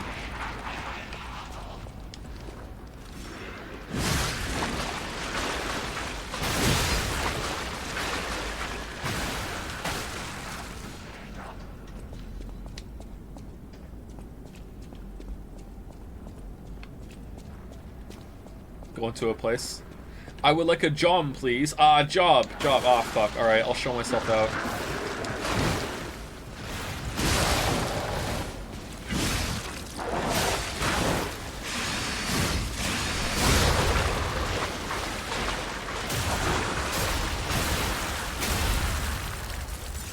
Owned. Fucking owned.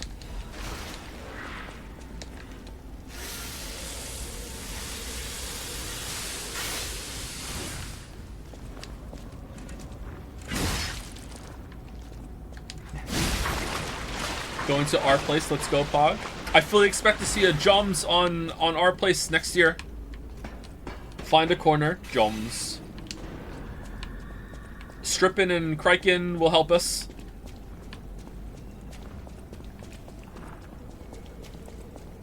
The Joms Glomerate. Wait, is that where we were before? And now it's got new luggage stacked?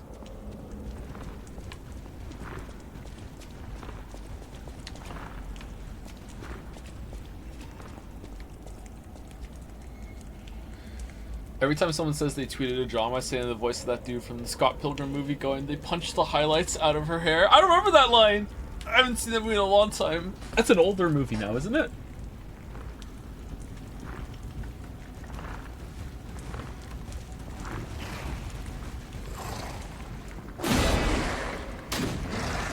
Whoa, what?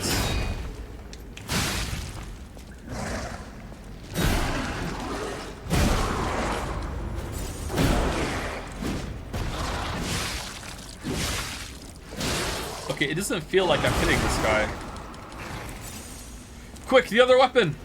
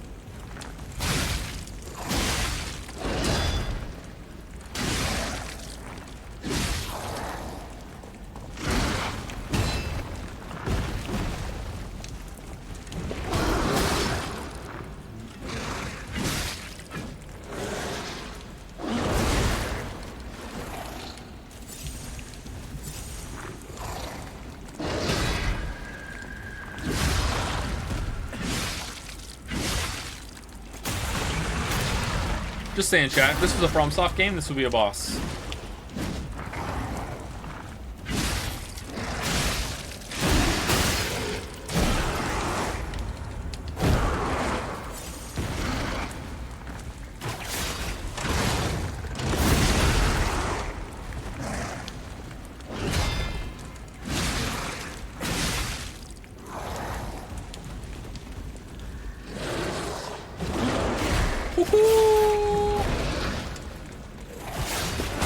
No! God damn it!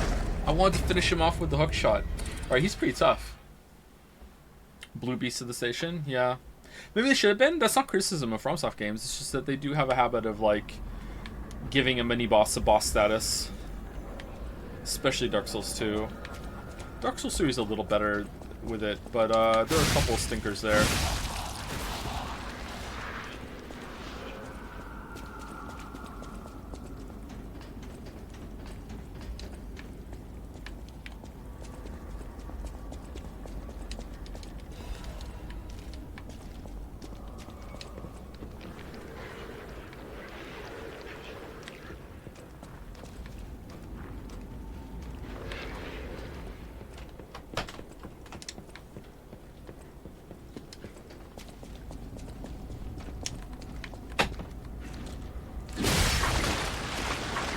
Hey, Lily. Alright, thank you. Can you say joms? Like that? Like that, yeah. Joms. Pretty good. Pretty good joms. Joms. Joms. Joms. Can you say it's Genbu's broken? Say it again. Genbu is broken. Genbu's broken. Genbu's broken. There you go. Can you say it in a British accent? No, I can't. Okay. I can say anything in a British accent. Alright. Thank you, Lily. Very cool.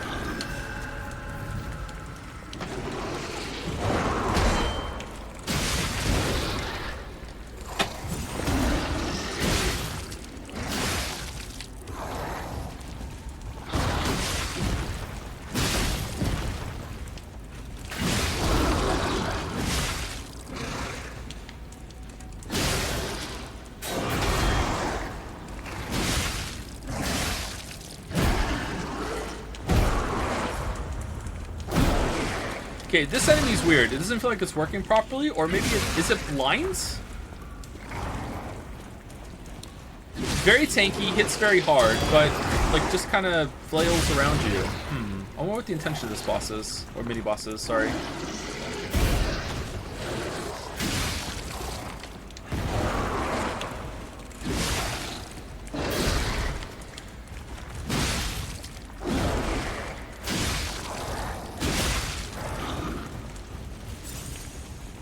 What's the P stand for?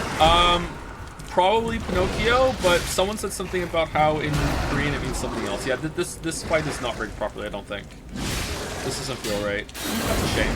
The rest have been really good.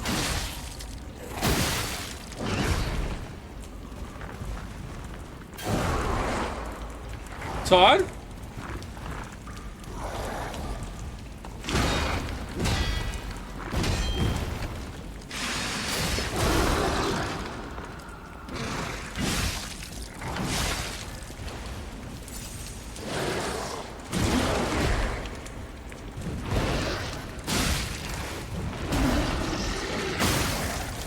Well, I guess it does kind of feel like you're... Oh, did I just break the crystals on it? Is that what you're supposed to do?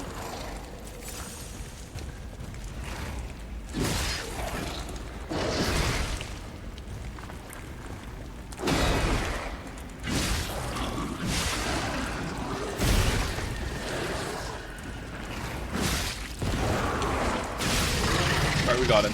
Maybe it's supposed to feel like just a big blind rampaging thing. Maybe it's supposed to just be an interesting encounter rather than something that's really, really tough. I mean, he was kind of hard.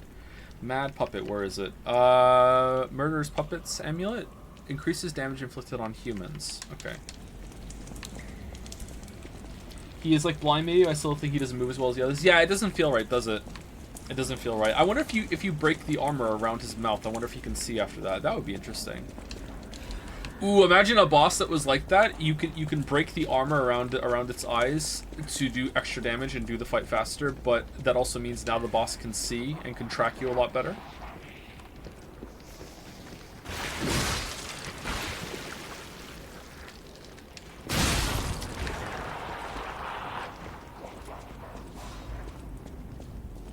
Favorite non-orientable shape? You're asking me some really hard questions, Derek Gary. What do you mean by non-oriental shape? Like, no matter if you change it, it always looks the same, like a circle. Triangle. Well, can't you just move a triangle a little bit and now it looks different? No.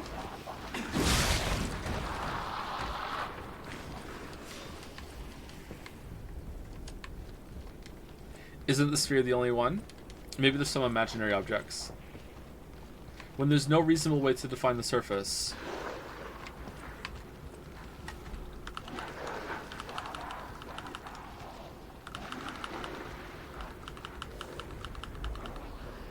Why don't I have a window open? There we go.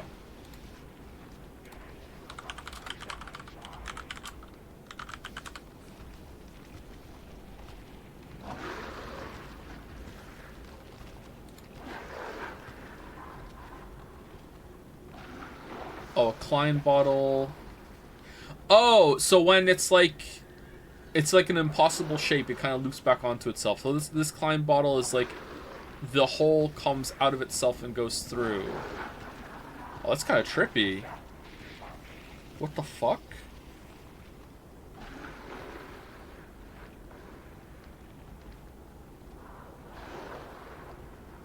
Would that fill? Well, I like that one. There we go. That's my favorite. You can build a Klein bottle IRL. I would like one. I've now perfected the greatest puppet. Now, that child again. I've perfected the greatest puppet. Now, that child again. Okay, why is it the same thing?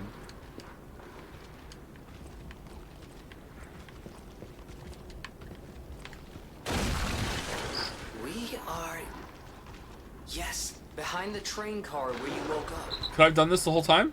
Wait, what is this? Who would put a workshop like this here, of all places? Good grief. It's Geppetto. Letter from someone who has gone ahead. Dear Geppetto's puppet, who will come to this workshop train, I'm really thankful to you. A workshop train hidden by Geppetto, isn't that something? If not you. So they're hating it? How wonderful. If not you, how would I have found this place? Unfortunately for Geppetto, I have the ability to read someone's memories. In Malum district, I had a hunch. They thought that if they followed you, Geppetto's puppet, they'd find the relic he stole, and that hunch was right. The relic has been returned to our sacred place. Now that the stage is set, the doors will open. I know all this is confusing, but soon you'll learn everything. Thank you. You were a good guide. SM. S&M? It's Manus. Stannis the Manus. Please be quartz. Please be quartz. Lada brake cartridge.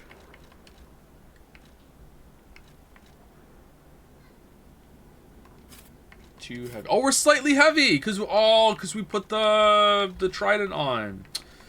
God damn it! All right, there we go.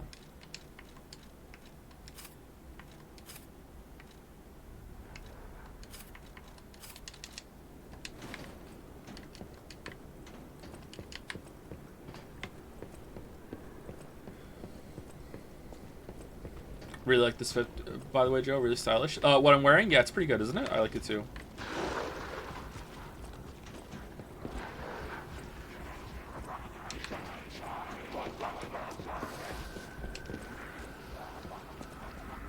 I hope there wasn't a door there I was supposed to go through. How much do you know about Game of Thrones, specifically the 8th season? The only thing I know about anything that happens after I stopped watching Game of Thrones was that something, I guess Dany forgot about the Iron Fleet. That's it. That's all I know. Well, that's not true, actually. I know... Okay, now I think about it, I know more than I realize. I know... I know a couple more things. You know what? I'm starting to think maybe I know everything from the spoiler.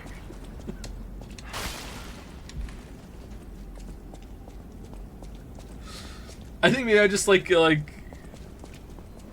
assimilated that kind of like via osmosis or something. I don't know. All right, what's down here?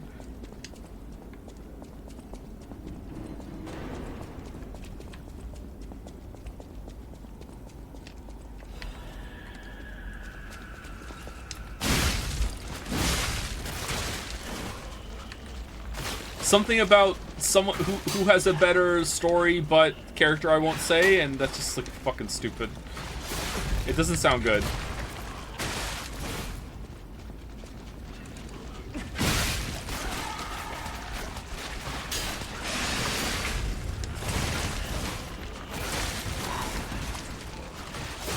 Why are these so hard?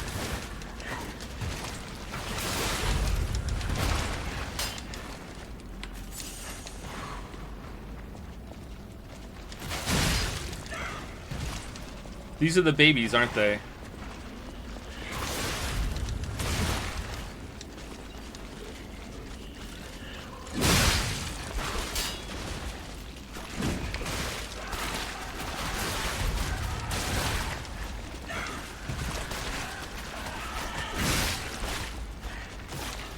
Wow, they heal so fast.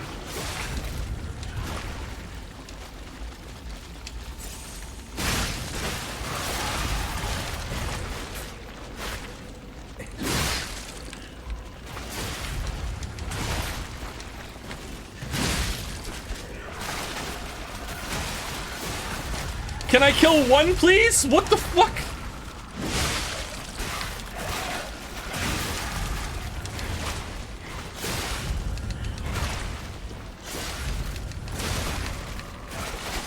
Holy shit!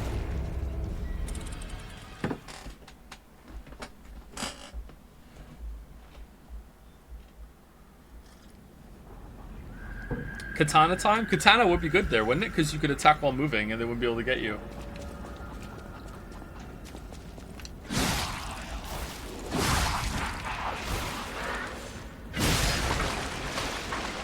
Elemental damage? Yeah, maybe the fire, putting fire on your weapon might work.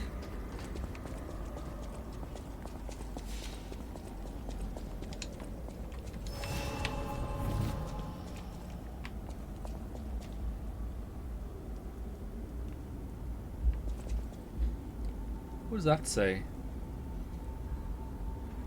In the Lies of Pope?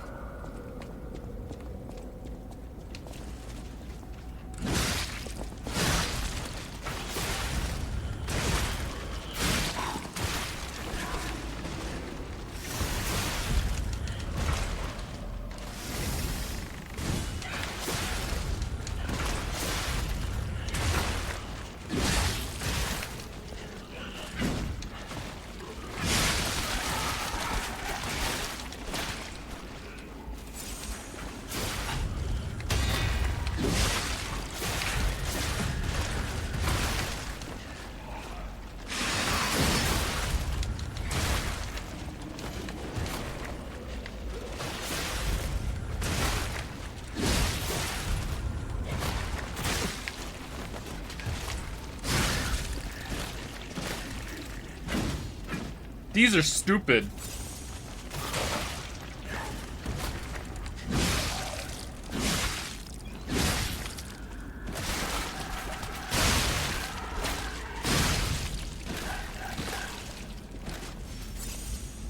Oh, it's because they're headless. Oh, they really did copy FromSoft. Oh, shit. You went too far.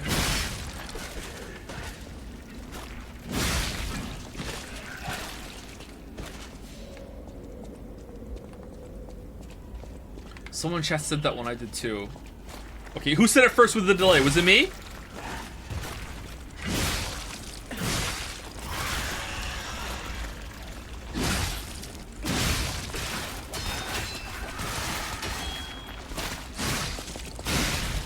Alright, we did it. This better be something really good.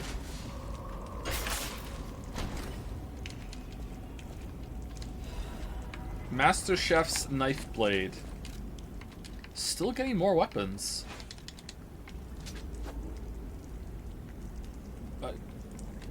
It's just a cleaver.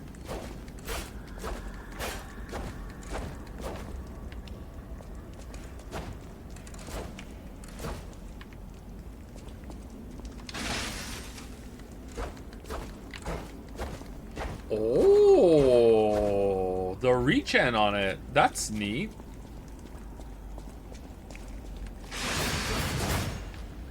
Slice and dice.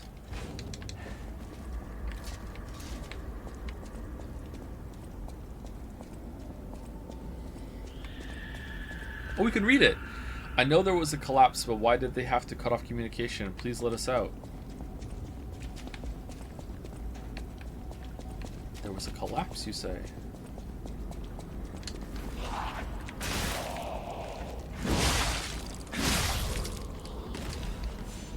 Did I miss anything in there, chat, do you think? Telephone riddle?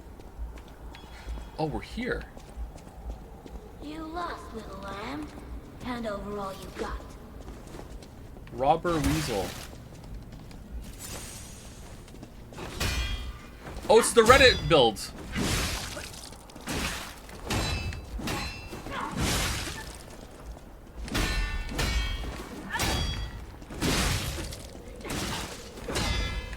Welcome to the city of the future. And the future is death. Hoo-hoo, that's interesting.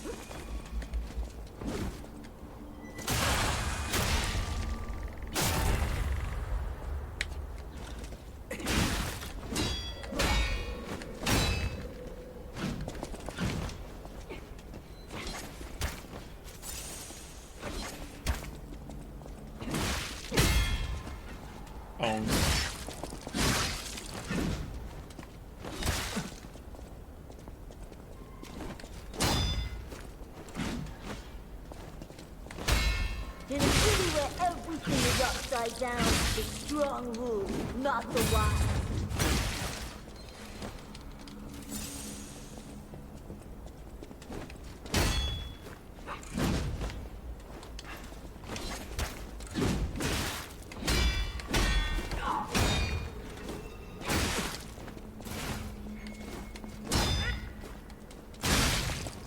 I'm not good at parrying her.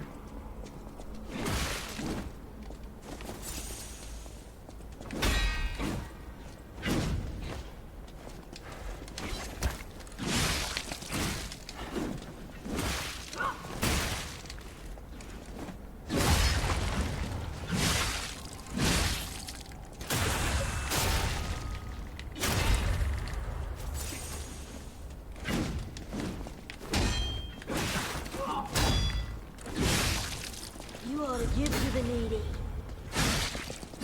What? I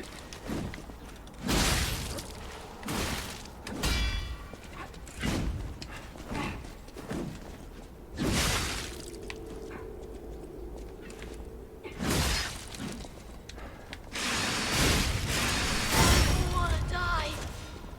I just wanted a full belly. That's not so wrong. Get a job.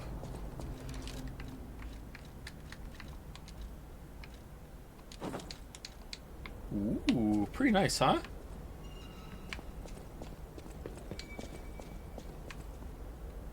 Not bad, I like it, but I like the one we had on. The green one is my outfit.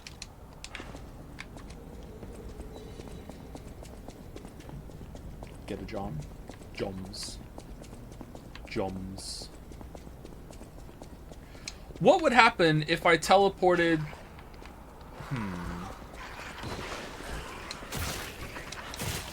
Oh, that's what they were doing. That's what the effect was earlier.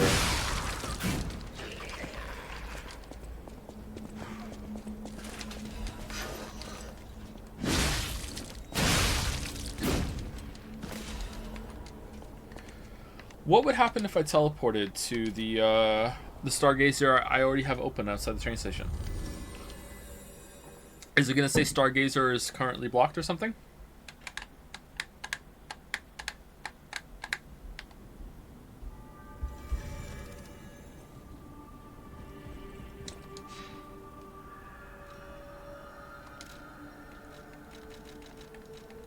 Yeah, they're broken. Well, what if I just walk out? And just go back the way I came? The train station is a danger zone, has been sealed off. Okay. Danger zone. Whatever choice you make.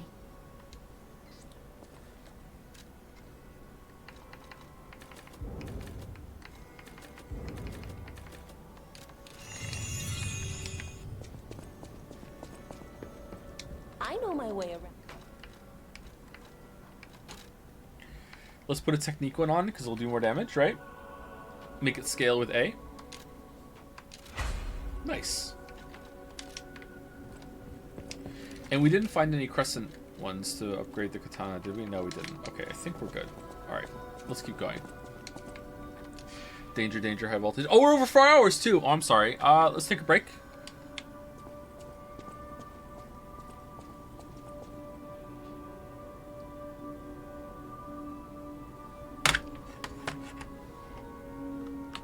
Be back in 5 minutes.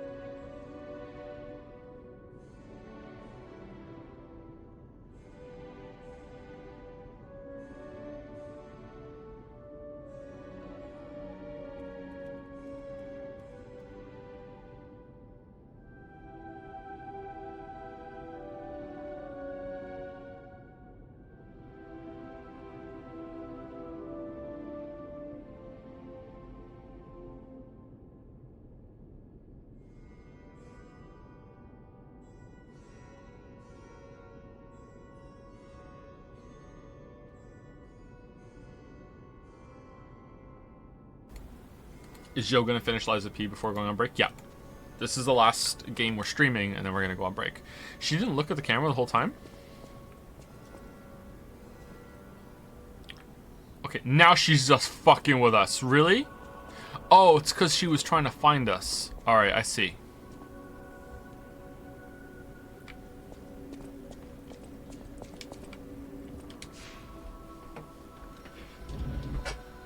I see.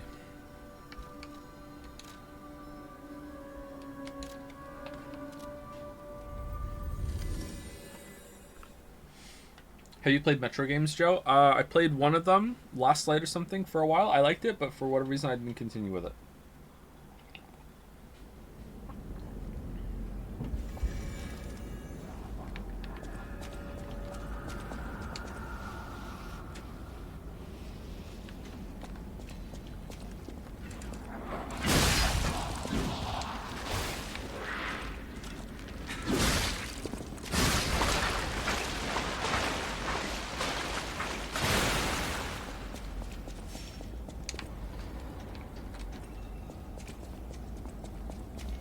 Okay, let me see. So we went over there, we killed the big scorpion, we went through the train. I think we fully explored this area. I think we did it. Oh man, I hope they're okay.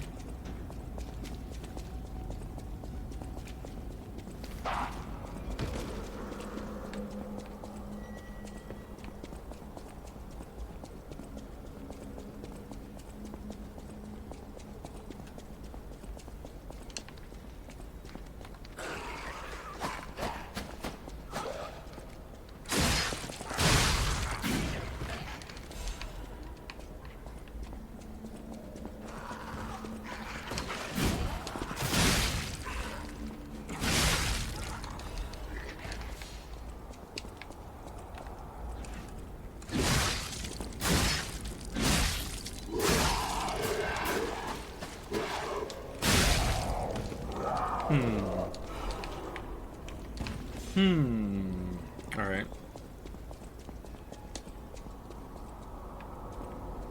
A dream of becoming a real girl. Harold Theater, Rosa Isabella Street. Like a different Pinocchio thing? Didn't see that before. Oh, there's a butterfly. Where is it?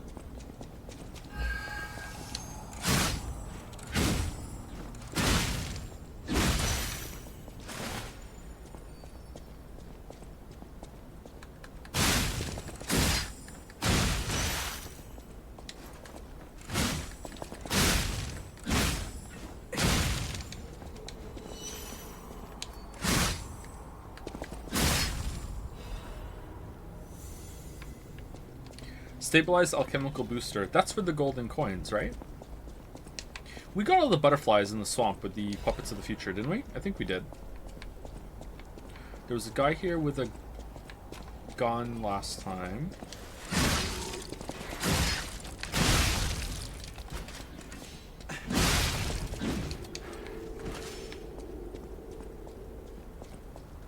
Time to go to the bathroom. Oh! He was here the whole time! Wait, where's the toilet? Oh, they couldn't fit the puppet in with the toilet, so they removed the toilet for the puppet. That's going in the video. Literally unplayable.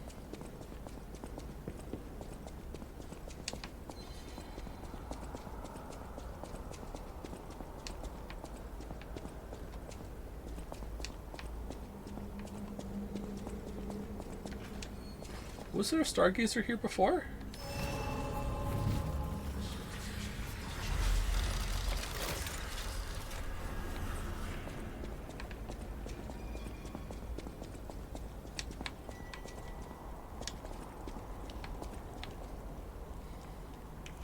I hate this shit, man.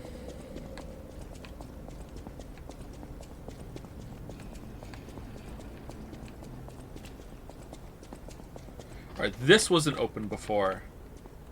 Interesting. Oh, it's a Trinity place.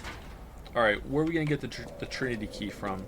Is Riddlemaster in on this? What's Riddlemaster's endgame? Is Riddlemaster Manus? Welcome to Krat.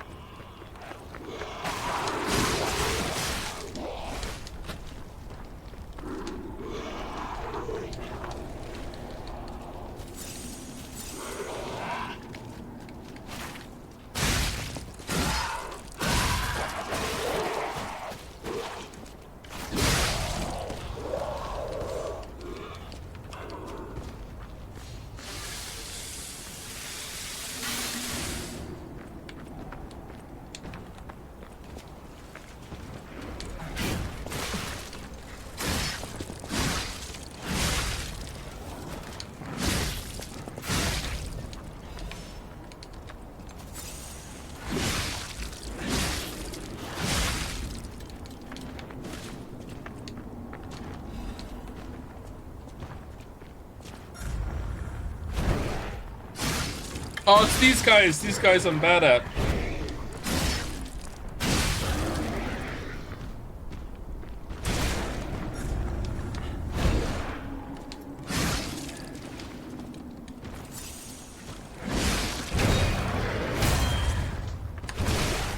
Oh, holy crap.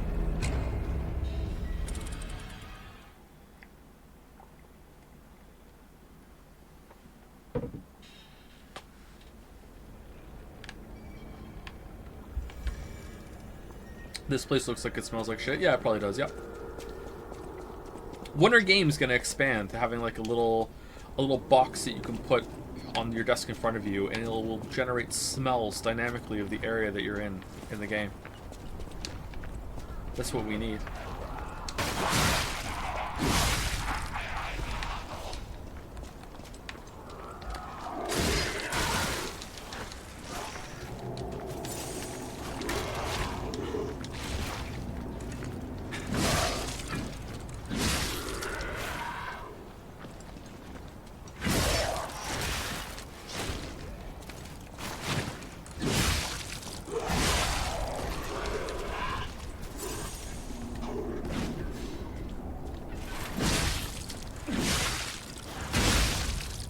Sewer levels.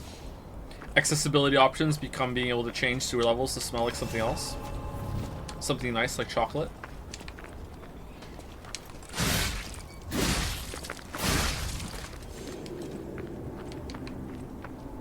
It would kind of add something to games though, whereas sometimes when you play a game, you make the player character go to some like horrific place, and you just kind of like, just go forward. What are you doing? Just go in the sewer. Just go. It's like, what the fuck, dude? It's a sewer. Like, no one wants to go in the sewer.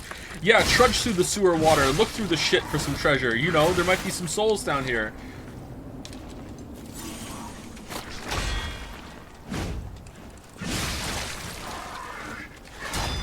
Oh, it's broken, so now the animations are a little harder to read.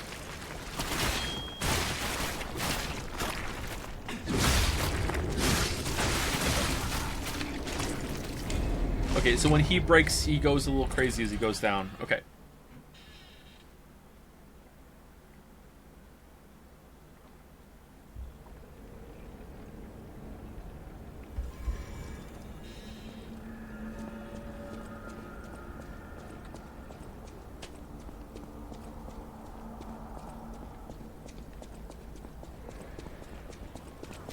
Are you enjoying the game? Very much, yes.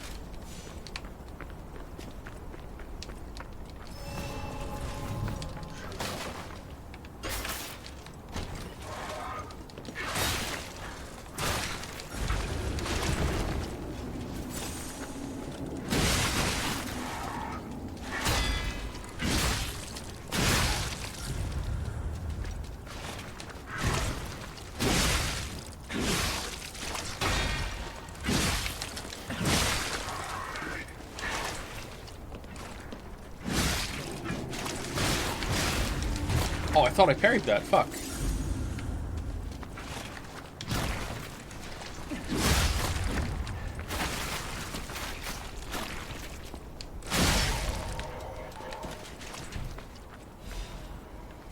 Molnir?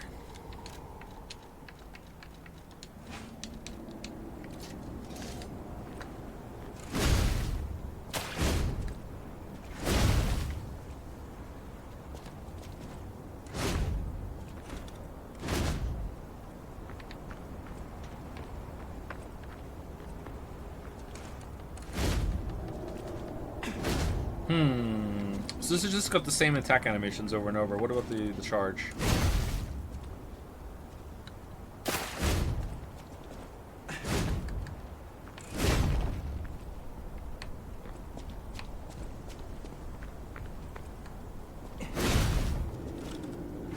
Yeah, these don't go through smoothly.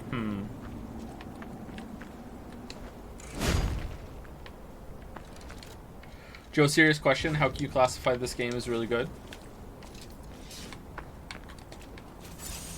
Are you sure it's a serious question? It doesn't sound like a serious question.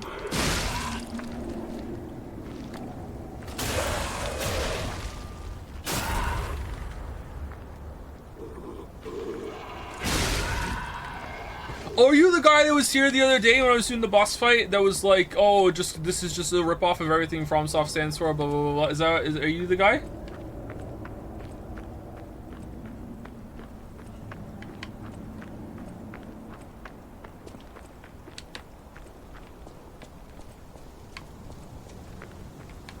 So it's a serious answer to that is that I think that you're not understanding how much Dark Souls and FromSoft copied from other games that came before them. All games are built on their predecessors. Like, you're looking at this and being like, oh, what the hell? Like, this is just copying too much from my beloved franchise, and you're not seeing how much was already there and was lifted from other things that came before it. That's why. Yes, I accidentally sent the incomplete message. Sorry. It's okay.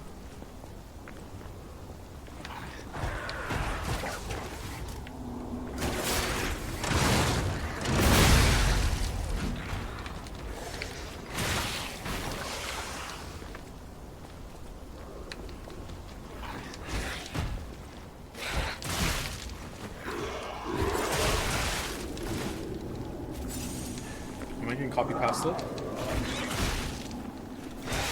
Oh, for fuck's sake. You know what? I'm doing it again. Yeah.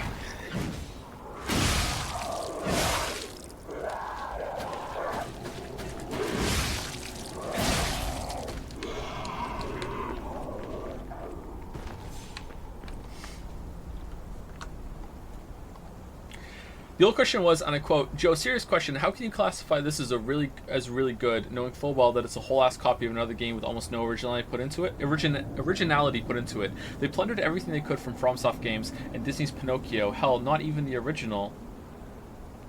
What? And called it a day. What? That is... Yes, Disney's Pinocchio is what I think of whenever I play. What? I feel like anything else it would be called plagiarism, but this is a Souls-like. This game is the most unoriginal thing.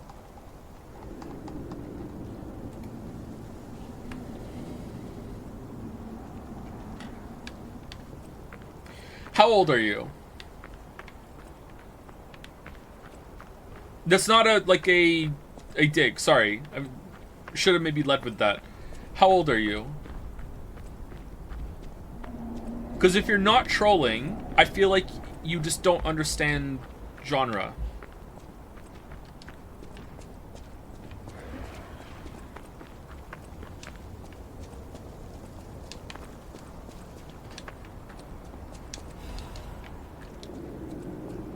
I'm sorry, I'm not familiar enough with the distinction between Disney's and the original. I'm not either, but I see nothing of Disney's version in this. I haven't seen a single reference, nothing at all from Disney's version in this, except for like names. That's it.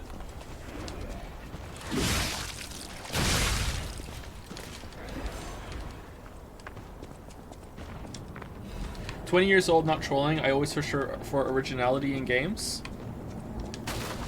Did the Dark Souls sequels bother you then? Because they're not original. Because they're building off the games that came before it.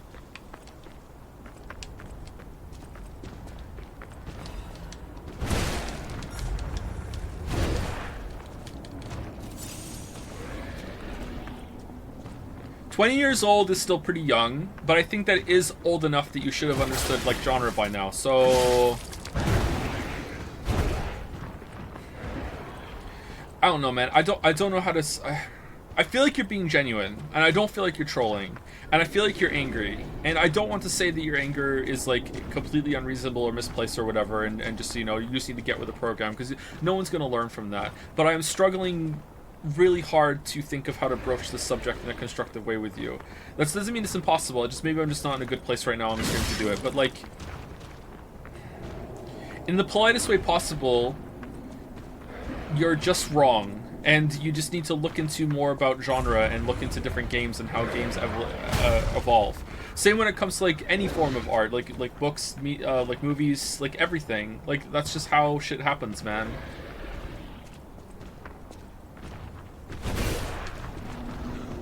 Would you be equally livid when like the first round of shooters were coming out and people were calling them Doom clones, and now we just know that we just play first-person shooters and like they're really, really common? Like, are you angry about the lack of originality in those too? Just the way that you're valuing originality rings really hollow to me, because how do you enjoy anything if that's the case? There are so few wholly original experiences. Arguably, there are none. Everything builds off everything else in life. Like, you must be miserable for almost everything that you do then, which it can't be the case. I mean, you're here talking shit in my chat, so maybe, sorry. I couldn't resist, I'm sorry. That was not constructive. I take it back. Like, originality is really hard to find. So, like, I don't think that you're going to... sorry, it just doesn't ring true to me. I feel like you're just upset that your beloved FromSoft has been ripped off in your eyes, and you're just trying to find a way to defend it. Which makes sense. Like, I've been there. I fanboyed for media before, for sure.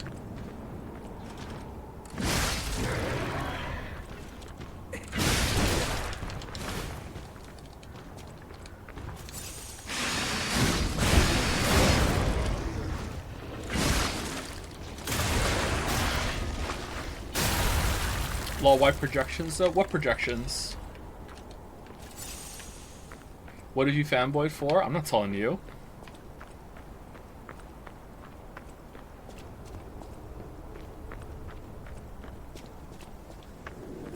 But to go from everything needs to be original to nothing is original is a bit? What do you mean?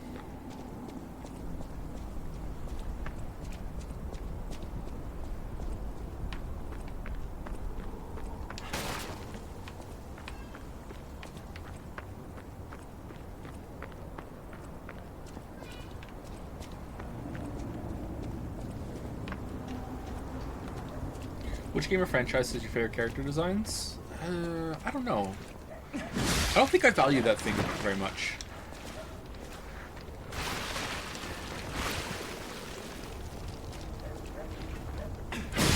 I am genuine, man. I just don't appreciate unoriginality. Look, if someone made an exact copy of a famous painting but with ever slight change, everyone would just look at it and say it's a copy, but when it's sorry, it kind of scrolled up, but then with Souls-like it's fine. There are way more changes here than what you're describing. These situations are non-analogous. There are so many more changes based on the foundation of the Dark Souls formula here.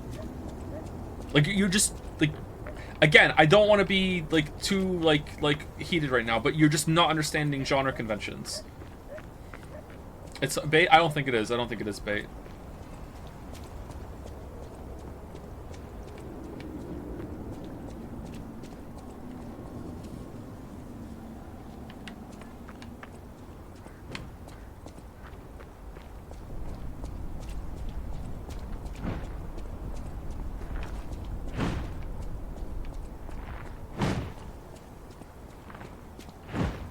I do appreciate you being so level-headed, and I would have torn a chatter like that. Lol. NL reference.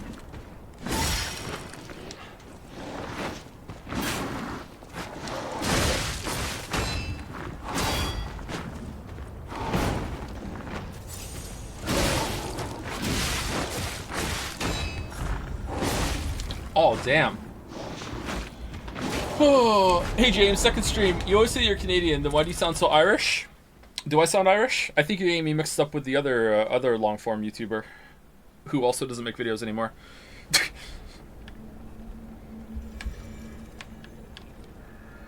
Mona Lisa is a horrible painting because some caveman probably also drew a woman before. Yeah, like, you're kind of getting... That's a good... Okay, your joke... That's a joke, but it's actually a pretty good way of explaining it. So imagine getting mad at the Mona Lisa because someone had already painted a portrait of a woman before. That's kind of what you're saying. Like, and people would say, but it's a different woman. Like, it's the same perspective and they're using paint, but it's a different woman and it's a different like brush technique or whatever. Like, but you're still getting mad at it because, like, what the fuck? There are more differences here than you're appreciating when you boil it down to, like, oh, it's just a painting that's slightly changed, right? So that's a really good way of describing it.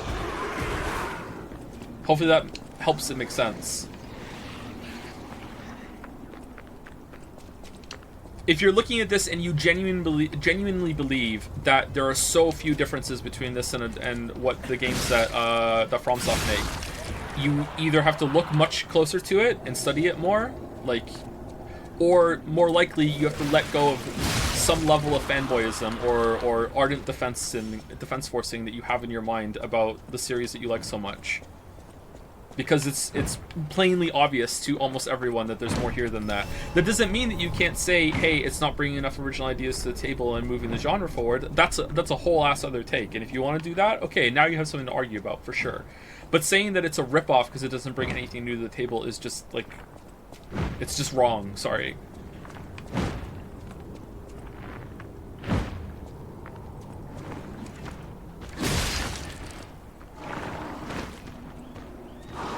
Someone said something how it's a bit about wanting originality is like, and then nothing is really original. There are original ideas and original twists of ideas, but like almost anything you can trace back to, oh, this is referencing this, it's building upon this. Like,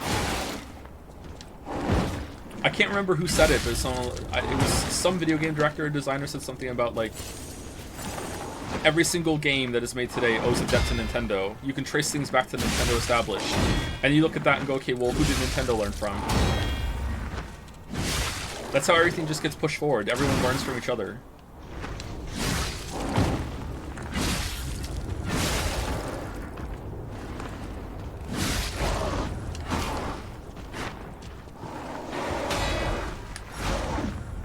Like, even streaming, even what I'm doing right now, I'm learning off the backs of streamers that have been on the platform for a long time.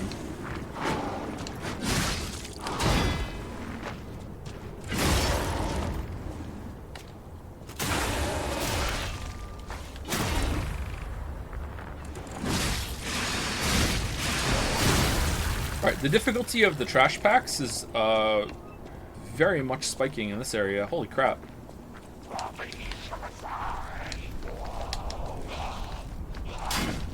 What does it mean when the enemy glows red? It means that you cannot iframe through their attacks and you cannot block them.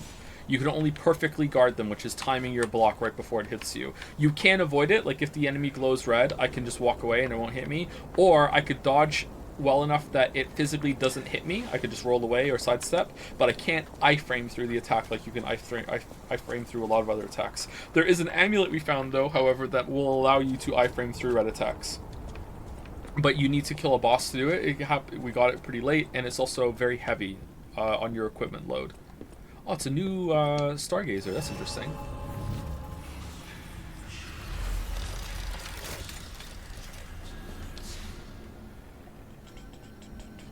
I wonder if that guy would say that Neo is a Souls ripoff as well. If he's consistent, then yeah.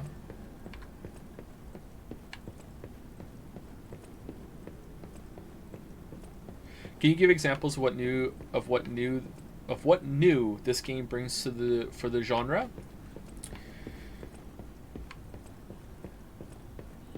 Small things off the top of my head are that you can get your last heal back when you're in a battle. That builds into this feeling that you are on the ropes and you can get back off after you've been like you're almost dead. You can come back. There's these comeback moments.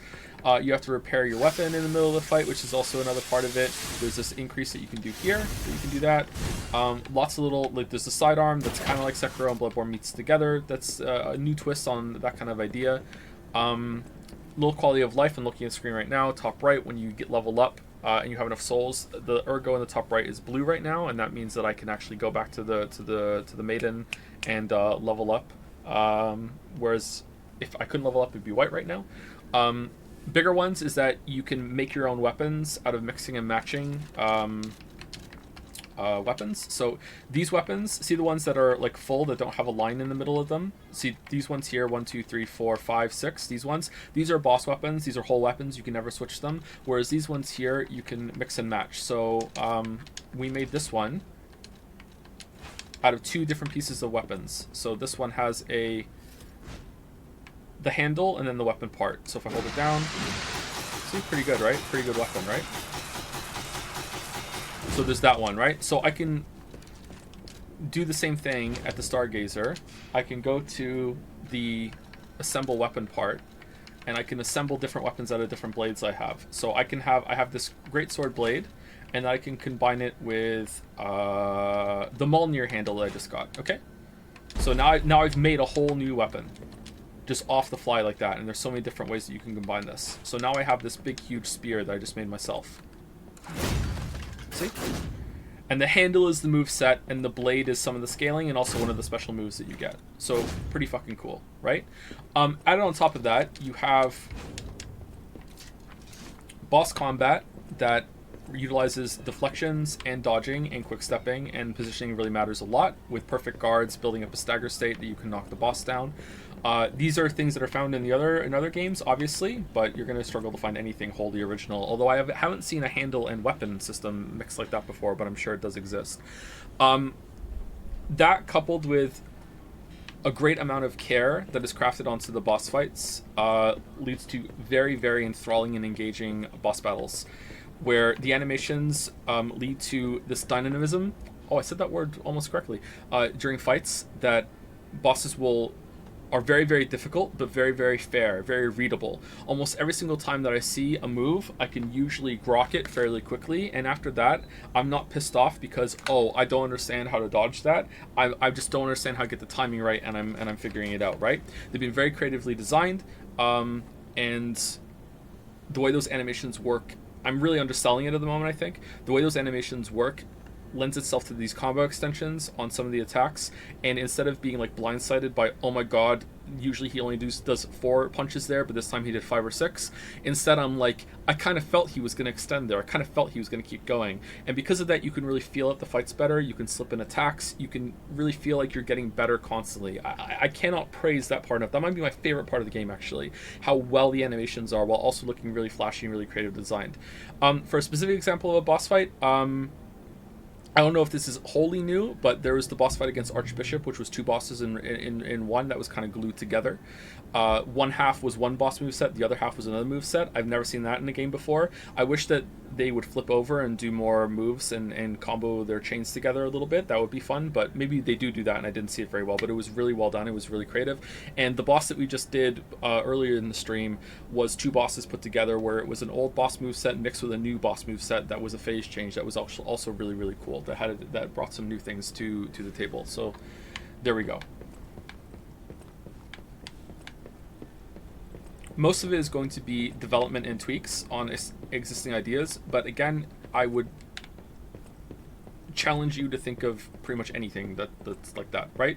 Like, look at the Estus Flask. The Estus Flask is like, alright, so you have a healing potion, and the healing potion changes a lot of things because when you go back to the bonfire, the checkpoint, you get it all back and you can use it again. Well, all those ideas and ingredients already existed in games before then, but FromSoft did some tweaks to it and made it new. Same with the bonfires being checkpoints of levels, and that becoming the start of the level and you go to the end. Well, that's just basic games. Like, games have been doing that for a long time, but FromSoft took that establishing idea and put a different twist on it and made it feel fresh, right? So it's that kind of area. Was that a good answer? Was that in-depth enough? Sorry? I kind of closed my eyes while I was talking there. Thus there lived in Krat a technician who made the friendly three puppets brothers, an alchemist who breathed life into puppets, and a stalker who rectified puppets gone wrong. The 3 brothers built the craftsman's workshop tower and made phenomenal puppets. The puppets seemed as if they're alive. The good ones helped the people of Krat and worked hard, danced and sang songs. The people were extremely glad and everyone was happy. They said it's all thanks to the 3 brothers. The 3 good brothers lived happily ever after. Okay. On top of that, the game is also just... The game has a high amount of enemy variety, it has a lot of mini-bosses, has a lot of boss content, and the quality's just been really, really high. There's been interesting varied movesets on all of them. They haven't been too hard, but haven't been too easy either. Like, I really like the deflection. I really like the mixing of the different defensive options. I really like when I have more than one thing to do. It's not as good as Sekiro, because Sekiro has more than 2, whereas this only has 2, really. It has, like, blocking and and rolling, and different timings on each of those. Positioning too, I guess, for a third one. Sekiro has jumping as well, and technically it has to dodge forward from a Kiri counter, but that's kind of like a different kind of dodge, really. So Sekiro is probably going to edge it out a little bit for me, but yeah, it's just everything is at a really high quality. I don't suppose you'd like to buy anything? Sorry. I've been on my own so long, my sales pitch is a little rusty. Hard to engage in trade when you're fleeing from monsters. Even if the abnormal has become normal, the living must live. Buy something, and you'll help both of us.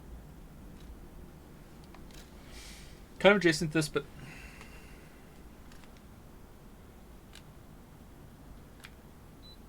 Why isn't my heat pump working, man? Like, it's really hot in here. Kind of adjacent to this, but I've noticed how older games are based off of real experiences, e.g. Pokemon was to recreate the feeling of adventure the director felt as a kid in the woods, but now games are based off of each other, which maybe that's constructive, but it definitely is a shift I can feel. Maybe that's kind of what he's getting at, that all Souls like are kind of based on each other at this point.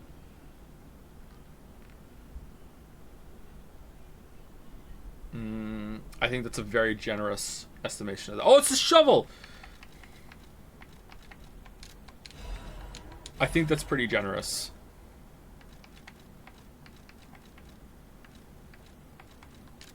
Let's get the overheat one.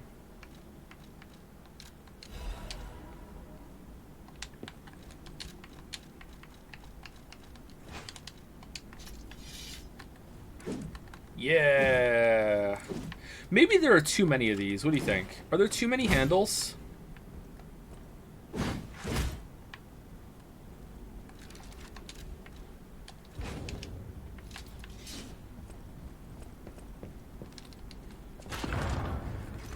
The way to think of this is innovation versus iteration. Innovation creates new genres, i.e. Demon Souls is an innovation. Oh, wow. Uh-oh.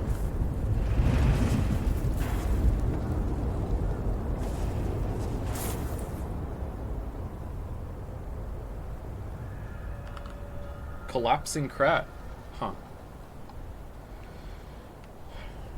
Innovation creates new genres, i.e. Demon Souls, of an innovation from games like Zelda, but because it is new, it cannot explore the new genre in depth.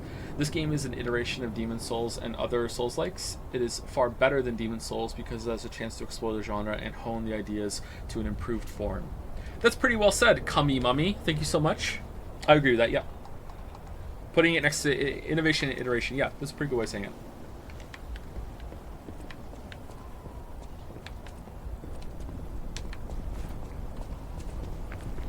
Whoa.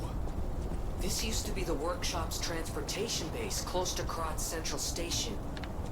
Maybe that's why the puppets were so hell-bent on attacking the place during the frenzy. But I didn't see it myself. I didn't know the scale of it all. So let's add that earthquake to our list of strange and bizarre happenings in Krat and keep moving.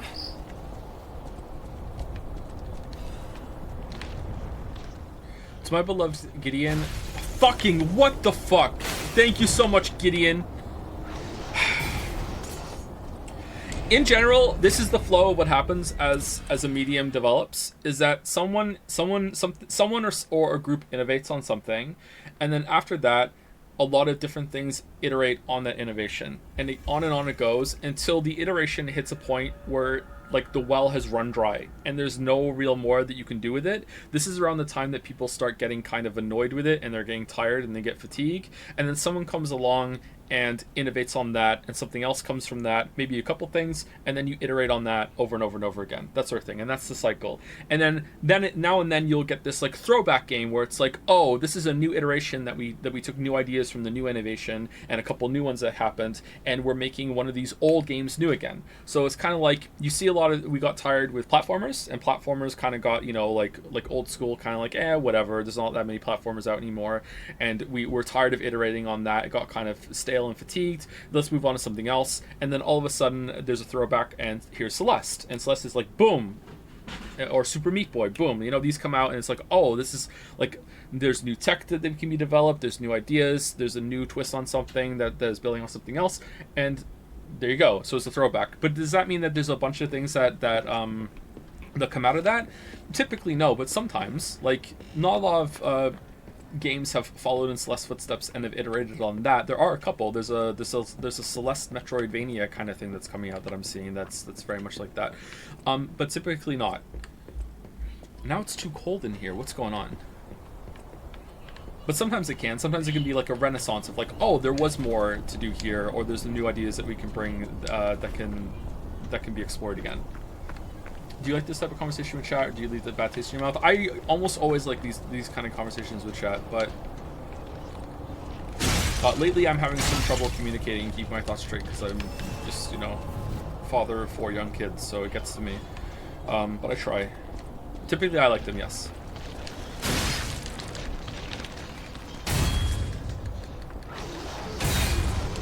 What the fuck?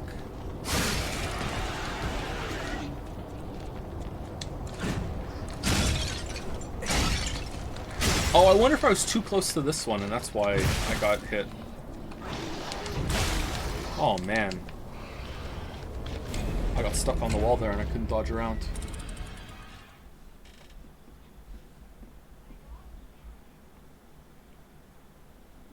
Wasn't Demon's Souls pretty blatantly copied from early 3D Zelda and a mix of their own Kingsfield stuff? I'm not sure if I would say blatantly, but it does take a lot from 3D Zelda, yes.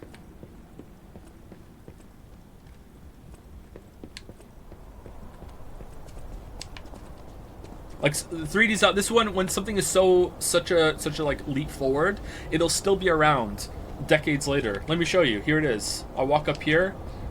Oh look, it's Z-targeting. It's still here. Still here. All this time later. Holy shit.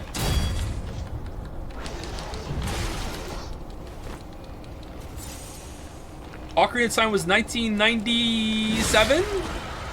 It's still here. Father of 5, nah, father of 4. There's no more babies.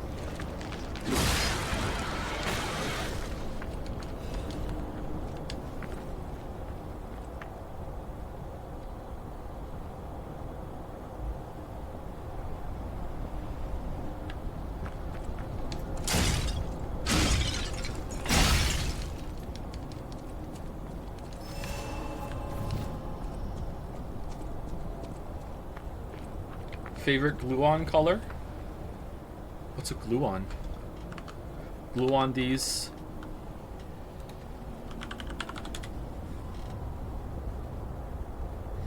A gluon is a type of elementary particle that mediates the strong interaction between quarks, acting as the exchange particle for the interaction. Gluons are massless vector bosons, thereby having a spin of 1. Rainbow. I like my gluons rainbow.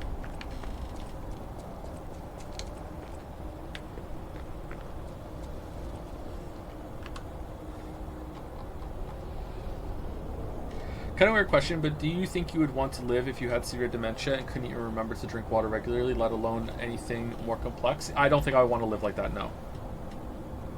Any plans to see the 2024 total solar eclipse? Moncton is right on the edge of the path of the totality. Oh, is it really? I didn't know that. Yeah, I would like to do that, yeah. Finn has expressed some interest in that too. Right on the. Do you think? Do they know exactly if we'll be able to see it from here, or are we right? Are we so on the edge that it's kind of like, yeah, maybe, maybe not?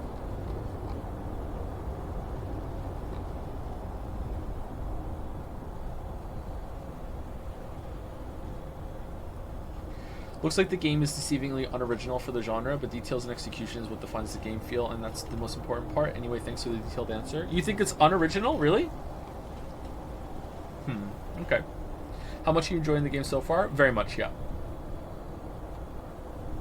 You have to travel a few miles? Okay. What would it look like if you're on the edge? You would just see part of the eclipse? Joe, would you like to have no games and infinite bacon, or no games and no bacon?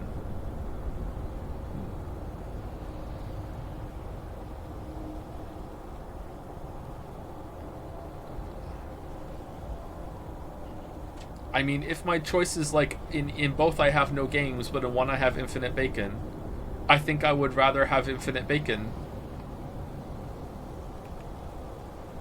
than no games and no bacon.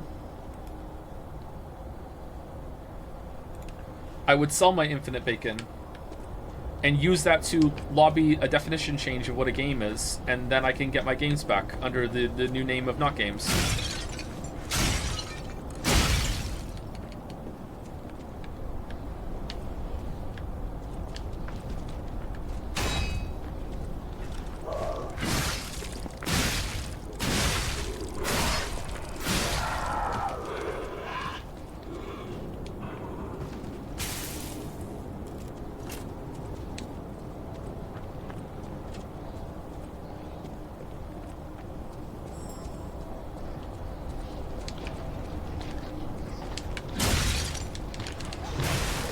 Oh, wow. What the fuck, dude?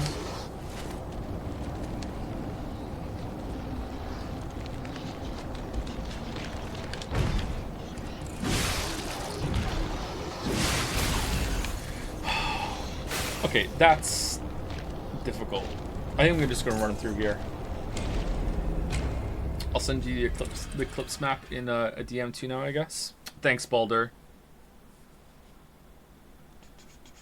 I feel like this game has the Bloodborne problem of having too many streets levels instead of having levels centered around big structures where you weave in and out of. Maybe. I feel like it's not quite as bad as Bloodborne for that, but maybe. This is the 4th street level, I think.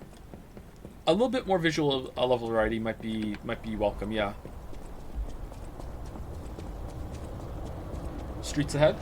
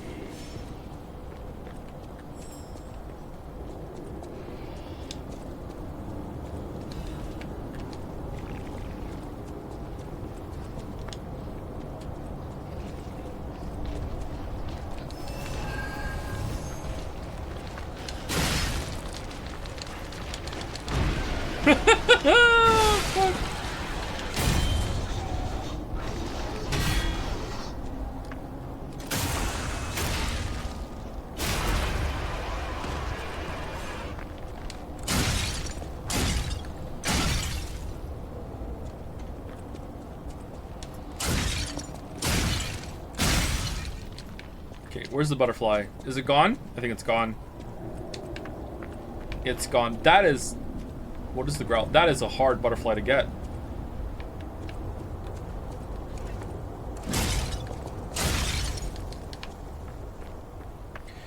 Hey Joe, I just started playing Lies of P. What do you think of the game so far? I love it. It's probably going to be my game of the year. That's how much I like it. When is it Turn Nights? Not sure. Maybe in November.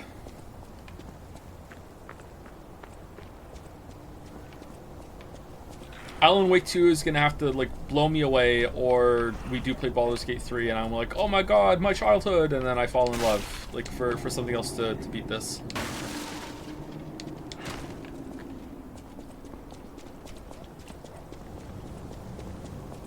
What about Starfield? What about Starfield?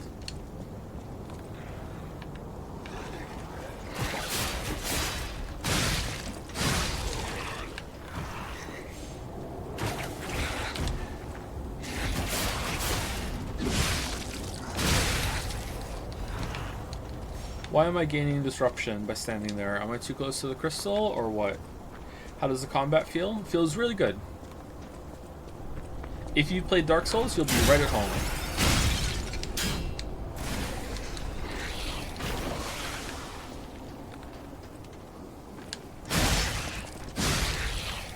You'll feel right as rain. Baldur's Gate 3 isn't original though, but might as well just pass on it. Don't meme the guy too much. If he's being genuine, like, everyone's at different stages of their life, and you don't know what they're going through, and, like, everyone has different, like, media literacy levels, okay? Like the guys here having a conversation, you know, was coming on a little strong, but still was polite enough. Like, I don't know if we helped or convinced anyone, but usually what happens is that you try and do your best to be constructive, and you just plant some seeds, and maybe they grow. But most of the time, one of the best things you can do is to remember that for every single person who says something, there's a bunch of people that are thinking the same thing that aren't saying shit. And if they see the person who comes out and says something and just gets fucking eviscerated, then that just kind of either makes other people not want to talk, or will just either deepen the belief and to be like, yeah, that guy, I feel the same way as that guy, and that guy got like oppressed for it. It's like so fuck, you know what, I'm gonna double down on my beliefs, but I'm just gonna keep them in secret. You know what I mean? Like you have to be constructive, especially when someone's being genuine. Maybe he wasn't. Maybe he was like just memeing, and like saying he was genuine was part of the meme. But you know what? I choose to believe that it's fine. Oh, these are people. Okay.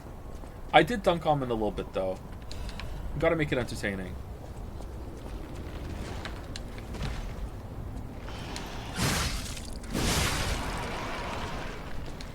How do you feel about some enemies being able to miss their attacks even when you're standing still? I like it. If you know what the AI is going to do and you can account for that, that seems like it's a fun thing. There was a boss earlier, it felt like it was actually just fucking broken, though.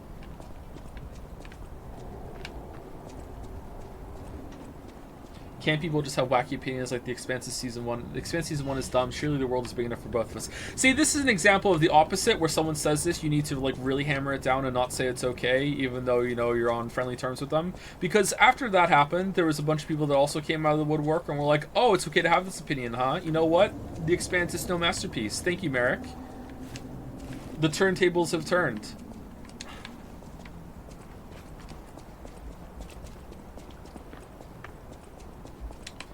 Where are we going?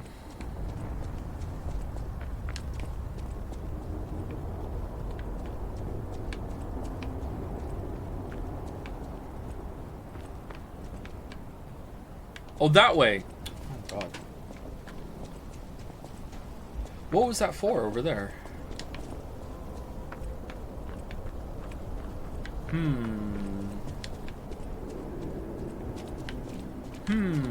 How do we get to you?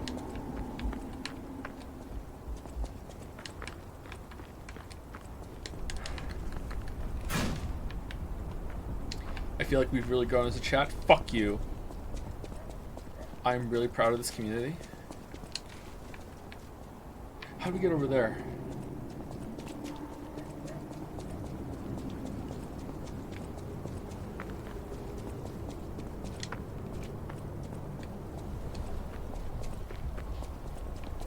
We have grown as a chat.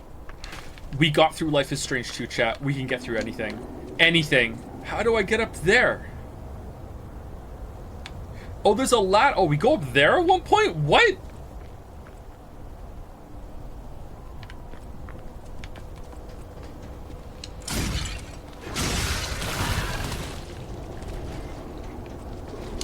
I'm worried I missed the ladder somewhere.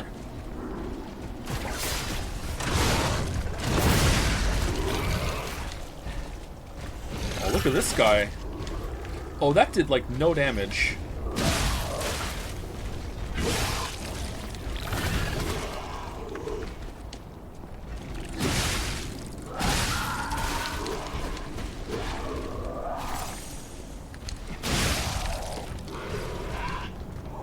Alright, let's go!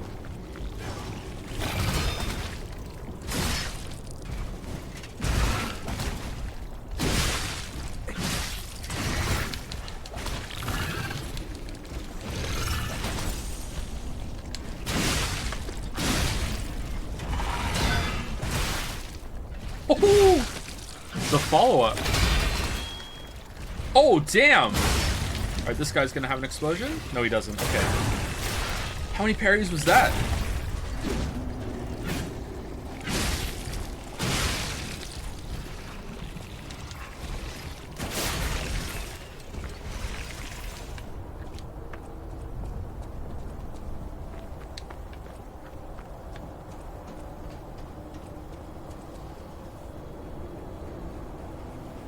I've watched Expanse after your discussion. I gotta say Merrick has a point, but unlike Merrick, I've watched season 2, and things getting better was a lie of the century. That's not— oh, for fuck's sake! That's not true. I don't believe you. You're just trying to make me angry. There's no way. Expanse Season 2, like, so your take is Expanse Season 2 is just as bad as Season 1? That is fucking, like, objectively wrong. I'm not saying that fucking Expanse Season 2 is like, oh, it's good, you're allowed to not like it, but saying it's the fucking same as Season 1 is just objectively fucking wrong. I'm pulling out the fucking O word. That's just wrong.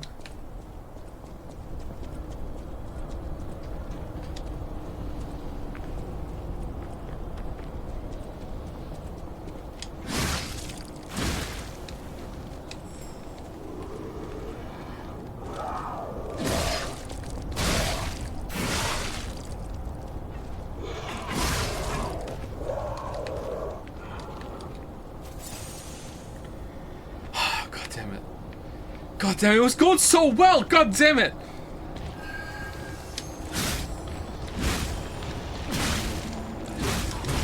Oh, what the? Why is that butterfly so hard? How are you supposed to get that butterfly? Do you use your fucking, like, Legion ability? Not Legion abilities. Can you hookshot the butterfly?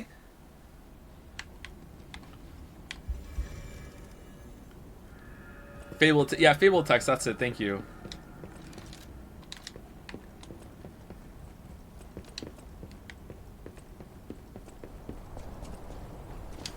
How are you more tilted at someone calling Season 2 of Expanse bad than someone calling it this game of Souls copy? Because Expanse is like one of my favorite shows! We're not done with this yet! And I feel a lot more confident in my video game opinions than my TV opinions, so like, it's like, oh, your show you like is actually pretty shit. It's like, what the fuck, it's pretty good.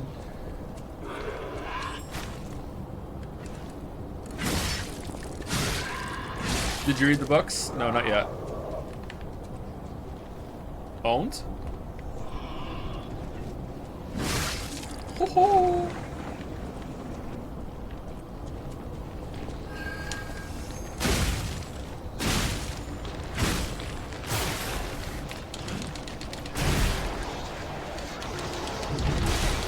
Alright, where does the butterfly go? That's definitely teleporting away. After you've done enough damage to it. So where does it go?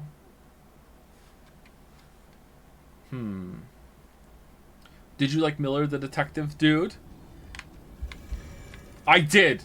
I did. Had some bad moments, but I did overall.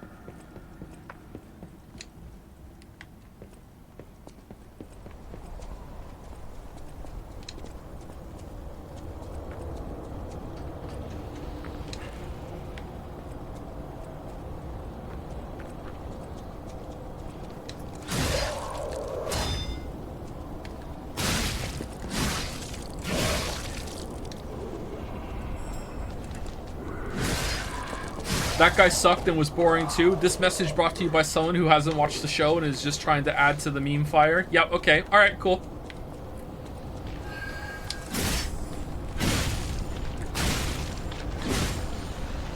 Alright, definitely just despawned. Where is it?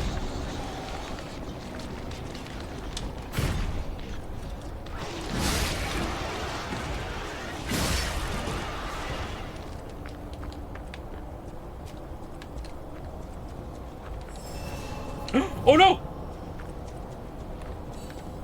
No!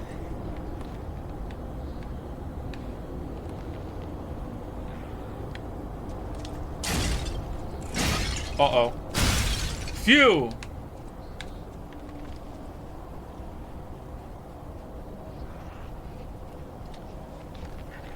Bite back, what's the worst TV show you've ever seen? I don't know anything about Merrick's takes! I can't fucking dunk him! He's a fucking enigma wrapped in a waifu generating machine. No one knows anything about Merrick.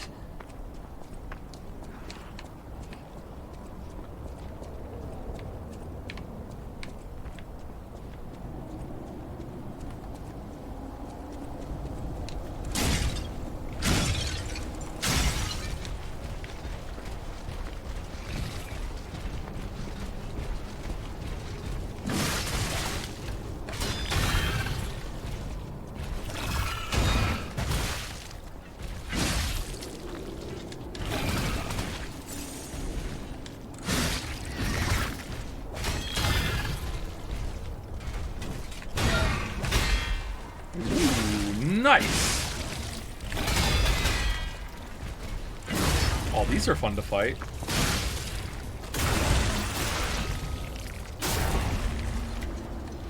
Say something about the TV show Friends. Surely you have a hot take on that.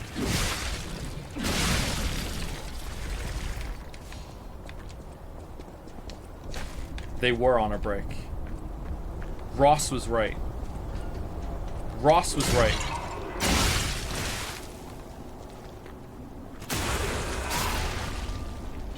And I don't like Ross. So that hurts me to say, but Ross was right. However, if Ross valued the relationship with Rachel, he shouldn't have done it. However, if Rachel valued the relationship with Ross, she shouldn't have suggested the break to begin with.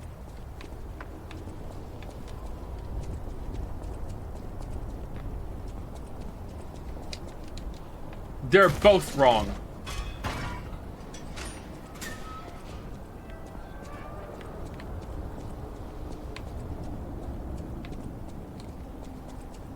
Should we get the butterfly? It's probably nothing good, right? What if it drops a quartz? For fuck's sake, what if it drops a quartz? What if it's a quartz? What if it's a quartz? We need the quartz. They say when crystals appear from the ground, it's a sign of the end days. It's the end. We're all going to die. Everyone's going to die. Okay. It's always a crank. Yeah, it's usually a crank, yeah. I feel this game has very little enemy variety. I used the dual archers in Dark Souls 1 as an example of unique encounter. Every big enemy you fought in this game feels like rune bears to me. You can just walk past them. The one shield guy in the catwalk felt like the only legitimate big guy you fought. He was a real obstacle you couldn't just slowly walk past. I disagree. I think this game has a lot of enemy variety. You might be right when it comes to encounter variety with how you encounter those enemies, but no, I would probably say no to that as well. But I'd have to go through it more carefully and think about it more with more consideration.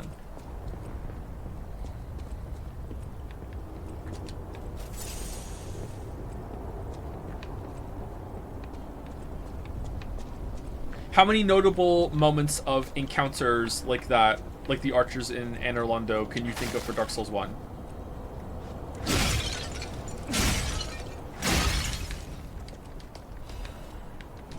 Destroyed with No You Are Wrong, Londo? No, that wasn't destroyed with No You Are Wrong. It's like, I just disagree. I feel much more strongly about the disagreement of the enemy variety. It has a lot of enemy variety. Really, really good on that department. Encounter variety might be right, but I'm leaning toward no at the moment. But definitely open to seeing it if it's not the case. Do you think this game will be remembered in 5 years? That's about the time when my video will come out on it. So yeah, I think so.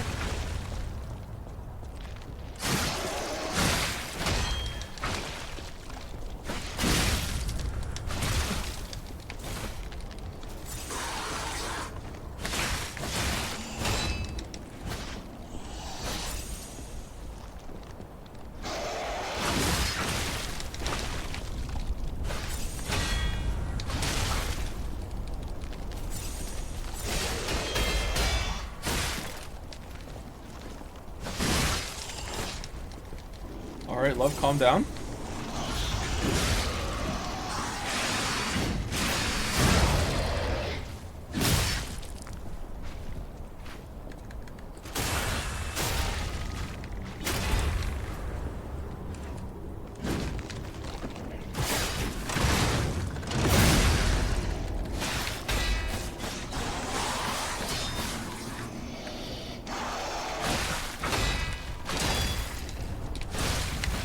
Holy shit.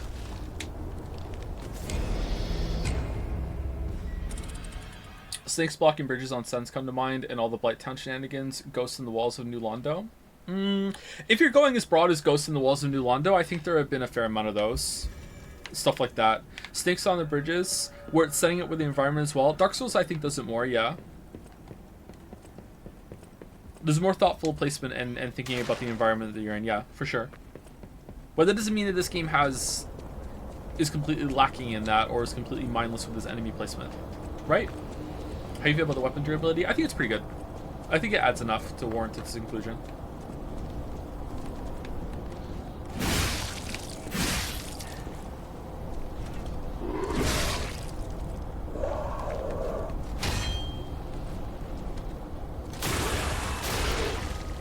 Like, are you including what we're doing right now, that we have to fight around these crystals, and the crystals that, like, make it so you have to, like, make sure that you are keeping track of it or running through? Like, The game is doing it right now, but maybe we're blind to it because it's just kind of like you have to like consciously acknowledge it. Will you play Baldur's Gate? No! What the crystals do? They kill you if the stacking debuff bar gets full.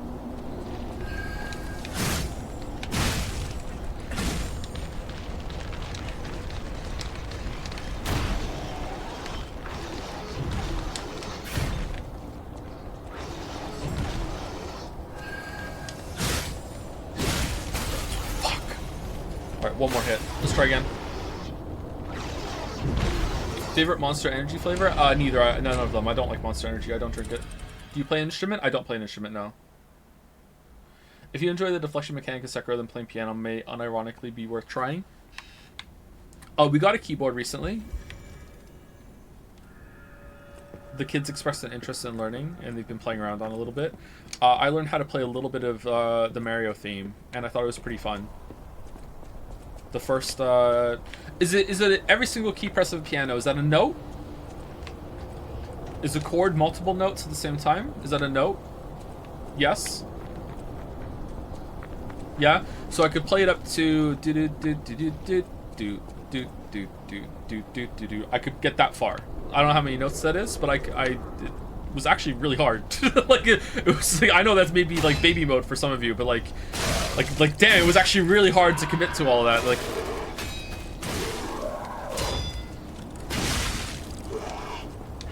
you guys have a piano? We have a keyboard, electric keyboard.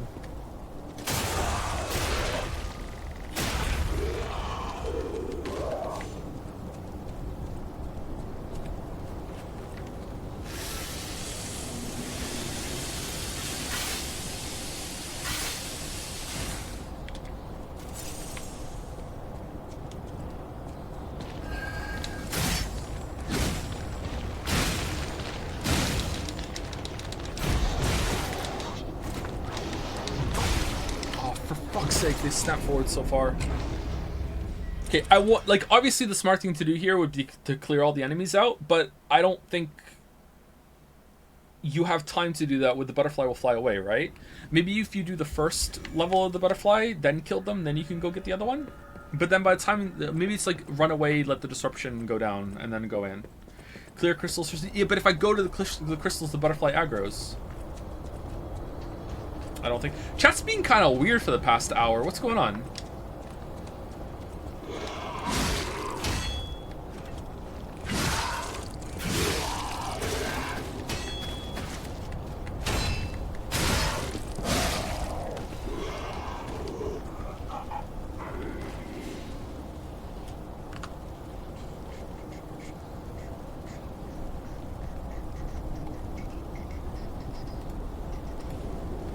Define weird. Like that, yeah, thank you.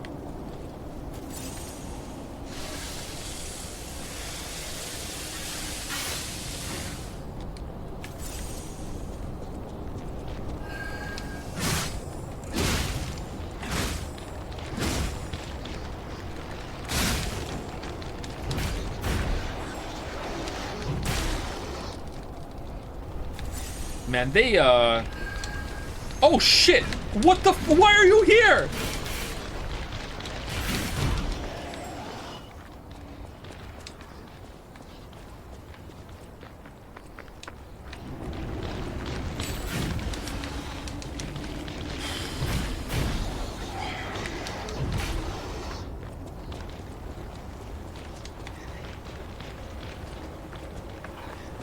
Is it gone?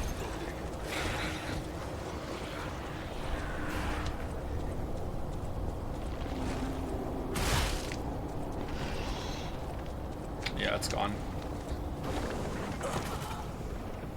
I can't wait to see what drops. Better be a quartz, man.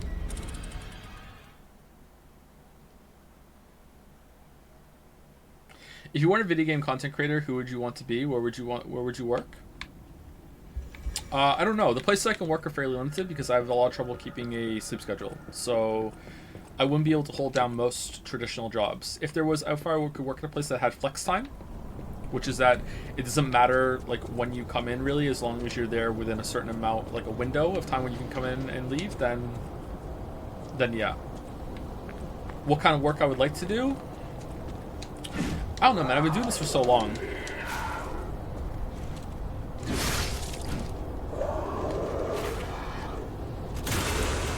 If I wasn't doing this, maybe I'd be making games. Maybe I would have done that. I was trying to do multiple different things when the video making kicked off, and one of them was making games. And I was just doing different things to see which path would open, and this is the one that did.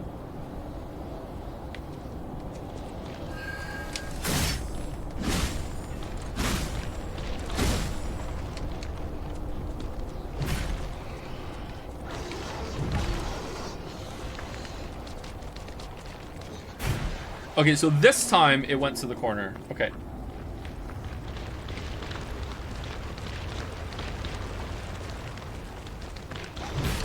This is the one, chat. This is the one. This is the one. I feel it. I feel it. This is the one. Here we go. Dun, dun, dun. What the? Where'd it go?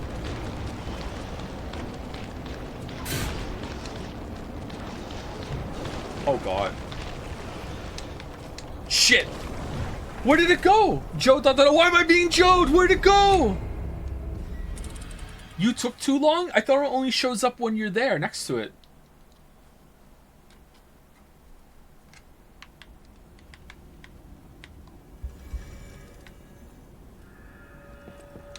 Can I hold you accountable for crazy amount of investment I put in Evolve Idol? I completely fell in love with this game. You're welcome.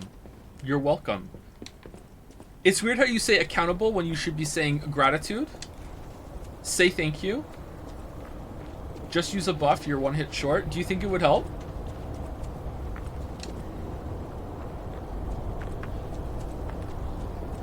Jizz gone. Disney censored Star Wars one too many times now. What the fuck are you talking about?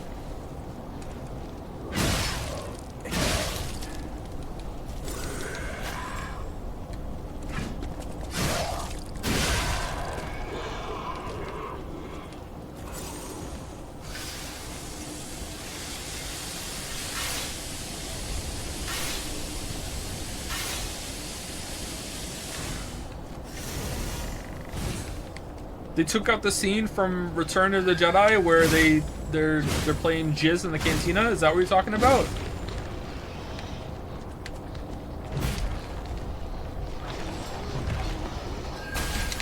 Okay, so sometimes he goes that we're gonna have to use like range attacks to kill the crystals.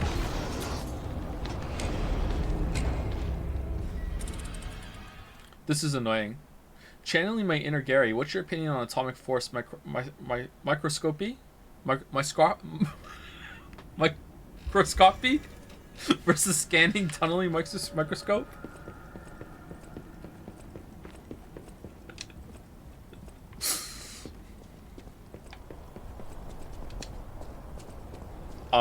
I prefer the former.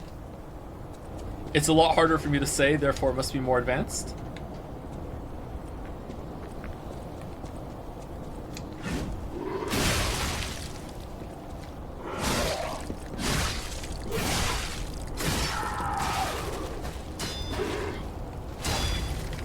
Oh, this time we didn't even get a try.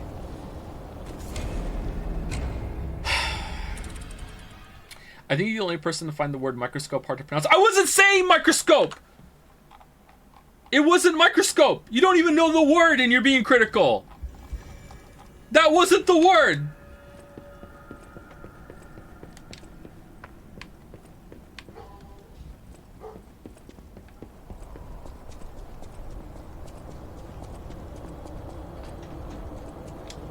Do you prefer the yolks in your fried eggs runny or hard? Definitely runny. Anyone who says they want a hard yolk is just insane.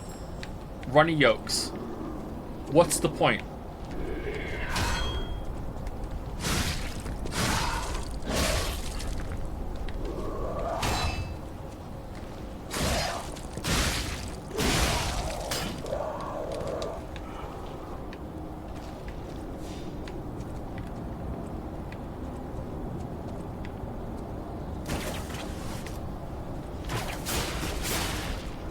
Haha!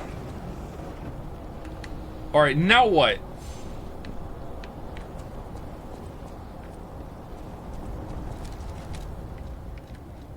runny yolks are better. You guys are crazy. Yeah. That chatter was doing what is called a chat vibe check, where they say something that's just demonstrably true, and they see if most of the chat will go against it for the memes / lulz. So now we know people are memeing pretty hard at the moment. Let's throw the shot put balls. Pretty smart chatter.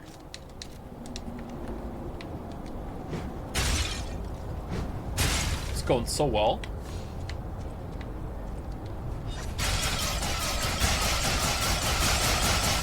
Alright, we've done it.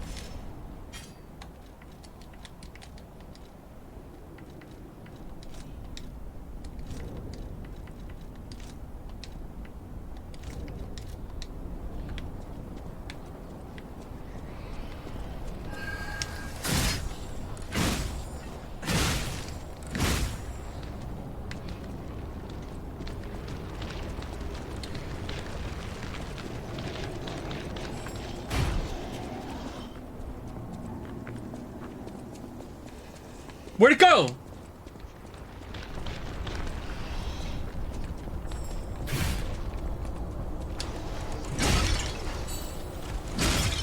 What the fuck?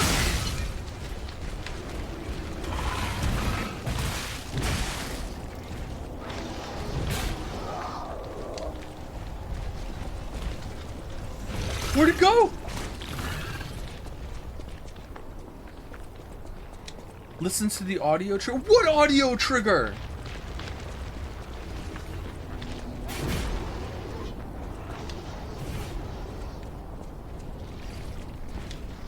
The lantern. Yeah, when you get close to it, you hear the lantern. I know that. How are you supposed to know where to go for the lantern?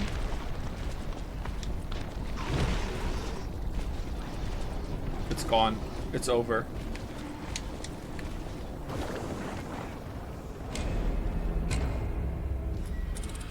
You heard the jingle and ran by it? I heard the jingle while I was running to the tunnel, which is where we know it can go before, so I thought it was there.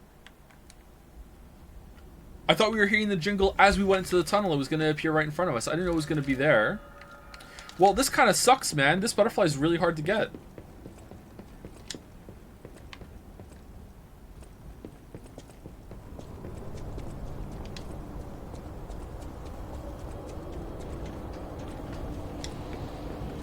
Alright, let's put the...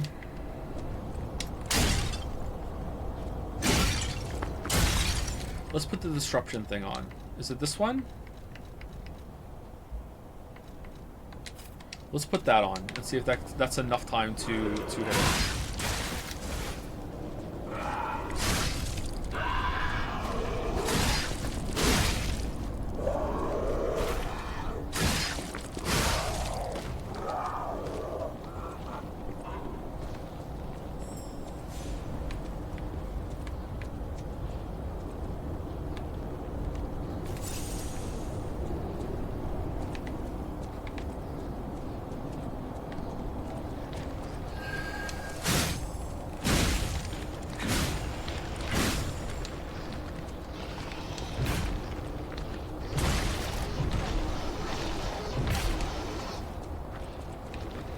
Okay, so it's over here.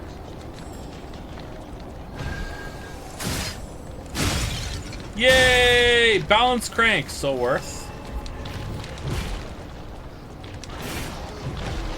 Actually trolly as fuck, huh? It's just guesswork which way it goes. I don't like that. But we got it. Whatever. It's a little fun thing to do.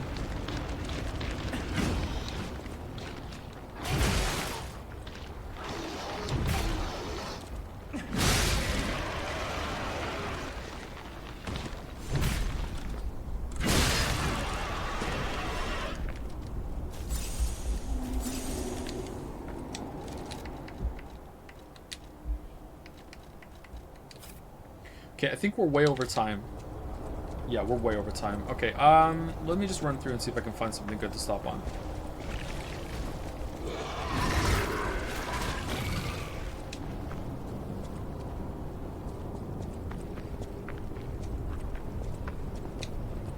Which game do you think had the more competent, cohesive story? Deadly Premonition or Life is Strange True Colors? Deadly Premonition, easily.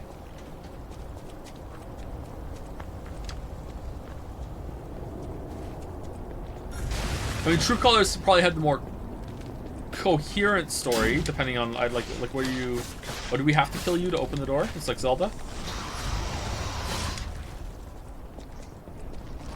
But confident story, absolutely Deadly Premonition.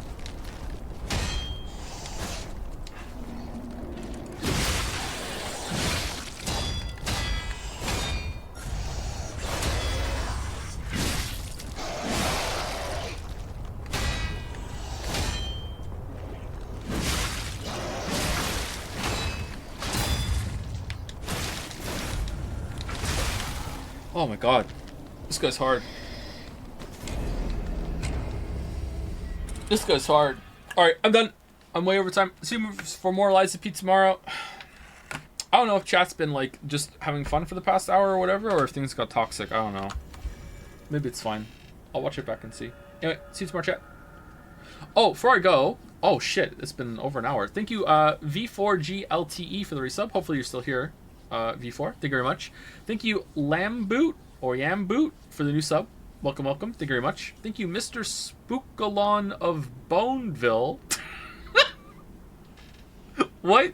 For the out of season Halloween sub. Thank you very much. That's a really cool name. And thank you, Evil Panda 14, also for the resub. Thank you very much. Yeah, the Expanse haters set everyone off. Thank you, Merrick. Thank you. Thank you. Anyway, see you later.